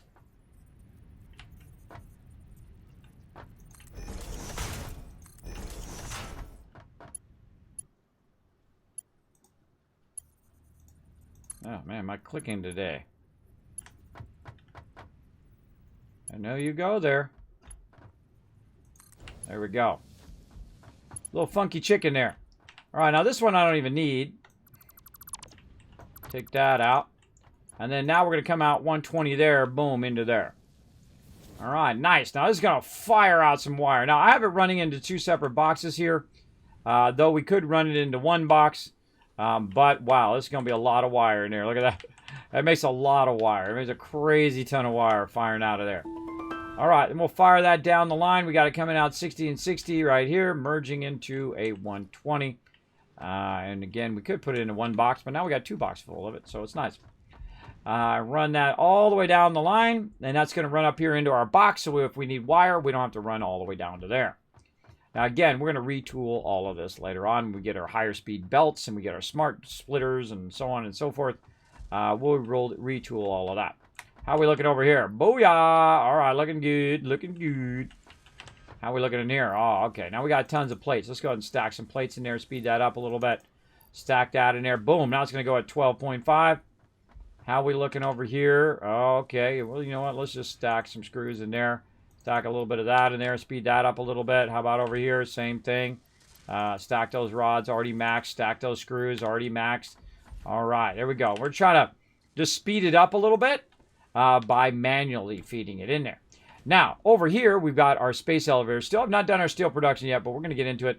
Over here, we have our space elevator, and we've already done our 500 smart plating. But now what we want to do is get into our versatile framework. We've unlocked that, and we're going to need some steel beams. And we've already got 2 assemblers over here that we're going to use for those steel beams. So now what we can do is just kind of retool this to say versatile framework, and we need modular frames and steel beams. So we're going to go over here, same thing on this one. We're going to go ahead and say versatile framework. Now this already runs over into a box over here, and then we can take that box and let's just do it at the slowest speed. There we go, and runs that right into the space elevator. Now I don't run all 3 of them at the same time. I feel like it's a waste of your time because you're busy doing other things, and while you're doing other things, it's making tons and tons of these, and I can overclock them too if I want them to go a bit faster, but it's going to be making a ton of that, no problemo. So let's go ahead and work on our steel production. Now that we have a lot of other resources that we need, we're definitely going to need some steel production, and part of that is going to be these right here. Let's make sure we have a good stack of that. We don't have enough tickets right now. We could be running our concrete into there. But, you know what? I'll just go ahead and just grab some. And grab all of that. Because I feel like these boxes are probably filling pretty nicely. Yeah, that's filling up pretty nicely. Okay. Let's put this stuff back. We have this extra room. Don't need that. Everything else looking good. Okay, so what I'm going to do, I'm going to just manually grab a bunch of concrete. And that's going to feed that concrete down. It's producing a ton of it now. And I can just go in here and boom, drop all that in there by holding down Control and left clicking. Drop that in there. Same thing with this ore. And it's going to take it, it's going to run it into here. Now, when it runs it into the Awesome Sink, what it's going to do is just keep making more and more tickets based on how much stuff I run in there. And based on the value of the item, too, it has a tendency to give you more tickets. So when you're running massive amount of stuff in there, which later on you'll see us running in there at 780, we'll just be running everything. Every resource that we make, if it has excess, we'll be running into the Awesome Shop. And before you know it, we'll have enough tickets to unlock everything. But right now we're looking for a coffee cup. We're looking for equipment. We need 1 ticket for our coffee cup. So we're going to add that to a cart. We're going to go to, I'm surprised I haven't bought that already. Buy it. Oh, not enough coupons. Uh-oh, I put my tickets away. So I only really need 1 ticket to get that coffee cup. But I do need to have the ticket on. Man, I forgot to take it off there. And over here, get my coffee cup in the cart. Buy it. All right, there's my purchases. Put it right over here. And now I have my coffee cup. Well, I was joking, wasn't it? Right? No, you drink your coffee. Now, the cool thing is, look at your coffee. Your coffee never spills. You know why? Because you don't know, right there where your thumb is, there's actually a button there. And when you're not pressing the button, what it does is it activates a little force field over the top of your coffee cup. And then when you press the button, it puts the force field away so you can drink it. And then when you let go of the button, it puts the force field back. So when you're in your hypertubes or whatever, that's why your coffee never spills. I made all that up, by the way. That's my RP as to why your coffee never spills. That's not actually part of the game. I just made all that up the other day, which is pretty fun. All right, let's see. We got some hard drive alternate recipes here. So let's see. We could use limestone, and we could use quartz for some silica for making aluminum later on. We can also use crystal oscillator for making a lot of beacons, which is pretty sweet. Or we could use a little bit of copper and a little bit of iron to make a lot more iron ingots. Whatnot. I feel like I really don't need any of these. Of any of these, the highest end item that's going to get the biggest benefit, stretching again, that's going to get the biggest benefit is the one I usually choose. And the highest end item that's being produced out of all 3 of those, other than beacons and iron ore, I mean, I can make iron ingots all day. I got 4 pure nodes. I can make a lot of them. I probably won't even need more than 4 in the entire game until I get into nuclear power and whatnot. I won't even need that much. So I would say silica over here is pretty decent, though I'm probably not going to end up using it, but let's grab it. We might use it later on. There we go. All right, that's unlocked. Did we get any more of this? I don't think we got any more of that when we were down there. I think we could probably get this going now, too. Our medical inhaler, which I've never unlocked, by the way. I'm such a slacker on those a lot of time. I rarely ever unlock those. I don't think we did. You know what? Let's take a moment. We got our chainsaw. We got a little biofuel. Let's go get some more of that. All right, let's go this way.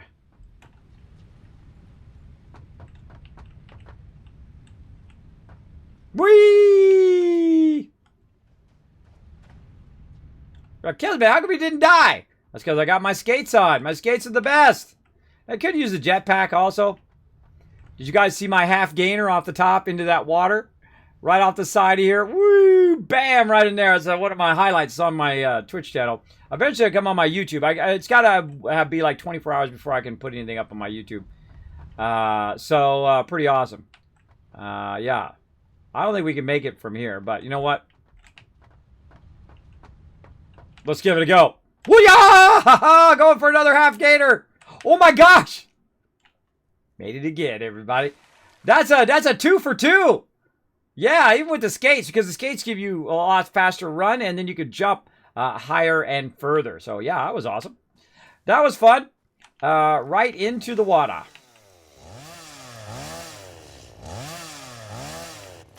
Yeah, it's not letting me get it.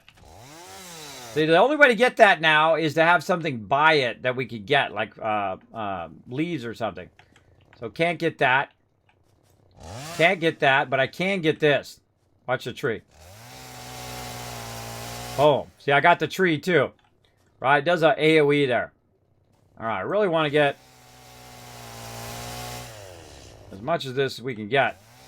I forget where we got it from. I think we mainly get it from trees. So let's go ahead and try to get all the trees. And while we're down here, we'll grab some of this pale berry.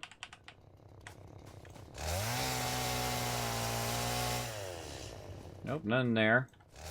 Now what Marsilia is actually a fungus. We looked it up. It's actually a fungus that grows on trees or plants. And so we got to run around and we got to find it. Now we already cut down all of this forest over here.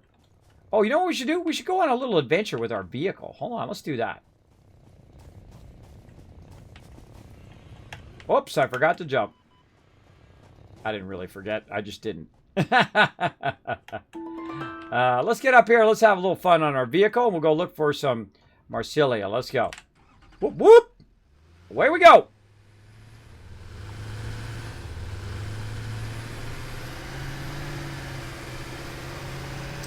I guess watch out, bird! Oh, I missed him. They give you some really fun vehicles in here. They give you trains and whatnot. Now, this game was a good 8 out of 10 at launch or out of early access. And it rose to a 10 out of 10 the second I saw they had trains. I was like, okay, they added trains. All right, 10 out of 10. And it's only gotten better and better. They've added fluids. They've added all sorts of cool stuff to the game. This is an easy buy. Hands down buy game. I don't really recommend too many games as an instant buy. But this is certainly it. And plus, if I didn't like it, you wouldn't see me playing it. That's just the way I am. I answer to no one. I don't care how much someone comes in and says, "Excuse me, I'll give you $10,000 or $1 million or whatever to play this game." If I don't like it, I won't play it. Because the second you go down that road, forever will you go down that road. You'll be trading your values for stuff all the time. And guess what? That's not going to end up well in the long run. Especially because you're going to start disliking what you do. And that's going to have an effect on how well you do it. For me, I just do what I like to do, right? Ain't nobody coming to me anyway, offering me no 10 grand anyway up in this stream. But, you know, hey, again, it's the principle of the thing, right? It's the second you go start trading your basic morals for money, right? Money is actually a pretty common thing. One of the most common things in the world. It's not easy to get, but it's very common in the world itself. Oh, and I've had lots of money, and I can tell you it's nice not to have to worry about your bills and worry about your rent and all of that stuff. I don't have that money anymore. All my money and all my retirement, my wife's retirement, went to dumb doctors.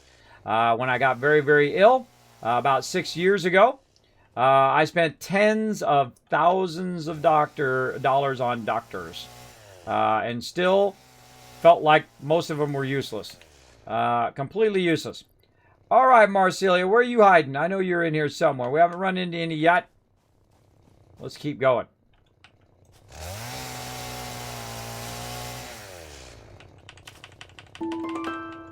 If nothing else, we're making a lot of biofuel.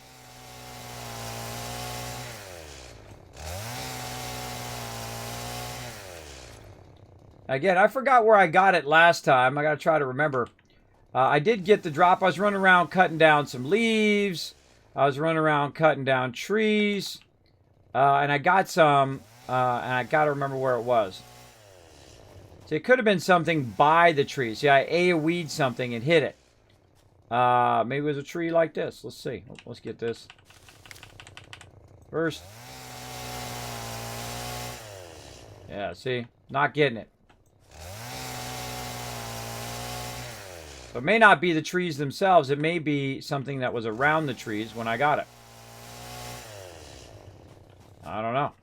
Don't tell me. Part of the fun is figuring it out. I would trade every moral I've had right now for the right amount of money. Well, see, that's the way some people are. And you think that money is going to solve all your problems, but guess what? Look at all the people who are millionaires, who are just miserable. Miserable on their fifth wife or fifth husband, drinking all the time, doing drugs, all that stuff. Having endless money does not instantly solve your problem. You can have all the money in the world, but guess what? Tomorrow, you still wake up. and tomorrow you still have to live your life. And it seems like it would make your life easier because you don't have to worry about money, and it does in a small way. I've made more money than some people make in a lifetime. I mean, a lot of money, crazy tons of money. And use that money for partying at the river and going and, renting 30 Sea-Doos and having a good time and whatnot. And I do like wandering around and looking for stuff. Oh.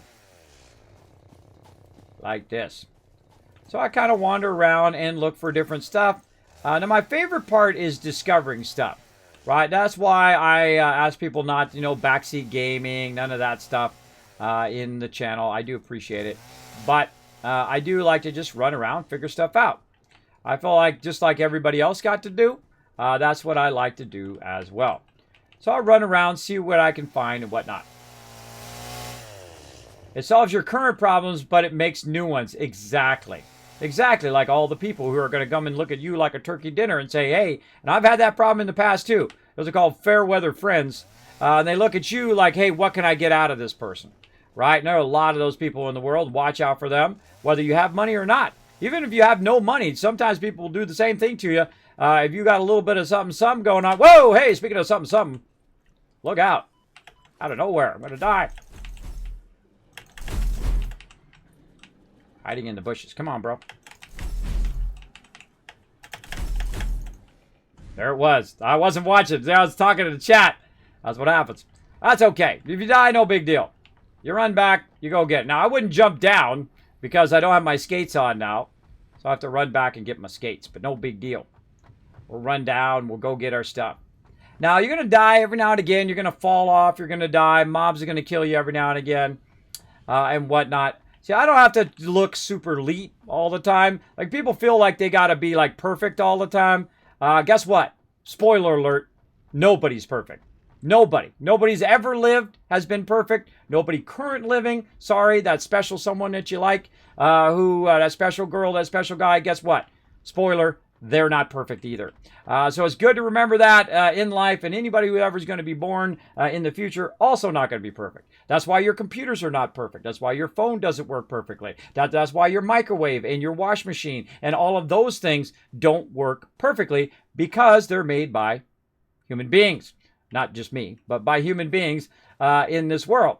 So it's good to know that it's okay not to be perfect. It's okay to make mistakes and especially learn from them. That's the most important part of making mistakes, is the learning from those mistakes. Now we're going to run down here to this crate. I think this is where my stuff is. Let's go look at our map now. See, we got a cool map we can do, and there's our crate where our stuff is down the road here. Now my vehicle's way back there. Now one of the things you can do is if you're having trouble getting back to your crate is you can bring your vehicle. Now, I mean, I'm going to be real sneaky.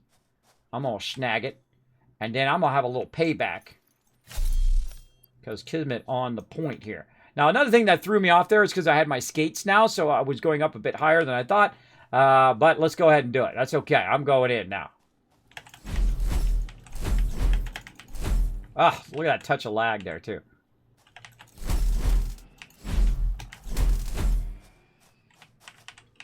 Where's your friend? Did he fall off? I think his friend fell off. Sometimes they fall off, by the way. He's around somewhere. He'll be back. He's like, I'll be back. Where you at, bro? And I stand on this ledge in case he comes from this way. Then he'll have to run along that ledge and run around. I don't know. He wandered off. He'll be back. All right, let's go run back up here. We could have just got our vehicle, by the way, and drove it down there, so it's a little bit safer. We could run them over, grab our stuff, and then drive away if we so desire. But back to work. Back to work on what we're doing. Oh, no hints. No hints, please. Again, no backseat gaming, even hints. I'm just going to purge that. I hope you don't mind. Like it says in the chat rules, please, no hints or no none of that stuff. I do like to run around and discover stuff on my own.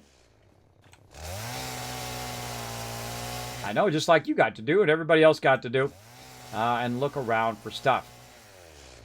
Let's see how we're doing. Bam. Now, if I specifically ask the chat, I say, hey, chat, tell me such and such thing, then feel free to go ahead and chime in and whatnot. But other than that, always remember that when you go into a stream, especially if you haven't been in there for a while, read those chat rules. Good idea. Always a good idea. All right, right down in here. Bam. All right, that was a lot of stuff there. Now, we're getting a bunch of this also so we can make some biofuel. And that biofuel actually goes to your chainsaw as well. What do we got in here? See, we saw this before. Look at this cool, like, little thing here, all right? A little river. Super cool. You got to work on the water underneath the water. Oof. All right. Not seeing much over here. Now, we ran around here earlier in this playthrough, and we got it just by some of this. And so far, no such luck. No such luck. But we did get some in the very beginning, so we definitely did something right. Oh, we AoE'd some action. Let's keep looking around. Whatnot. Hey, Alvin Core. Hey there. What's up? Thanks for being here. Appreciate you coming in, hanging out in the stream. Dovey, if you could go in and log that for me, I appreciate it. Awesome mod watching my back.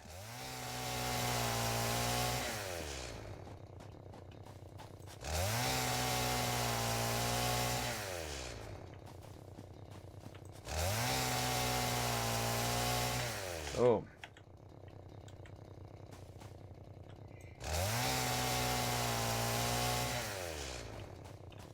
Okay, so no such luck there.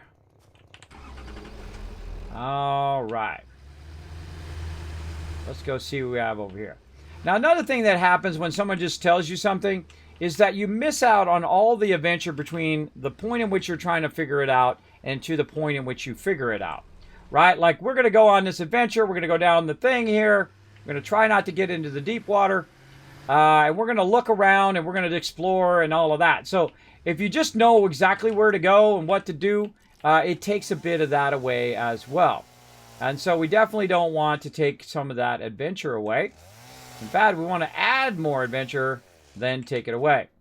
Yeah, still no luck. No moss. No moss on all of that. But we did find some out here, so we know it's around somewhere. Let's go ahead and control left click to get all that stuff off of us. Gives us more room. And let's go look around some more. We got a flowing water. We haven't been this way yet, so we're just going to follow this flowing water.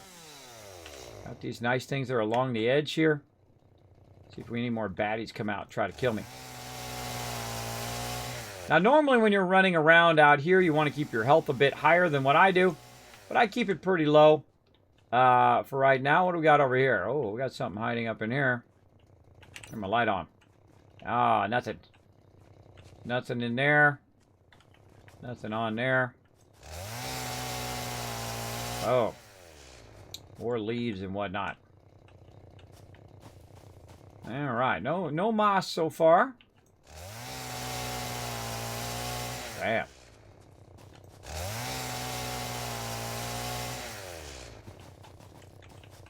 I like to go on the adventure. That's my favorite part is the adventure part, not necessarily the just rushing to the end, right? Some people don't mind. They want to rush to the end. They just want to do it as quick as possible. Let me look it up on the wiki. Let me watch the video. Quick. Get it done within 10 hours. Okay, I'm done with that game. Right? I feel like it's a huge waste of your money, but then again, it's your money. You can waste it.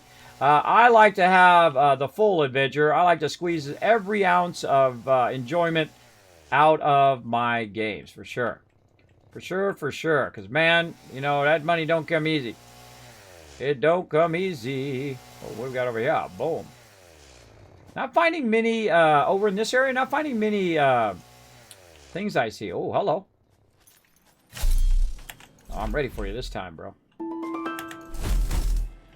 I'm ready for you. I was eyeballing you that time. All right, what do we got up here? Oh, an impure node. Oh, hey! Oh, he's got a friend somewhere. Whoa, he's got two friends. Oh, God.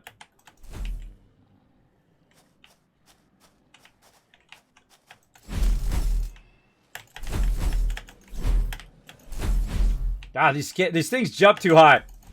There we go. See, I'm not hitting him when he's running under me if I jump too high. Whoa!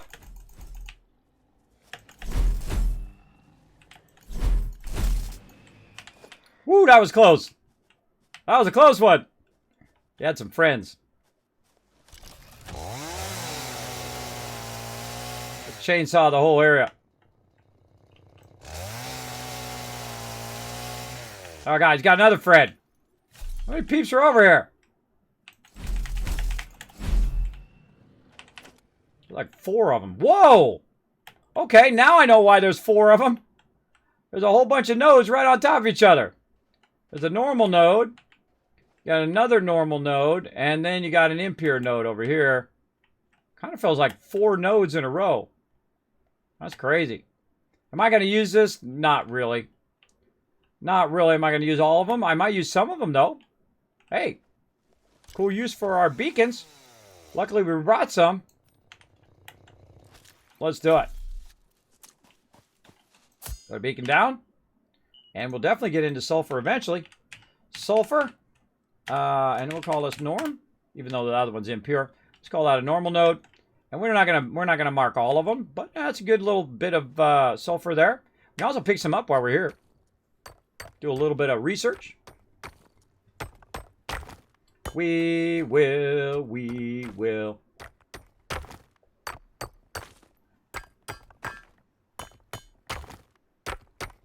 Doing good, doing good. Picking up some sulfur right now, since I'm happy to be here.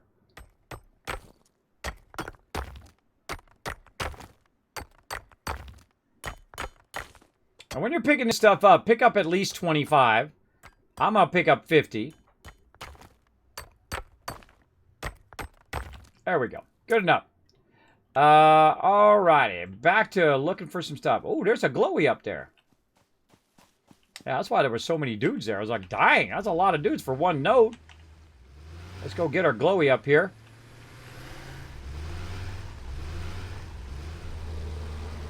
All right, and again, we have our skates. So we're just like, booyah! Up to there. And then maybe up to this edge right there. And then booyah, all the way to the top.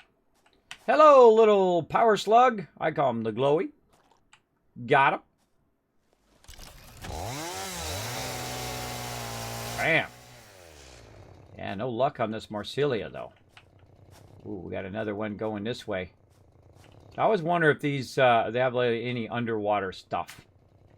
Right? They need to work a bit on their underwater, because when you, obviously, when you're going along, when you look up, their water doesn't look all that great. But I like the look of the top of the water. Very nice. And again, it's early access, so I'm sure they'll add some love to it later on. This cave is pretty awesome. The underwater, you don't... It's not really sexy underwater. I'm sure they'll get around to it. But still fun. Alright, well, not finding much. Find a little bit of something, though.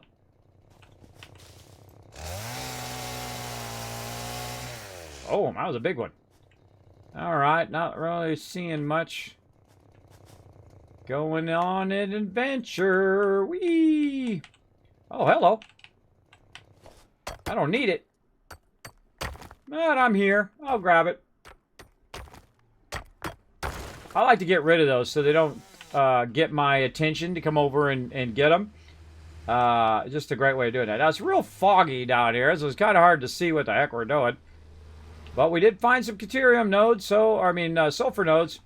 So those are going to be super handy. Now, look at this. This is just saying, hey, Kismet, go up here. Hey, you. Later, bro. That's a tougher one there. He'll probably kill me. We'll come back for that guy, maybe. Or maybe not. Forget that guy. Let's go see where this leads us on our adventure today.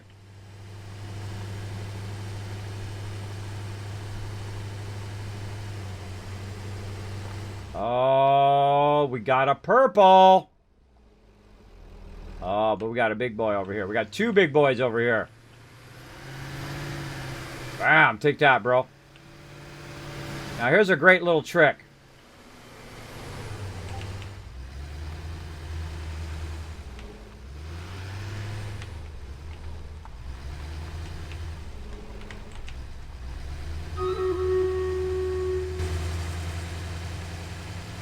Try to push him down the way. Right? I'm gonna get this one. Come with me, little bro. Ah, couldn't get him. It's too tough for this vehicle because it goes really slow downhill. So you can try to push him away and then grab the thing, which is one way of doing it. Or you can just keep running them over until they die, by the way. It does take a long time on the tougher mobs. On the lesser mobs, not so much.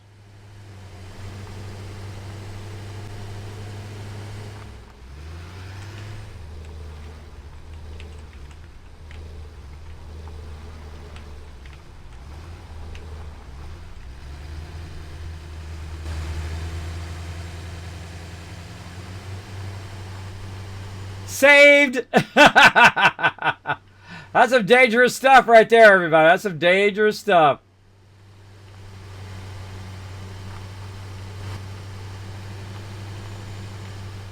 Now, also, you can be real stealthy.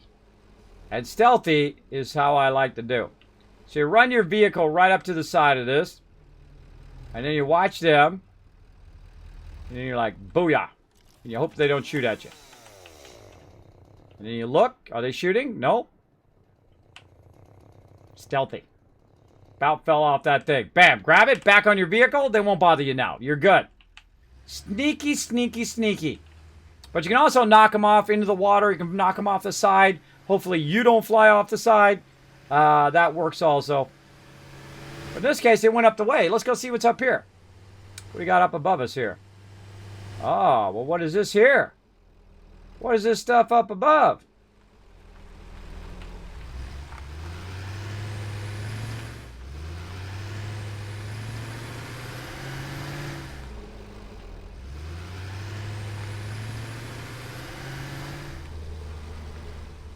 I wonder if that's something I can get.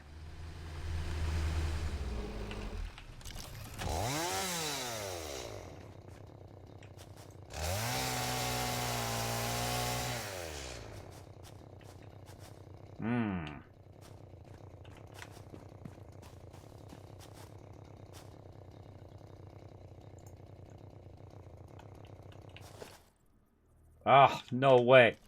I mean, concrete on me.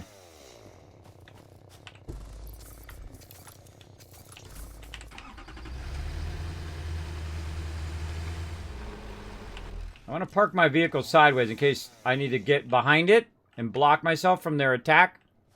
Alright, while I build myself up here. Oops. Get this one. While I make my way up and build myself a little bit of a blocker in case they come walking back. Then we'll go ahead and do this battle. Rotate. There we go. Well, let's have a little fort here.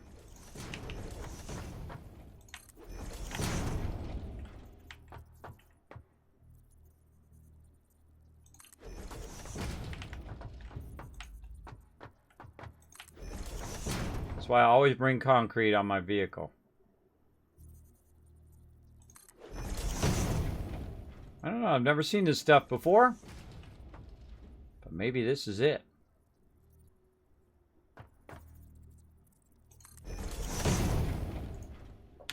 Looks like it.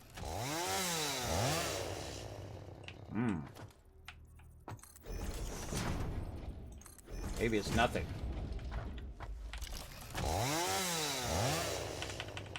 Can't get it. All right, we'll keep looking. Let's go. Boom. Start battle. Let's go. Battle time.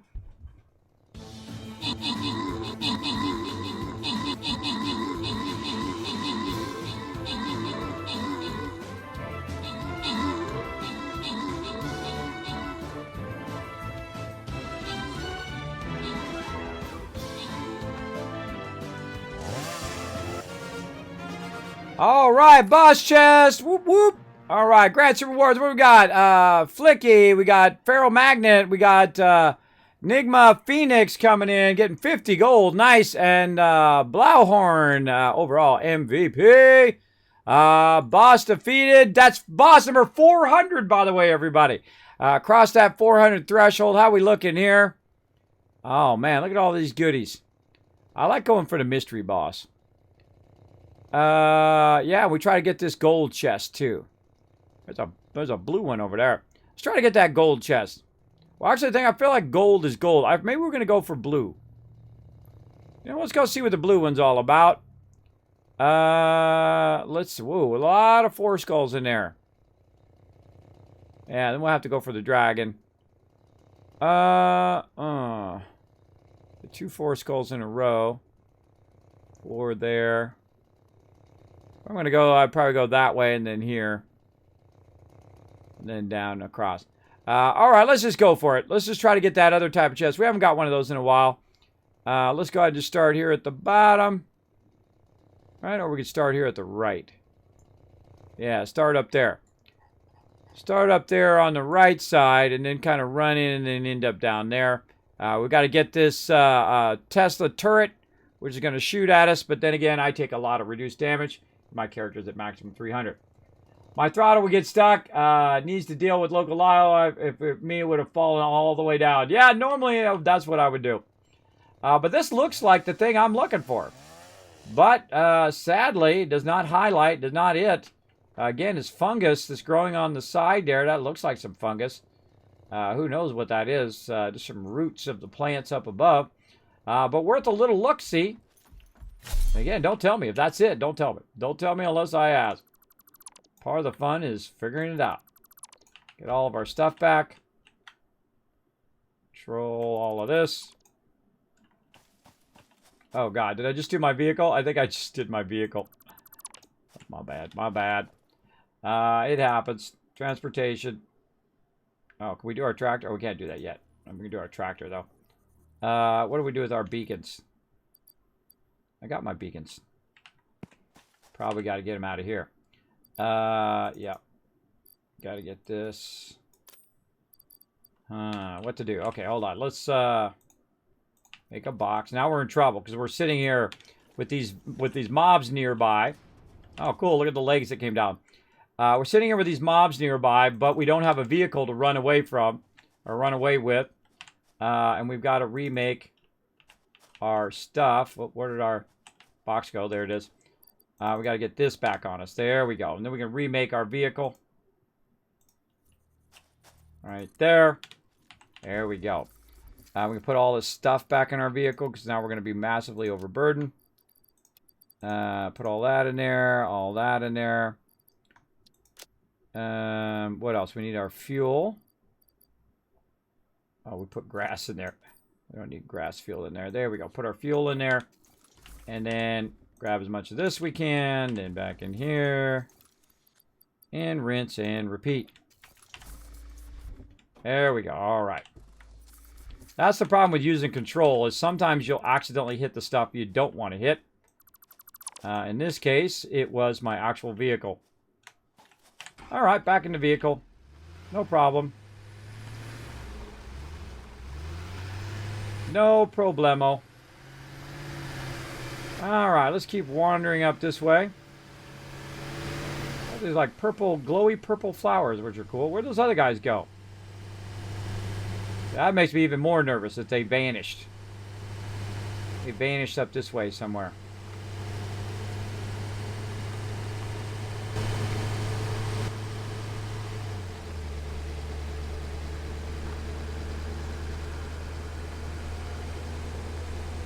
Ooh, there's something in there.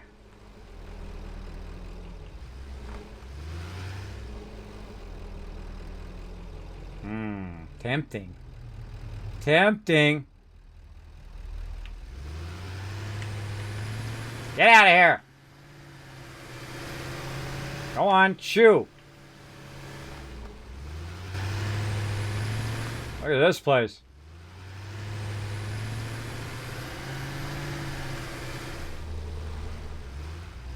Now, this does not stop on a dime, so watch out, man. You go flinging off of there pretty easy. Cool stuff here. It makes me want to go check out this thing over here, though. I want to go check this out. Bam! There he is. Shoo, shoo.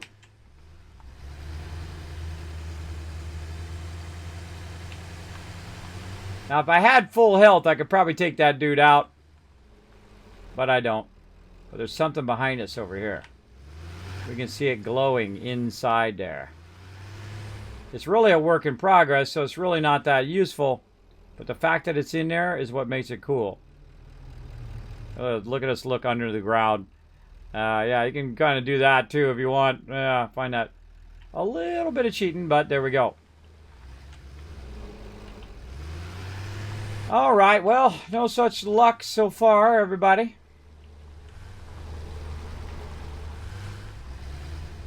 There's that other guy right there. Bam! Come with me. You too. Dragging your friend around. Whoa, whoa, whoa, look out. About made me fling off the end there.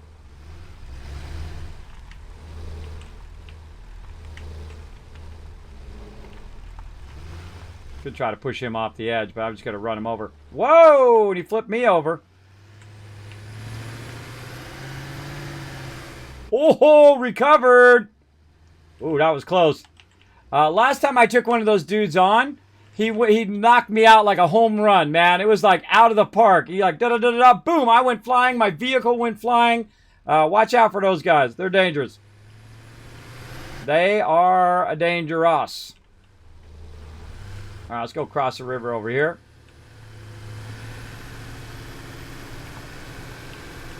Watch out, little doggo. We're coming through. I already came from that way. Let's go look back this way.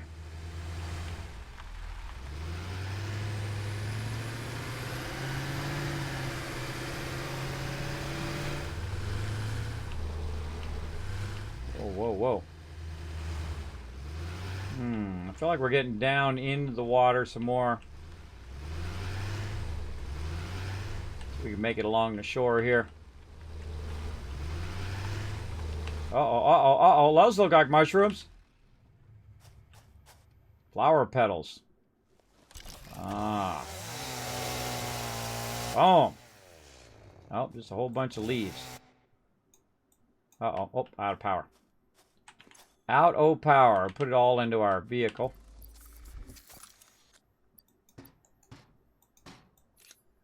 Take it out. There we go. Boom. Whoa, whoa, whoa, whoa.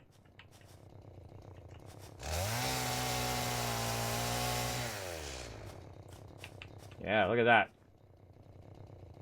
Giving off a bit of greeny stuff. Gotta watch out.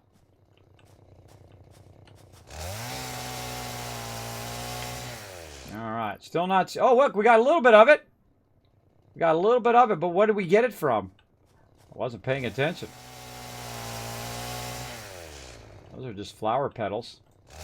Got it from something. More flower petals. Well, dang, I should have been paying attention. That'll teach me. We got a teensy bit. Yeah, we got 4.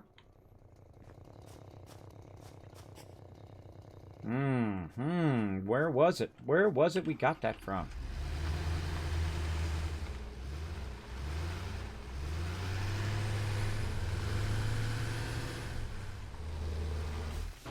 Check this over here.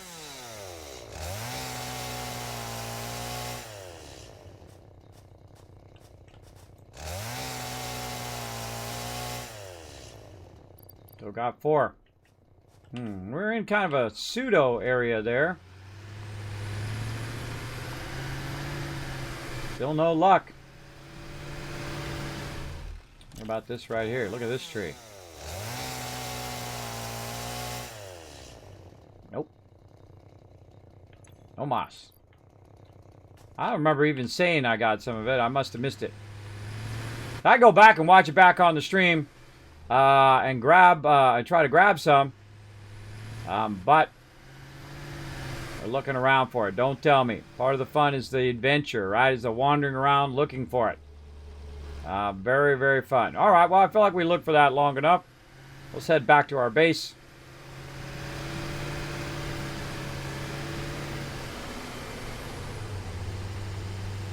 How are we doing on time? Oh, we're looking pretty good. We got to get some steel production going. I don't mind going on little side adventures like that. Always fun. All right.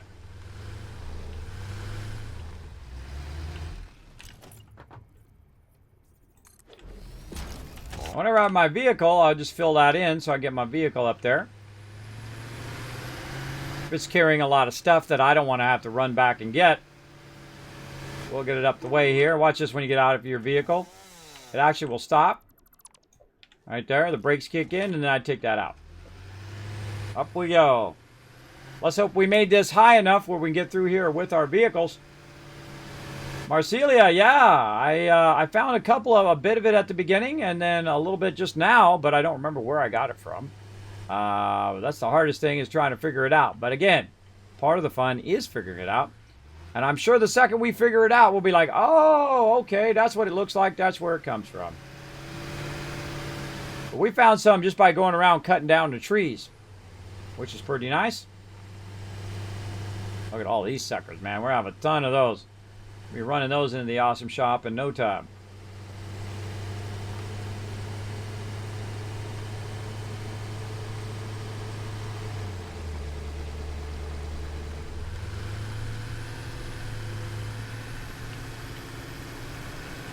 Awesome driving. Awesome driving there. Now, Kismet, where are you going? Going over here. This is where this stuff goes. Look how long it takes to stop. It's really scary. It's like it's almost a full foundation distance. Okay, right over here, we're going to go ahead and sort this. We're going to go ahead and throw any wood that we have right into there. Then we're going to throw our leaves in over here. That's going to work that. We've also got some more flower petals, so we can do some more coloring and whatnot. And we'll come back to that in just a second. But we're going to go over here, and we're going to do some MAM research and finish up our power slugs. All right, GG. Okay.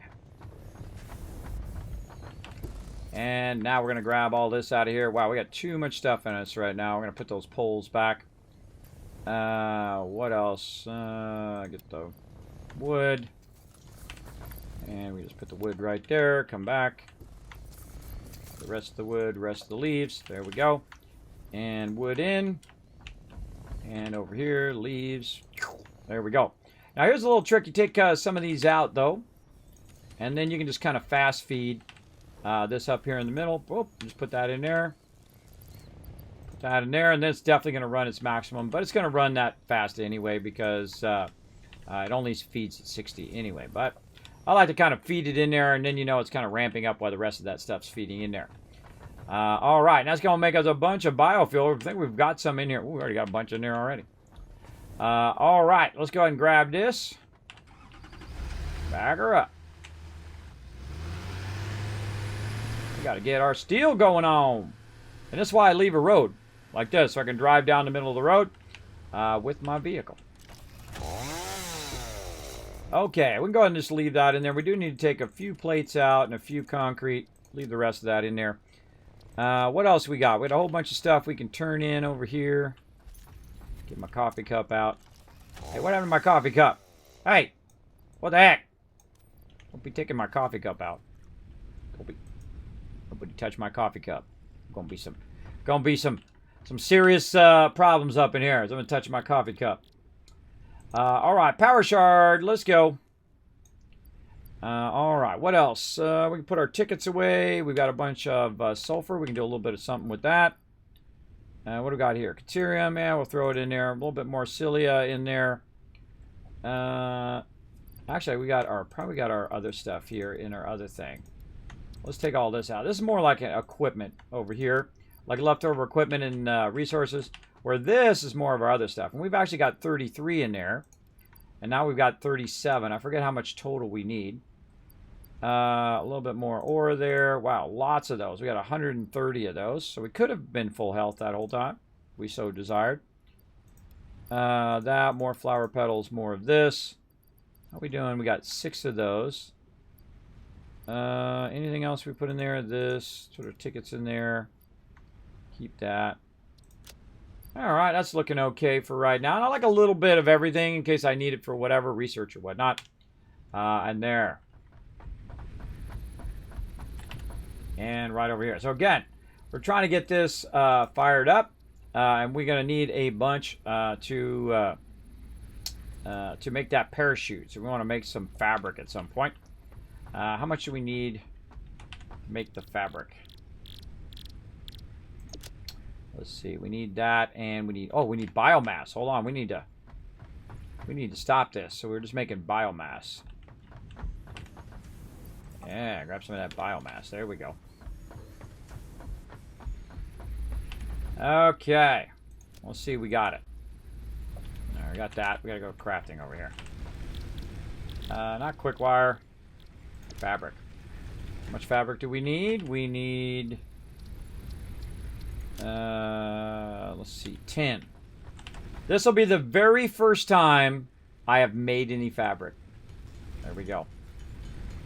That's the first time. You're like, Kismet, that's the first time you did it? I said, yeah, I played all the way through the game, all the way through multiple times. I get to the end, and then I forget where that Marsilia comes from. And I actually found it in this playthrough just by going around doing trees. And I must have been close to it because it AoE'd and got that stuff. I don't even know what it looks like. That's the hard part, is not knowing what it looks like, doesn't know where it comes from. And that's part of the fun. Don't tell me. One of these days, we're going to be wandering around and be like, oh, there it is. And it's going to help us understand that a bit better. That's all part of the fun. We're going to do some sulfur as well.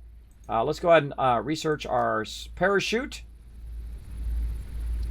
Never used the parachute before. Pretty awesome. I don't even know how to use the parachute. Let's get it over here. Parachute. What do we need? 10 more fabric. Do we have enough for 10 fabric? We do. All right. Cool. Let's make a parachute. That's going to be very useful in this base.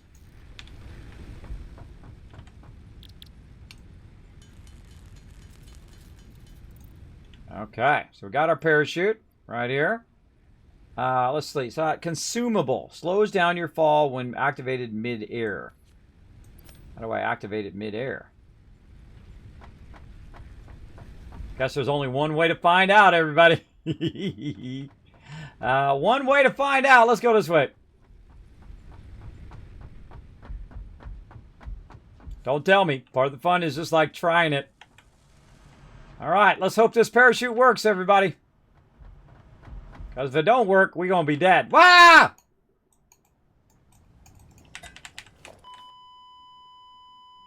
I tried left mouse button. I tried E, F. None of that stuff worked. Dead. Dead! All right.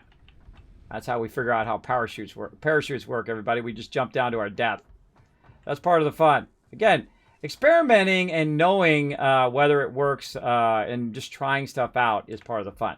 So I tried left mouse button, tried the right mouse button, tried a bunch of buttons. No moss. No moss.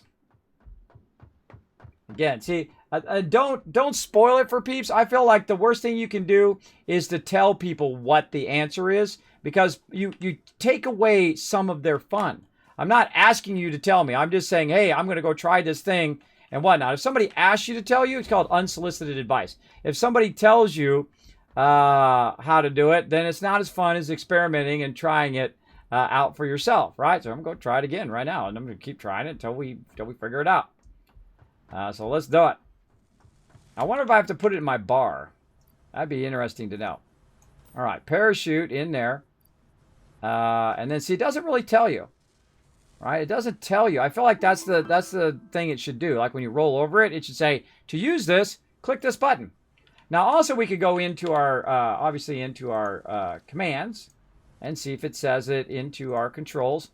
Move forward, right, left, way up, weapon, reload, jump, vehicle, handbrake, which is going to be spacebar. Maybe it's spacebar. We'll try that. Don't tell me. Don't tell me. Part of the fun is figuring it out. Quick wheel. Emote wheel, photo mode, open chat, dismantle. Let's do it. You know what? Let's just jump again. We're going to just jump a whole bunch of time. Let's see. All right, ready? Space bar this time. Space bar.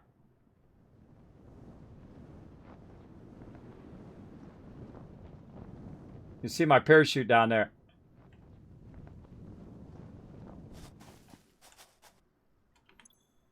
Oh, it's got so many uses.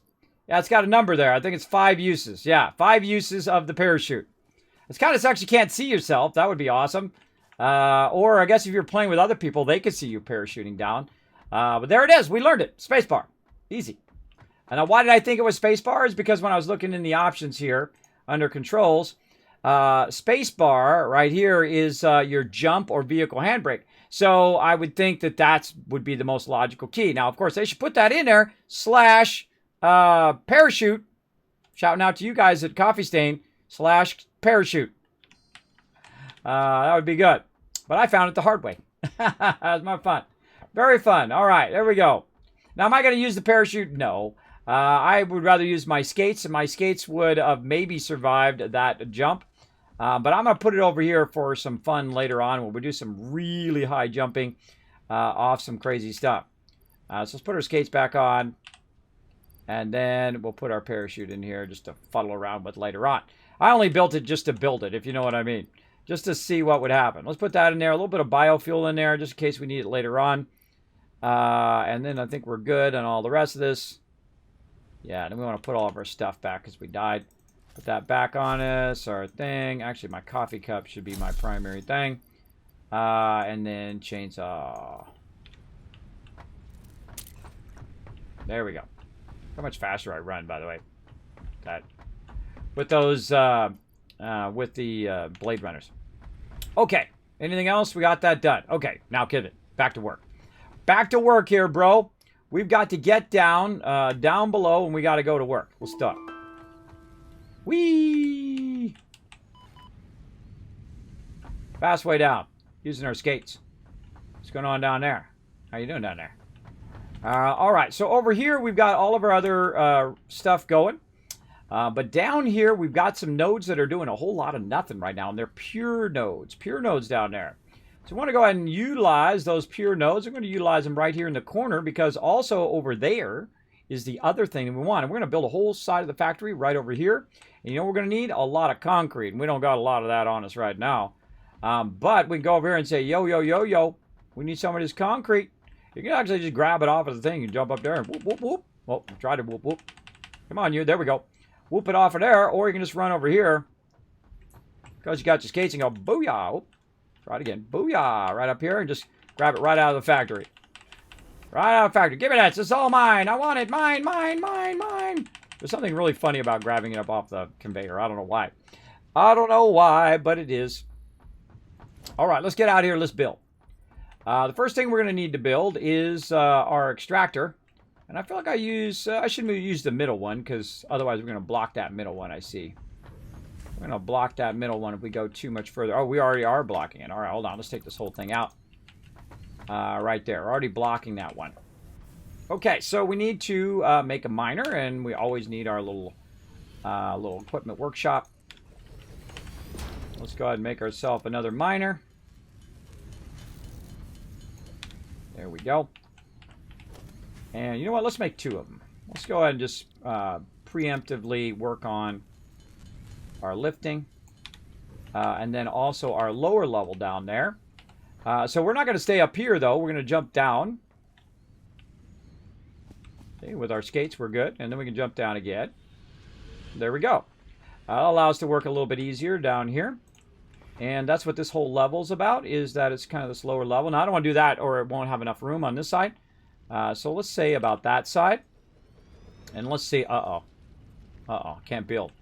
Can't build there. It's going to block me, right? It's going to block me. I'm not going to be able to get over there. Now, I like to turn this in such a way that I can get to it without having to go to it. You know what I mean? I don't have to go down there. I can just come up here, right on the back of it, maybe lean out a little bit. Bam! I can see that that's a pure node. Right. Also, what you can do is you can go in and you can put a beacon down that says, "Hey, this is a pure node." Now, I happen to know they're pure nodes, so I don't really need beacons for them. But we know that's extracting at 120, so that's pretty sweet. So we'll get that one going, and same thing over here. We'll go ahead and build out over this way. And we'll go ahead and put this one in. Doesn't matter which way it goes. I don't care which way it's going because in the end it doesn't really matter. Because when I get it up above, I can put it however I want. But I do like the fact that I can be right up on it. We're going to tap this one right here, so we're going to go ahead and run that up. Right over here. Let's go ahead and just start with a 120. Ah, look out, look out. We're hitting the tank. Now, in case you didn't know, you can actually double up on these. You can go 1 and then go 2. And that solves that problem. And that's actually really nice because it's right next to the edge, and we can go ahead and do around those frames pretty well. Later on, we'll be adding walls and all sorts of stuff so we can connect the walls together and so whatnot.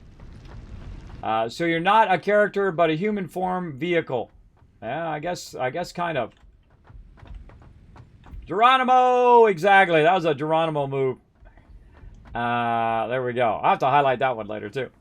The kids are just like, how does this work? Ah, splat. That's always a good one. In fact, I should probably make a marker and then remind myself, go back and look up that one where I jumped off the chute. I'm trying to do better on my highlights. I'm just a busy guy. I got so many things going on at the same time. I don't always have time to work on highlights and all that stuff. Just trying to keep everything running at this point. Keep all the stuff a-rocking and a-rolling. All right, I should bring this other one up, too, before I forget that one. Feel like we're still good there. There we go. We'll put that right there. All right, nice. I feel like we're pretty nice. Yeah, yeah, perfect, perfect. Liking it, liking it. I'll build this out. Holy mackerel, 2 nodes. Imagine how much steel we could do. Actually, I got this going the wrong way, too. I just realized it. That is going the wrong ways.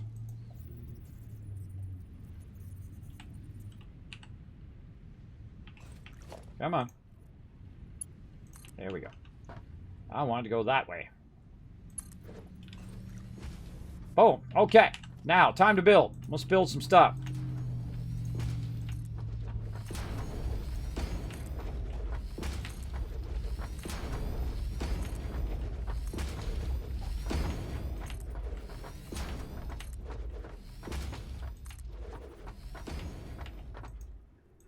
Now, why do I build an L shape like that? Because of this. See how easy that was? Boom, just run that in. Need more concrete, though, as always. As always, man, I can't wait to unlock those hypertubes right now because I can just hypertube back and get my resources. At the beginning, you're doing a lot of this, where it's back and forth and running back and forth. Well, you get your hypertubes, and you're just like zoom up to the next level, zoom down to the bottom level. It's very, very cool, especially when you're going down because you accelerate going down. Very, very fun. All right, we got lots to do, but we got a little bit of time to make it happen. Let's go up here and grab a ton of that. There we go. Bada bing, bada boom. We can take the long way, or we can just take the short way. Whee! Whee! All right. And we can also do it from this side.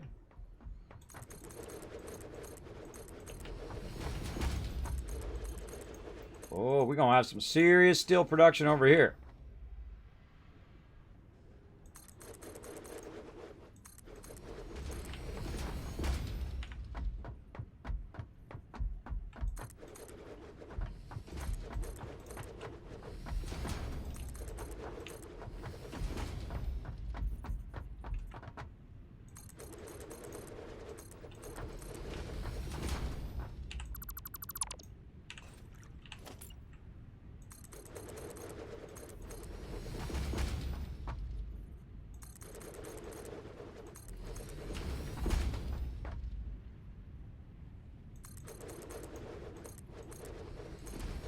There we go. All right, now why am I building it that way and not building it toward my base? Well, that's because this way we're going to bring the iron, and then the coal is going to come from that side. And it's going to come together. It's going to meet in the middle. Bada bing, bada boom, and we're good to go. Also, I will actually still build it this way, but I will bring the resources behind it. And so what we need to do is figure out, okay, we're coming in at 120, right? And we want to use our other thing here, our foundry. That's our main thing we want to do. And we want to say, okay, steel ignet, how much do I need iron ore? How much do I need coal? Now, right now, I only got 60 extra coal. So there's real no reason for me to go and do a bunch of these. I can probably just start with one, and that'll be enough. Or we can start with two. And the reason we want to start with two is because you have a little bit more than 45, but not quite enough to fully do a second one. So what we can do is just kind of do what we did before, and we can underclock these and have two of them running, which is more efficient than having just one. Now, we can also fix the math, so the math works out perfect, but we don't want to do that because that just takes too much time, and it's a waste of time, I think. But that's just me. That's just me. It's up to you. It's your thing. So I'm going to make two of them. And again, we've been doing lots of underclocking today. And the thing I like to do is have one at the bottom and one at the top. So we're going to definitely raise it up like this. There we go. Now that we just did a level 1 there, let's make sure we put these to steel. And these are going to be 45 and 45. Now we could double lift them, by the way, up. And the second one could be higher than the other one. But there's really no reason to do that in the long run. But we want to get some iron in there. And we got our iron right here. Now, we also need to get some power. That's always something we're thinking about all the time. So we can grab it from here. Or we can actually grab it from this main line way up there. And we can put it right there. And then take this and very sneakily run it down into there. There we go. And we'll just say that we drilled a hole through there and ran it. We'll do a little RP there. Same thing over here. While we're at it, run that in there. Okay. Nice. Now that's going to fire that up. It's going to bring a bunch of 120 iron into here. Now, we're going to have plenty of iron, but coal is going to be the limiting factor. So there's no real reason to do this at maximum speed, but we'll do it anyway because we can also split it off into separate, and we can make something else out of it. We can make more iron rods or plates or whatever, or we can just have it for the future, which is what we'll do for now. And all right, so we got that, and then we're going to work our coal all the way down the road. Now, I'm not a big fan of running stuff on the ground level, so I'm going to go ahead and do a bit of this, like this, and we're going to call this our main road. Now, that main road is going to run into this, so we don't really want that. We want a nice main road that goes all the way across, and right now, it's most likely this right here, because this can be removed, but then this is in the way, so we could say this way, then that way, or we can say, okay, our main roads run along here, like this. And again, I never build anything on the main road, just so it's easy. Yeah, then we can come down this way. That looks pretty good. That looks nice. We'll go with that. And again, we'll go ahead and pull the power down there, and then we'll pull another line back here. That is going to be running both of these. Now this right here, actually, we can make this a lot easier by going in and lifting this up again a little bit higher. I'm going to go ahead and grab second lift there. There we go. Raise this up to about that level so it's up out of the way. And there we go. And then we'll use a level 2 just for funsies. And we'll run that there. And then we can just go ahead and use our splitters. And again, right here, no reason to go and run and do a whole bunch of things unless you want it to be super fancy. And then we can just go ahead and use our slower belts over to there. All right, so there we go. That's easy as you can do it there. Now, you want to make it beautiful and lined up in the center and do all of that and double stack them up above each other and feed it from underneath and all of that. Feel free to go ahead. I don't do that early on. That's more of a later thing, and I will feed all this from underneath eventually when I retool my factory. All right, let's keep going here, though. But right now, we're just doing as efficiently as we can, right? Just taking our time and making it nice and efficient. Now, this actually should be right here, so it's easier for me to count. There we go. We'll grab these and we'll go 1, 2, 3, 4, 5, and there's number 6 right there. Nice. Now, right down there, right there where we can, right there is our coal. So we already got it close by, right? And we can go ahead and just keep moving our way out there and we can bring that coal up. But I'm going to run it toward the main coal line, which is over here, and just run it forward right there. So let's go ahead and do that. I love building stuff up in the air. This game does not have, like, physics. I mean, it does have some physics, but it's not like if I build this way out, it's all of a sudden the whole entire base is going to fall, which is nice when you're doing this kind of stuff. But who knows if that's going to be in the game forever. I guess we'll find out eventually, won't we? All right, let's do it. Let's go ahead and do another battle. Battle time.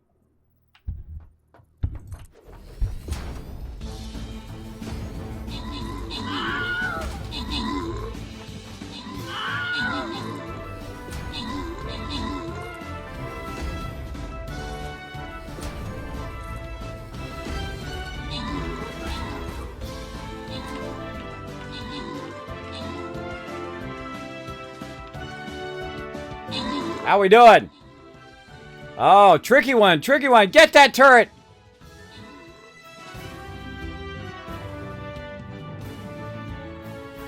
I think we got this. Ah, it's just tough. There we go. All right, open the cap chest, slide some love to you guys. Let's see. Flicky and Big P Daddy getting some extra love. Mr. Grimm MVP. All right, where are we going? I think we're going high side, right? High side. How much time we got? All right, I think we get one more battle in, then we'll come back tonight, 9 p.m. Eastern Standard Time. Play some more. Let's do it. Oh, yeah, right here for sure. Right there. We're going to sneak down in there. We're going to try to get rid of this guy. This mining mech. Right there, which looks totally cool. He's got a little mining arm on that side, a little claw. You know, that reminds me of Subnautica. Right there. That totally reminds me of Subnautica, where you have the claw on one arm and then you have the drill on the other. Oh, yeah, too cool. All right, there we go. Let's battle it out, everybody. Come and join us, streamcaptain.com. We're going to get it going on. Get it going on. So now here you are right here. So I built out the platforms here. And right down here is our coal, our second coal line. Now, I can't remember if I was using the top coal line or the second coal line. I can't remember. I was using the bottom coal line. See, it's still feeding. That's how I know it's working. So that one, we pick wisely on that one. Normally, by default, I use the bottom one. So we're going to bring this up. So we're going to go ahead and bring this up because these are two separate 60 lines. We're going to bring this up as far as we can. That's really messed with my vertigo, by the way. And then we'll bring that across there. Now we want to go ahead and run this all the way back to over there. So let's go ahead and get this here. Then we'll go ahead and get that up to there. And now we'll just do our thing. 1, 2, 3, 5, and here's 6. So our stacker poles. 1, 2, 5, 6. And I could fill all the rest of this in and whatnot. But I don't need to do it right now. 1, 2, 3, 4, 5, 6. There we go. All right, that's perfect. Let's go back and fill those in. And our coal's just going to be... See, our coal's already ready to go. See, we already did some of that preemptive work before. And thus, it saves us time now. Doesn't matter which way I put this belt, by the way. It's automatically going to align the belt. Why is my thing not lining up well today?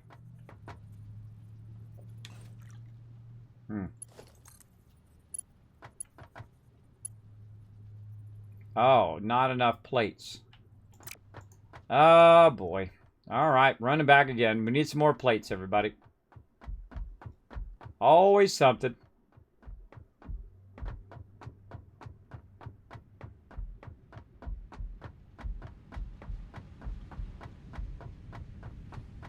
Whoop, whoop. Whoop, whoop.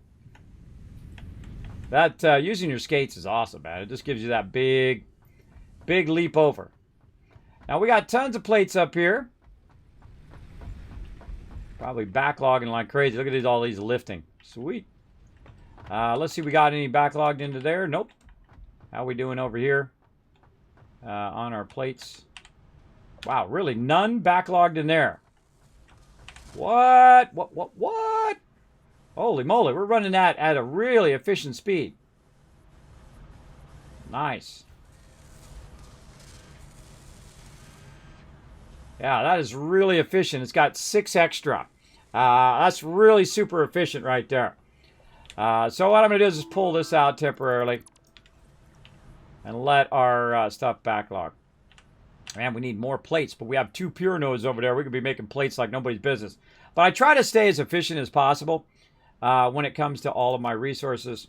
And so I'm just using the minimum amount of power for what I need. It seems like it's going pretty slow, though. That many plates. Why is this going so slow? MK2. 2, 2.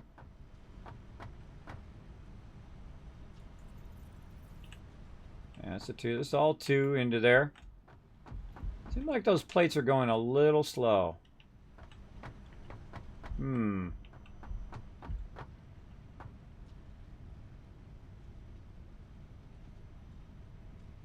Maybe it's just my imagination. Well, they're going at 80, so it's not going to be that fast.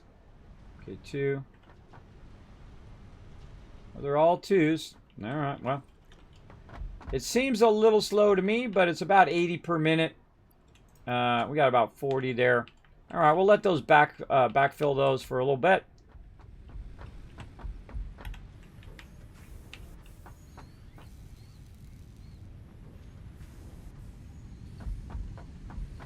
That's what's cool about the skates. See, I just saved some time jumping down. I'm going to burn through these like nobody's business. I'm going to burn through them like 4 seconds here. But, you know, at least it gives us something to do while we're waiting for those to backfill. We'll get a little bit closer. Boom.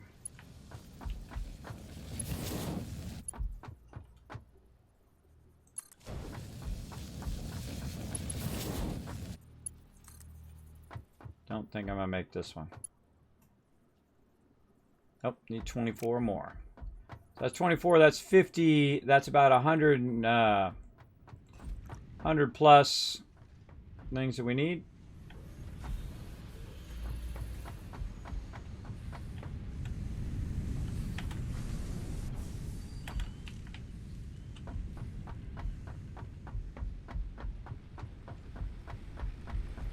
+100 plates.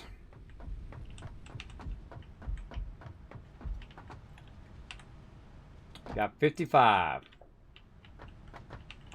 Oh, something bugged me about the speed at which those are going. Like there's something along the line that's making those go slower.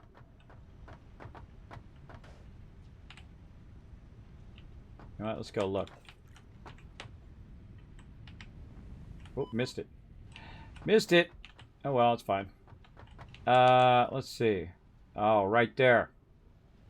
Wait, no, that's the wrong thing. That's that. Okay, 2, 2, 2.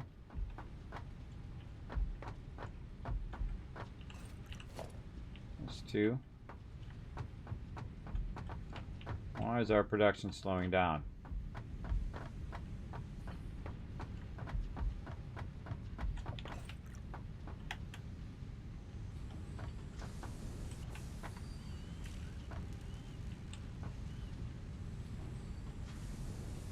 See any plates coming out of there?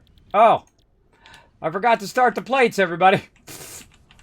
I knew there was something. Something was saying, hey, Kismet, there's something not right there, bro. I never started those plates on the last 2. Well, there we go. Now I know, because I should have an excess of 5, because I did the math, right? 2, 6, 8. So I should be doing 80 of them. And right there, they got reset, I think, when I took them out and moved them. And there we go. Now we got our plates. I'm telling you, see, there's something... When you're seeing that you're not getting a lot of them, especially if it's at 80 per minute, they should be coming out way, way faster than that and running along that line a lot faster. And I mean, there should be a little bit of a gap, but not really that much of a gap. All right, there we go. Now we sped all this up. Okay, good. Good that we troubleshooted a bit of our production there. There we go. Back up here again. Okay, so we got that running. Now we're going to have more plates faster. Look at our plates up here. Going to start catching up here in a minute. We're going to start firing out of there. And it should have backlogged. See, that's the thing. It should have backlogged and started filling that with plates because it has 5 more plates than what it's using over here. And so that should have really filled up with a ton of plates up here. But we got enough plates now that we need. So now we'll go ahead and put this back in over here. And that will keep that production going. How are we looking over here? Whoop, whoop. Oh my God, we got a ton of that now. Nice. Let's put that 47 back and take a nice stack of 100. How are we doing on our rotors over here? I think our rotors should be cranking. Oh, yeah. Oh, we already got 300 rotors on us right now. You know what? We can turn some of this in. Turn some of this in and then get started on that upgrade there. Man, we didn't get much of our upgrades done today, but that's okay. We'll get her fired up. I'm going to need some more wire. And probably our wire is going to start running low as well. We could probably fire back up our wire. Let's just grab a whole bunch of it and we'll put it back here in just a second. Grab a whole bunch. There we go. And then back up here again. And control click.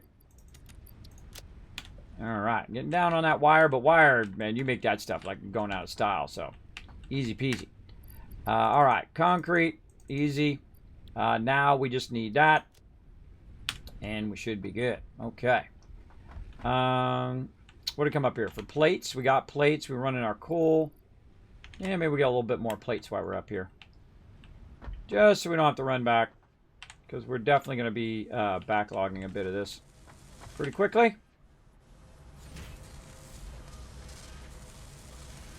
See how it's doing now. See, what it's got to do is it's got to break past 6. And then I know it's going at a faster speed. It's at 15 when it maxes out. I'm looking at the iron plates. And there it was at 9. 14.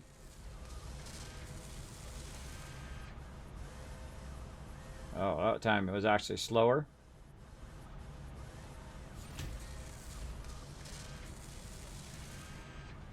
15 again. 16. And so we're looking at the point in which it does the next thing. How much does it have?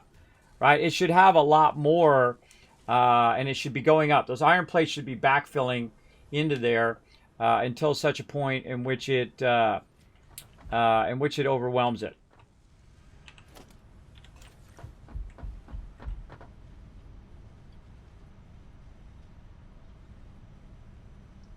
Not feeling the speed of that.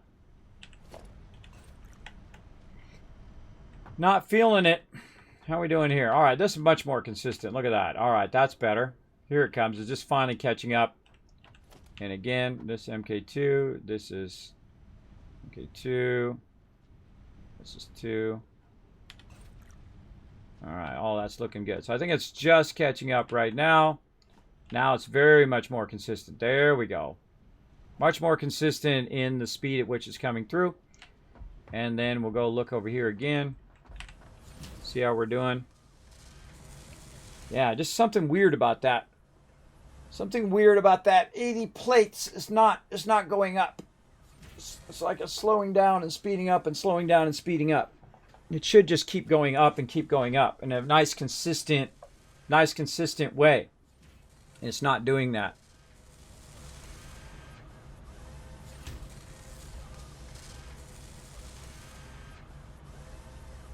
Look, it actually slowed down so much that the plates did not even do it. What's this here? It's a 2 container. I mean, hey, I don't know. There's definitely something funky going on there.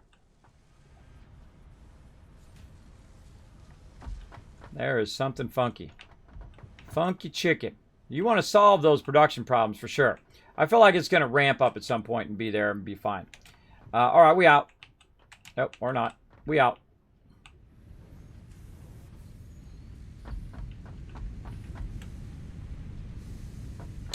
All right, let's get over here, get our coal in here. How we doing on time? Oh, we're going to get this done. We're going to get this done. Okay, right up to here. And bringing that coal all the way over here. Looking good. Okay, then we're going to go ahead and just make ourselves a nice little splitter. Yeah, right where our power pole is, of course. That's how it always is. I guess we could just go ahead and offset. We'll go ahead and do an offset thing, and we'll turn it this way. There we go. Okay, and we'll run that into there. And we'll run this over there. Turn our light on. All right, we'll bring this down from up here into there. All right, so now we got our coal and we've got our iron going together. And that's going to go ahead and start making some of these. Now we want to underclock these eventually, but for right now, we're going to go ahead and let them run in there. Now we can actually figure out the numbers right at the very beginning. We can say, okay, we want to take out 5%. And we can say maybe you'll go down to 80 to get that down. And then over here, same thing. We'll go, okay, we'll say 80 and see what our inputs are at 80%. Then when it comes out, I'm actually going to make the different types of materials that I need here. And we're going to use our assembler. Can't afford. Oh, I need some more wire. See, it never ceases to amaze me that I run out of whatever it is. And if you pre-plan it, then it's not so bad. You can go in and say, okay, wait a minute, hold on. Let me go in and say I need some assemblers. And I can do that and say, okay, I need about 20 wire. But I feel like no matter how much of whatever resource I have, I always end up running back and getting more. That's just the way it seems to go. Certainly got no shortage of wire.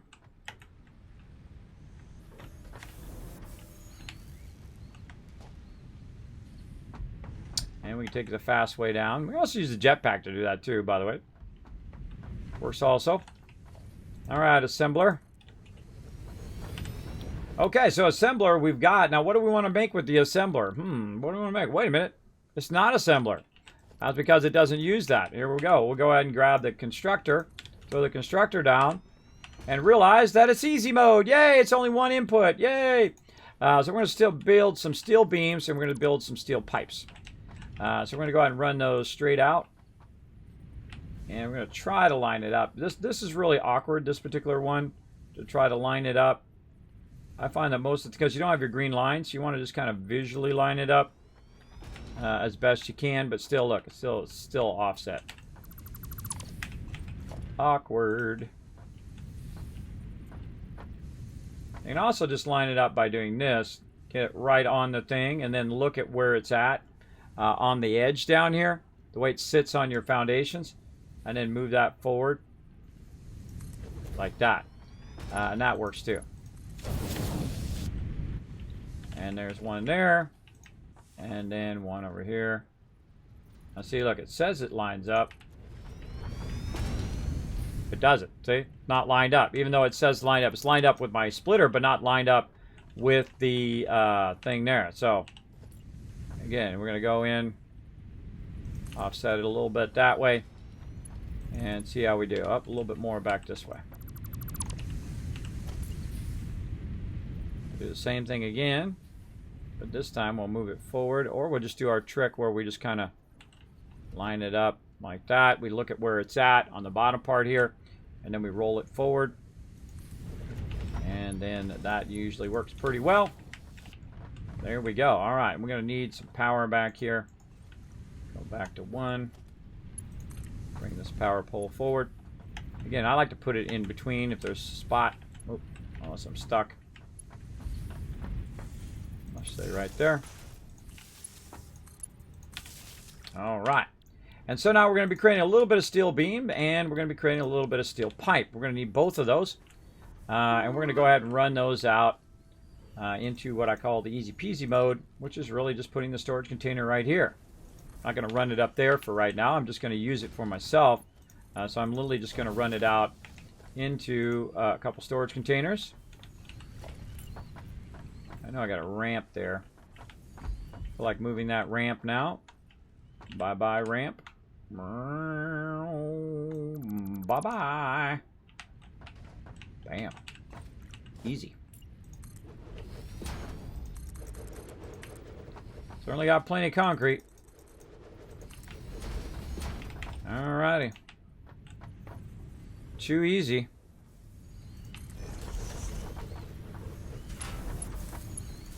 Okay, so what are we producing over here? It's coming out 60 per minute, or coming in 60 per minute, going out at 15. Now let's see over here. What's this outputting? It's only outputting at 36 per minute because we're bringing our coal in at 30 per minute. So let's go 78. See how that looks.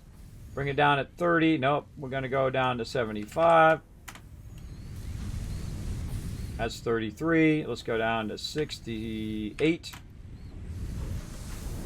There's 30.6. So 68 is our jam right there. So let's take this down to 68 as well. No reason to make it go any faster because it's only coming in at 30 anyway. And that's going to produce it out. We'll be fine. And by the way, you want to speed this up a little bit. Take the extra ones that it had made while you were doing other stuff and just pull them out of there. Go to here, cut these in half, and just manually feed those in there. And that's going to give it a little bit of a boost until it runs out of those. All right, now in the input of this is 30 per minute for steel pipes, but for steel beams, it's actually 60 per minute. So the steel beams are going to go pretty slow in there. But all you care about is getting a few steel beams and getting a few steel pipes. And look at that. We've already produced 40 and 30 of each thing. No problem. No problem. No problem. So there we go. So we got our steel going on. What we need is we need 200 pipes, though, right over here. So if we want to speed this up, we can say, you know what, change my mind. I want to go ahead and take this to steel pipe. And then we could just be running dual steel pipes, which is actually going to be the most efficient thing that you can kind of do right now, because it's 30 coming out of there, 30 coming out of there, and then both those pipes are going to be running at full speed, and so you're going to get 20, so you're going to get 40 per minute. So that is really your kind of best bet right there. And then we can go ahead again. We're using less power. We rebalanced it. We rebalanced our water. We rebalanced everything to the input, not to whatever it says, but we rebalanced it to the input of whatever we're doing. So if we're overclocking it, we're rebalancing our inputs so we can do that higher speed, or we are underclocking to balance whatever we have. Now, I actually have a pure node over there for coal, and there's more coal nodes, and I could have run a 120 over here and built an even bigger steel thing, which we'll do eventually. But what I'll probably end up doing is doubling up the pure node and then splitting one for power and one for steel production. So I have 120 for power and 120 for steel production, which will allow me to double my power and allow me to double my steel production. So very, very cool. Including, so I can do one side as pipes and one side as beams, and we'll get into that later. But right now, we need a whole lot of these babies. We need a whole lot of those. We need 200 of those, and we get to the next level. Now, while we're waiting around for that, let's go ahead and feed some more of this in here. We got a little bit extra. There we go. While we're waiting for that to run for a bit, we'll go ahead and think, what else do we need to do at this stage, right? Really what we're doing right now is we got pretty much everything that we need. We got wire, we got all the stuff. We've upgraded our MAM a whole bunch. But what we really need to do is work a bit on sulfur. That's another good one to unlock. Well, it's not that great, but it's a little bit something to do while you're waiting. So we're going to run up here, and we're going to pick back up our sulfur. Probably went and grabbed out there somewhere. It is not there. Where is it? Right here. About 100 sulfur. And we're going to go over here and we're going to say, okay, how do we unlock our sulfur line? We're going to click this. So it needs sulfur and it needs coal. How convenient that I just picked up some coal and you didn't even notice. There we go. Oh. And then also we need to do some black powder. We need 50 black powder. Now that's a little bit more difficult because you're going to need a good amount of loots to get that going on. And so we'll go over here and we'll look. Okay, black powder. Can we make black powder in here? Oh, we can. Okay, cool. We make 10. What do we need? Sulfur, and we need a bunch of coal. How much black powder we need? 50. Do we have enough sulfur, right? The thing you really want to look and see if you've got sulfur. I do have enough sulfur. I do not have enough coal. But what we can do, as you know, jump back down. Whoop. Run over here.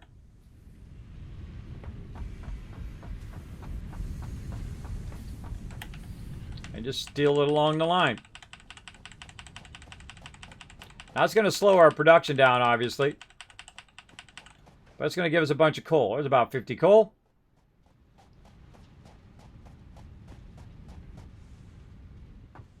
Now I don't need to run all the way back up there because earlier, which you guys didn't see if you missed it earlier, we went and put a MAM right here. You can put them all over the place if you want. We can go ahead and use this one. Oh, wait, we got to use our crafting thing first. Make a bunch of these. Oh, we make 30 right now. Oh, because the sulfur uses 2. So we'll go ahead and burn this up. Well, we'll get a little bit more than halfway. All right. Now, while we were doing that, just, getting that started, over here on our steel, which we need 200 of these, and we're pretty close. We got 56 there. And then over here, we've got 57 more. All right, what are we at? 154. All right, another 50. That'll be in no time. Let's let that run. We'll come back. Okay, what else are we going to do? We're going to go over here. All right, we're going to look for some more sulfur. Now, up in our thing up there, we did mark our sulfur. Our sulfur is way out there somewhere. Out in that foggy goodness of stuff. So it might be a good idea to start building out that way. I feel like we're going to go ahead and build from the side here. All right, from over there. That'd be a good idea. I feel like we'll go ahead and do a half gainer. Don't get drilled. Not sure if this is backseat gaming, but you can change the per minute instead of the percentage if you want. Yeah, it's a little backseat gaming, but it's a little tips. Yeah, as you saw, I actually typed it right in there. As you saw.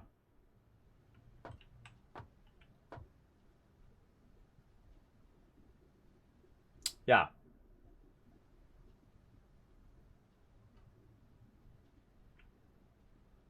Yep. All right, so let's go ahead and do a little half gainer. Ready? Yoda! Ha ha! Wee! Sploosh! Made it. I love that little shot right there. Pretty fun. I've done it in the vehicle and now a couple times in my skates. I don't know why I did it other than it's just fun. Off the top rope.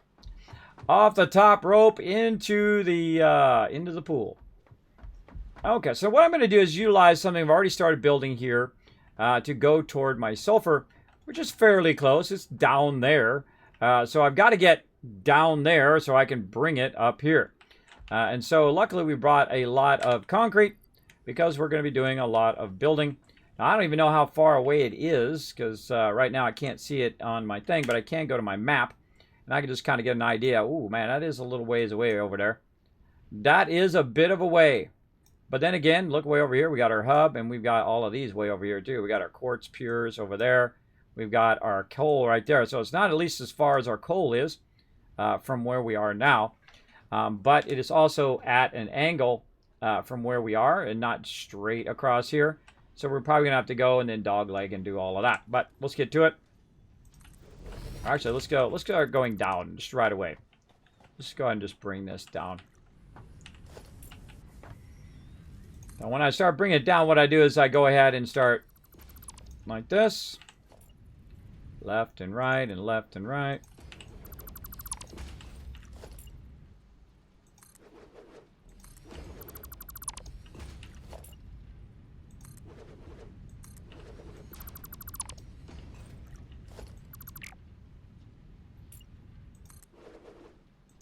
And down. There we go. We get that started, and then we'll go ahead and put our ramps in.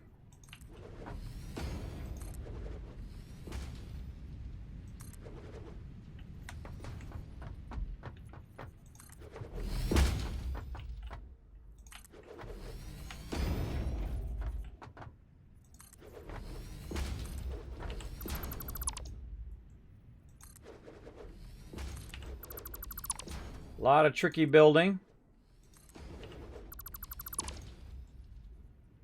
Not that hard. All right, just ramping down. Much easier from down below. Way easier from down below to do these ramps because you can just stand underneath there and build it down as opposed to standing up here at the top and trying to get that proper angle. But it still works from up above. You don't feel like running all the way down, or you want to just get it started. All right, we're going. Now we can go ahead and bring up our map again. We've unlocked our map. We'll see how we're doing. All right, we're about halfway. That wasn't too bad. About halfway over there. Now I like to come down to the level and then start to flatten out. Like this. And then we can go... Hold on, we're going to take this out. Let's flatten this out. There we go.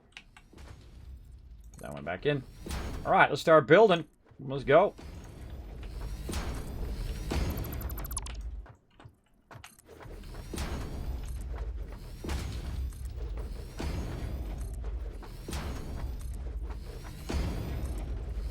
Okay, see it's starting to move to the left, the little thing up at the top. Watch the thing move. The closer I get, the more it moves to the left, which means that it's actually down there. All right, it's telling me it's right over there. But that's okay. We're going to run this a bit straight, and then we're going to kind of run down to it from up here. I love building foundations, by the way. I don't know if you could tell. But let's go ahead and keep it going. And then we're going to go ahead and build downwards. And so on. Now, there is a double ramp that you can use that's really fun as well. I haven't unlocked that yet. We'll get around to it. No rush. Great thing I love about this game is there's no hurry. You're not in any rush. You're not doing that kind of stuff. Just taking your time, enjoying building your factory. I love also the same thing about Astroneer. You can just chill, do your deal.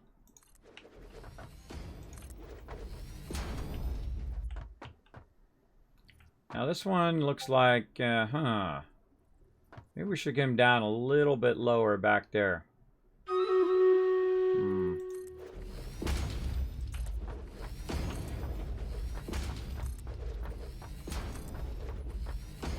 Now, I'm the type of person that's not afraid to take everything back out again and do it right. That's just the way I am. I'm going to do that with that right there while you guys battle it out. Let's go! How do you unlock the map? It is part of your MAM. There is a certain resource that you go in there and research, and there's a whole bunch of stuff that you research to unlock the map like that. I'm not going to tell you which one because I don't want to spoil it for you because I know at some point you're going to be researching that stuff in the MAM and you're going to go, oh, there it is, and I want you to have that moment. But it is in the MAM. I can give you that hint at least. All right, battle time. Let's go.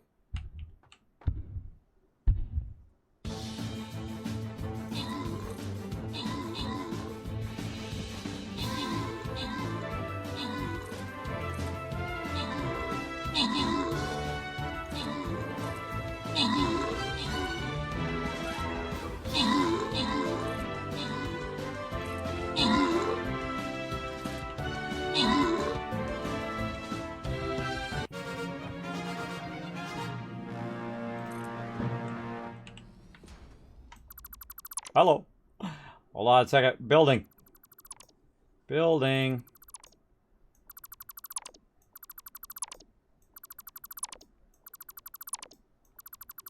There we go. All right, open the captain's chest. Slide that over there. Grant some rewards. Phoenix coming in. Feral Magnet. Big P Daddy and Dracian all getting some extra love. Blaker coming in MVP. Congrats on that. Wow, tier 31. All right, we got enough? Oh, we don't have enough time for another one. All right, we'll come back tonight, 9 p.m. Eastern Standard Time. We're going to start on some gold next time. So we're going to go ahead and get this going on. Now, while you guys are watching that, like I said, much easier to build down from down below than it is from up above because you can really fine-tune it from down here, which is really nice. Get that going on. And see, we're down a bit lower. So we're going to decide to just bring this ramp down like that. And then we don't have all this extra stuff up here at the top. And then we got to bring it down and all of that. We'll just go ahead and just zoop, hold down control. Takes all that out. Easy peasy. And they're like, well, Kismet, you're over here and that's over there. True. True on that. But then again, when you're on the side of it, it's way easier to build forward and build downwards when you're on the side of something or down below. That particular object, because you can go down, you can go forward, you can go down, go forward, etc. Much easier like that. And then once I do that, and I've used these kind of other ones here, I can take those out. Or you can do this, by the way. You just hold down control, and then let go of control, and then control, control, and then out they go. Right? Very nice. Easy way to do that. I'm trying to get back into the habit of doing that. Just getting very specific as each and every one. All right, let's go ahead and just work our way back over. We'll go ahead and jump down. Now we got all this extra stuff. Take all that out. All that out. If you get too far away, though, you can't take that stuff out. So good to get it before you get too far. All right, there we go. That's much better. Look how much lower we are. And we have one single ramp as opposed to multiple switchbacks and all of that stuff. I like to have one single ramp. It does make it a lot easier in the long run. All right, here we go. Let's go ahead and build this out now. And oh my gosh, is that perfect. Oh, beautiful. Perfecto. All right, now I forget which one is the normal node. I think the middle one's the normal node. We'll have to go take a look down there. Actually, let's go ahead and build our equipment thing real quick here. Go ahead and make our portable miner. Maybe we'll combine two of the normals into a 120 while we're here. What the heck? All right, so where can we put it? We can put one there and put one there. So we got 2 of those. Is there one underneath us? I thought there was another one. Apparently not. Apparently not. So, okay, we're going to say this is the impure, and this one is the normal. We're going to go ahead and name them this way. And that's the normal. All right. And then we also want to bring our thing down here. So we'll go ahead and go a little bit more like this.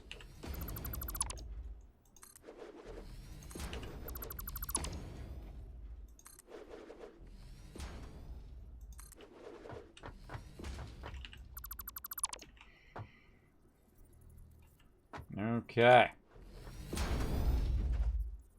Good. How much we got? 10 minutes. All right. And then this looks like I could probably hit both of these from here. Yeah. Okay. Now, I'm going to rotate these around again. The reason why I rotate them around is so I can access them from up here. I'm going to try to lean out, see if I can get it. Boom. There we go. I can see that it's a impure node. This one over here, same thing. I can't go forward because it's I'm in its like space. So I'm going to go ahead and just take it and turn it sideways. Build forward. Run up next to it.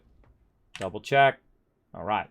Impure node or normal node. So we got an impure and a normal node, and we'll kind of merge those together and go from there. So very easy. Boom. Now we just run this all the way back up again and ready to rock and roll.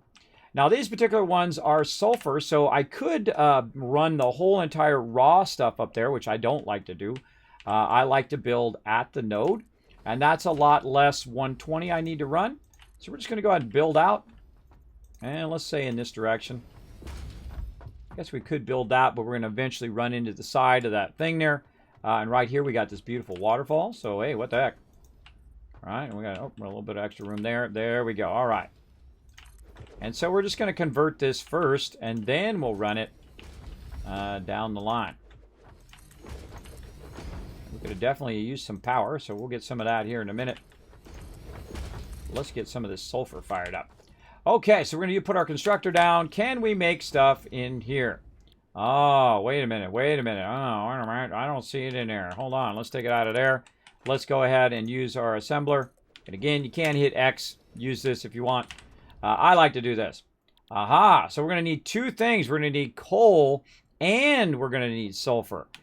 Do we have any coal nearby? Well, let's hope. Let's say coal.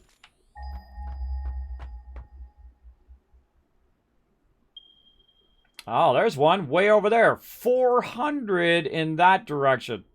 This one, 800 in that direction. Which is seems like a lot now. Not that much later on in the later game. You're using trains. You're doing all sorts of stuff. Nailed it. Exactly.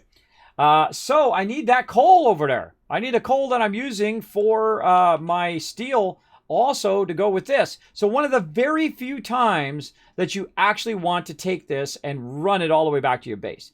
Because otherwise you got to go and run your coal all the way over to here. Right, which is not the best of ideas. Because if you're going to run it all the way from over there, you might as well just run this up and over there. And then bring some extra coal and run. You can run a little bit of steel, run a little bit of coal, run a little steel, a little coal, and back and forth. So we're going to combine these together and run these ones all the way back up. Because it's more efficient. Same thing with other things like aluminum and things like that. You'll see later that we'll go ahead and run those. Now, we're going to need a lot of plates. We don't have enough plates right now. We're definitely going to need a lot of plates and whatnot to run all of this. We're definitely going to try to run this out of here. Really? Come on. There we go. And into there. Okay, so we want to get that all the way back up and around there. Now, we're probably not going to be able to finish this, by the way, in the amount of time we have left, about 5 more minutes. So we're going to go ahead and just do this. And we're going to go, okay, we're going to run this from over here into there. Oop, or we're out of plates now. Totally out of plates. All right, well, I was going to run that into there and then merge that, but we're out of plates. So off we go. We're out. We are out of here. We got other places to be. Now, that's a little bit of a ways to go. I could use my skates, but I've also got this instead. Boom. Let's go. This thing jams. It goes full speed up a high incline, where your other vehicle does not do that. This thing really, I can catch some air right here, too, if I want. Whoop, whoop. See if I can sneak by on this left side. Didn't give myself much room to drive by, did I? But I did lift that up at least, so I don't run into that. Whoa, look out. I want to go in far distance. I'll use this until I have my hypertubes. And then when I have my hypertubes, I'll still always carry this with me. Always. Everywhere I go. I always have this vehicle. Even if I'm in the sand, I can still... It's awkward, but you can still drive yourself back and not get attacked by mobs. Not all the mobs. There is actually a few mobs that will attack you when you are in your vehicle. But they don't do any damage. So, alright, here we are. We're back over here. We get the stuff. We pick up our vehicle. We do our little jumpy jump.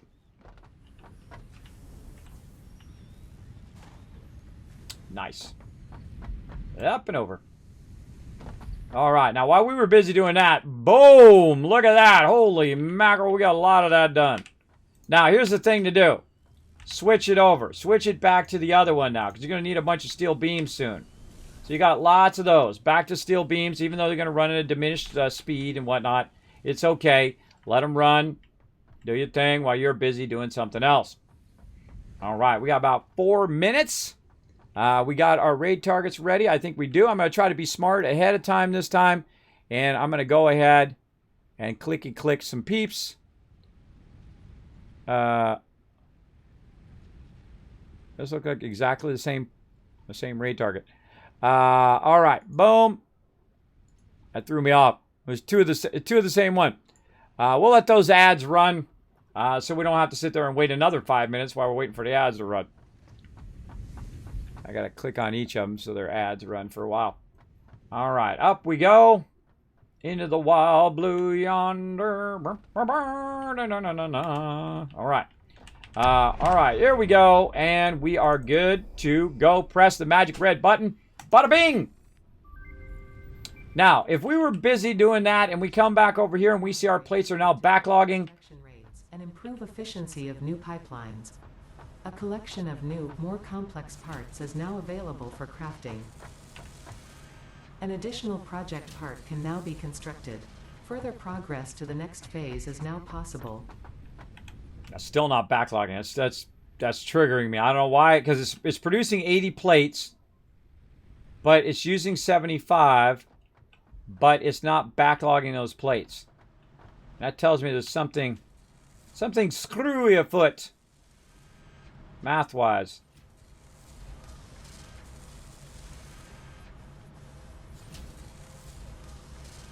Should end up with more plates than it's using.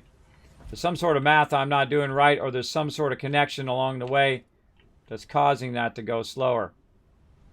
Oh, that's going to trigger me. Though it has to at least be going at 75 because it's not diminishing. If it was diminishing, then we would have a problem of it not having enough all the time. So I feel like we're right there on that point. So I don't know where those extra five plates are going, but oh well. We'll work on that later. Okay, so we unlocked our next tier here, which is our goodies. Our advanced steel production, which is sweet, because we can do our MK2 miners now. We're definitely going to be firing that up next time. That's going to be epic. We're going to need a lot more power, though, to get those going. We're also going to work on our hypertubes and whatnot. Let's go ahead and select that one right there. We can just straight up start to feed that stuff in there for all of that. Let's go over here. Let's grab some more of this copper wire. We got so much copper wire. We got so much of it. We got boxes and boxes full of it. Let's put it over here. Fill that up. And now we need 50 industrial beams. And we've got 7 of them that we picked up randomly while we're running around. But let's go ahead and see how many we can make in here. We can make 9. Why can we only make 9? Because of the steel beams, right? I told you to switch to steel beams. But we'll go ahead and make what we can. And then we're going to need those steel beams to be on a whole nother level so that we can get these fired up. Now, if we're being super efficient, we would go down there and we would merge the 2 sides of the production for the steel beams into one, because that would be efficient and whatnot, but I'm not going to bother. It'll be fine. All right, there we go. And so the only thing we really need is tons and tons of those steel beams now. And I find I make a ton of poles, and then I just go back to beams, because beams require a lot more resources to be produced. And I feel like that's about it for now. That's about as much we can do. Let's go up and take a little bird's eye view of what we got going on. We didn't get any of this going over here. We have definitely a bunch of smart plating going on. But did we get this retooled? We got to get this retooled. What do we need over here? We need modular frames and our steel beams. Yeah, we didn't get our steel beams going yet. A little bit of it. But yeah, next time we'll get our steel beams. And we'll probably just manually run them over here, by the way, and just feed them in there once they get full, and just let it run for a while, because it's going to run at a slower rate. But we can also overclock them, and the same with the modular frames. We're making an okay amount of modular frames over here. And again, this is what I call offline production. Like right now, boom, I can drop a bunch of screws in there, and it's going to keep going. It's probably made a bunch of these by now. It has. Now, I don't know what happened to my screws. Why did my screws stop? Oh, because I was manually feeding them. That's why. Manually feeding those screws. Because that's offline production. Let's go over here and see if we have an overflow of screws. Oh, we do. All right, let's take all of those. And let's go ahead and manually feed those babies where we're feeding them at the top, bottom, because it doesn't really matter. Let's say top. Boom. All right, put those screws in there. Let's just get a bunch of this queued up, because we're definitely going to need that next time. And we're just manually feeding the overflow from over here into that top box. And we probably got a bunch of overflow over here too. This top box. Oh, no. Oh, no. Oh, that's because we cranked that up to 240, I think. Or 150. Yeah, we got way more than enough there. All right. So this is good. We'll grab all of that. We'll let that feed. We'll let this feed up into there. Very nice. And then down here, we're going to need our reinforced iron plates. So we're just going to use up what we got. Boom.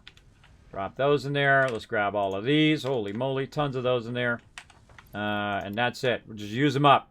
Use them up, because we're going to need a lot of those frames coming up soon, so we can make that other stuff. And run it into our space elevator. Now, we don't really need to do the space elevator at all at this point, because we haven't really unlocked all of this stuff. And one of the things that's really nice is our logistics here too, but we need 200 steel beams for that. That's going to take a little bit. I feel like this is actually the harder of the two, because you got to take those steel beams and your concrete and convert them into the industrial beams. But then again, this is awesome. This is really nice, because once you get this going, you can make a really fast transport system. And watch the difference next time when we come in and we start using our hypertubes to get from all the different places where we go. And I will run a line that takes me to one spot, and then it will stop me there and then continue me down the road if I need to go. So, great example, if I need to go from here down there, I'll literally just walk over here to the side. I'll move this out of the way. I'll walk over here to the side, boom, go in that hypertube, whoop, it'll take me down to the next level. I need to go down to the level again, boom, take me down to that level. Maybe I need one that takes me all the way over to my power plant, bam, power plant. And then from the power plant back to the coal, to the quartz, to the cadmium, all that stuff. We'll run that whole entire transport system next time. And that's why we have a lot of this. You're going to need a lot of that copper wire for all of that. But right now, we want to go ahead and try to get that unlocked, but we're going to need a lot of beams. So we're going to let that all run. We got that running, so next time we come in, we will have more frames as well.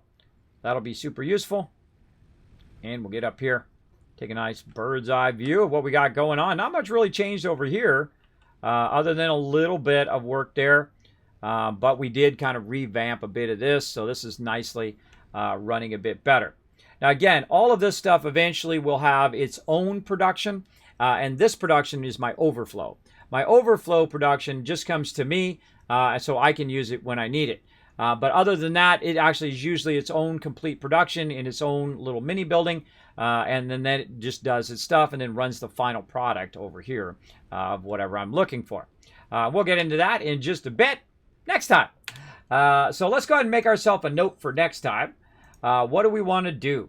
We want to go ahead and get tier 2 miners. Yeah, we get those going. We won't be styling. Bam! Tier 2 miners. Very efficient. Instead of starting a new mine, you can go ahead and just upgrade the one you got. And you're going to get a lot of that as well. So tier 2 miners, we'll save that. I think we already did save. There we go.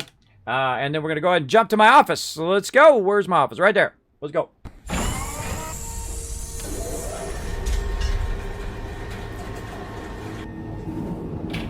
All right, everybody. We got some peeps we want to go show some love to. Oh, we already raided this guy. This guy's pretty cool, but we're not going to raid him again. So, hey, that just leaves this person here. Hey, you lucked out. You lucked out. Right now, they're playing some 76. You know, I love me some 76. We're going to be playing some more of that on Thursday. But for right now, we're going to go ahead and show them some love. We'll fire up some raid. Boom, raid love right there. Now, here's what we do. When you hear this noise, right there, that's the Kismet Love Train. You're going to find that Kismet Love Train right there in the chat. Go ahead and highlight that, copy, paste it right there in the chat. I'm going to give you guys some Kiz Caps for being awesome and getting that hype going. We're going to go over their channel right now. They've got 9 people in their channel. Their name is Bash and Play. It's like a dual stream. Pretty cool. Looks like Ashen and Ben playing some 76 together. Pretty awesome. So we're going to go over there and we're going to show some fellow Vault Dwellers some love. Want you guys to come along with us. And I'm just going to go ahead and dish you guys out a bunch of caps. Hopefully they're working. Yay, they're working. Yay, okay. 3,000, 4,000. We hit our tweets today. We didn't, but that's okay. We're going to do 5,000. You know what? One to grow on, too. One to grow on. There we go. Now, I'll be back tonight, 9 p.m. Eastern Standard Time, playing some 7 Days to Die. You definitely want to see that because it's going to be Horde Night. It's going to be epic. I will see you all then. Bye, everybody. I got to press my button. Bye, everybody.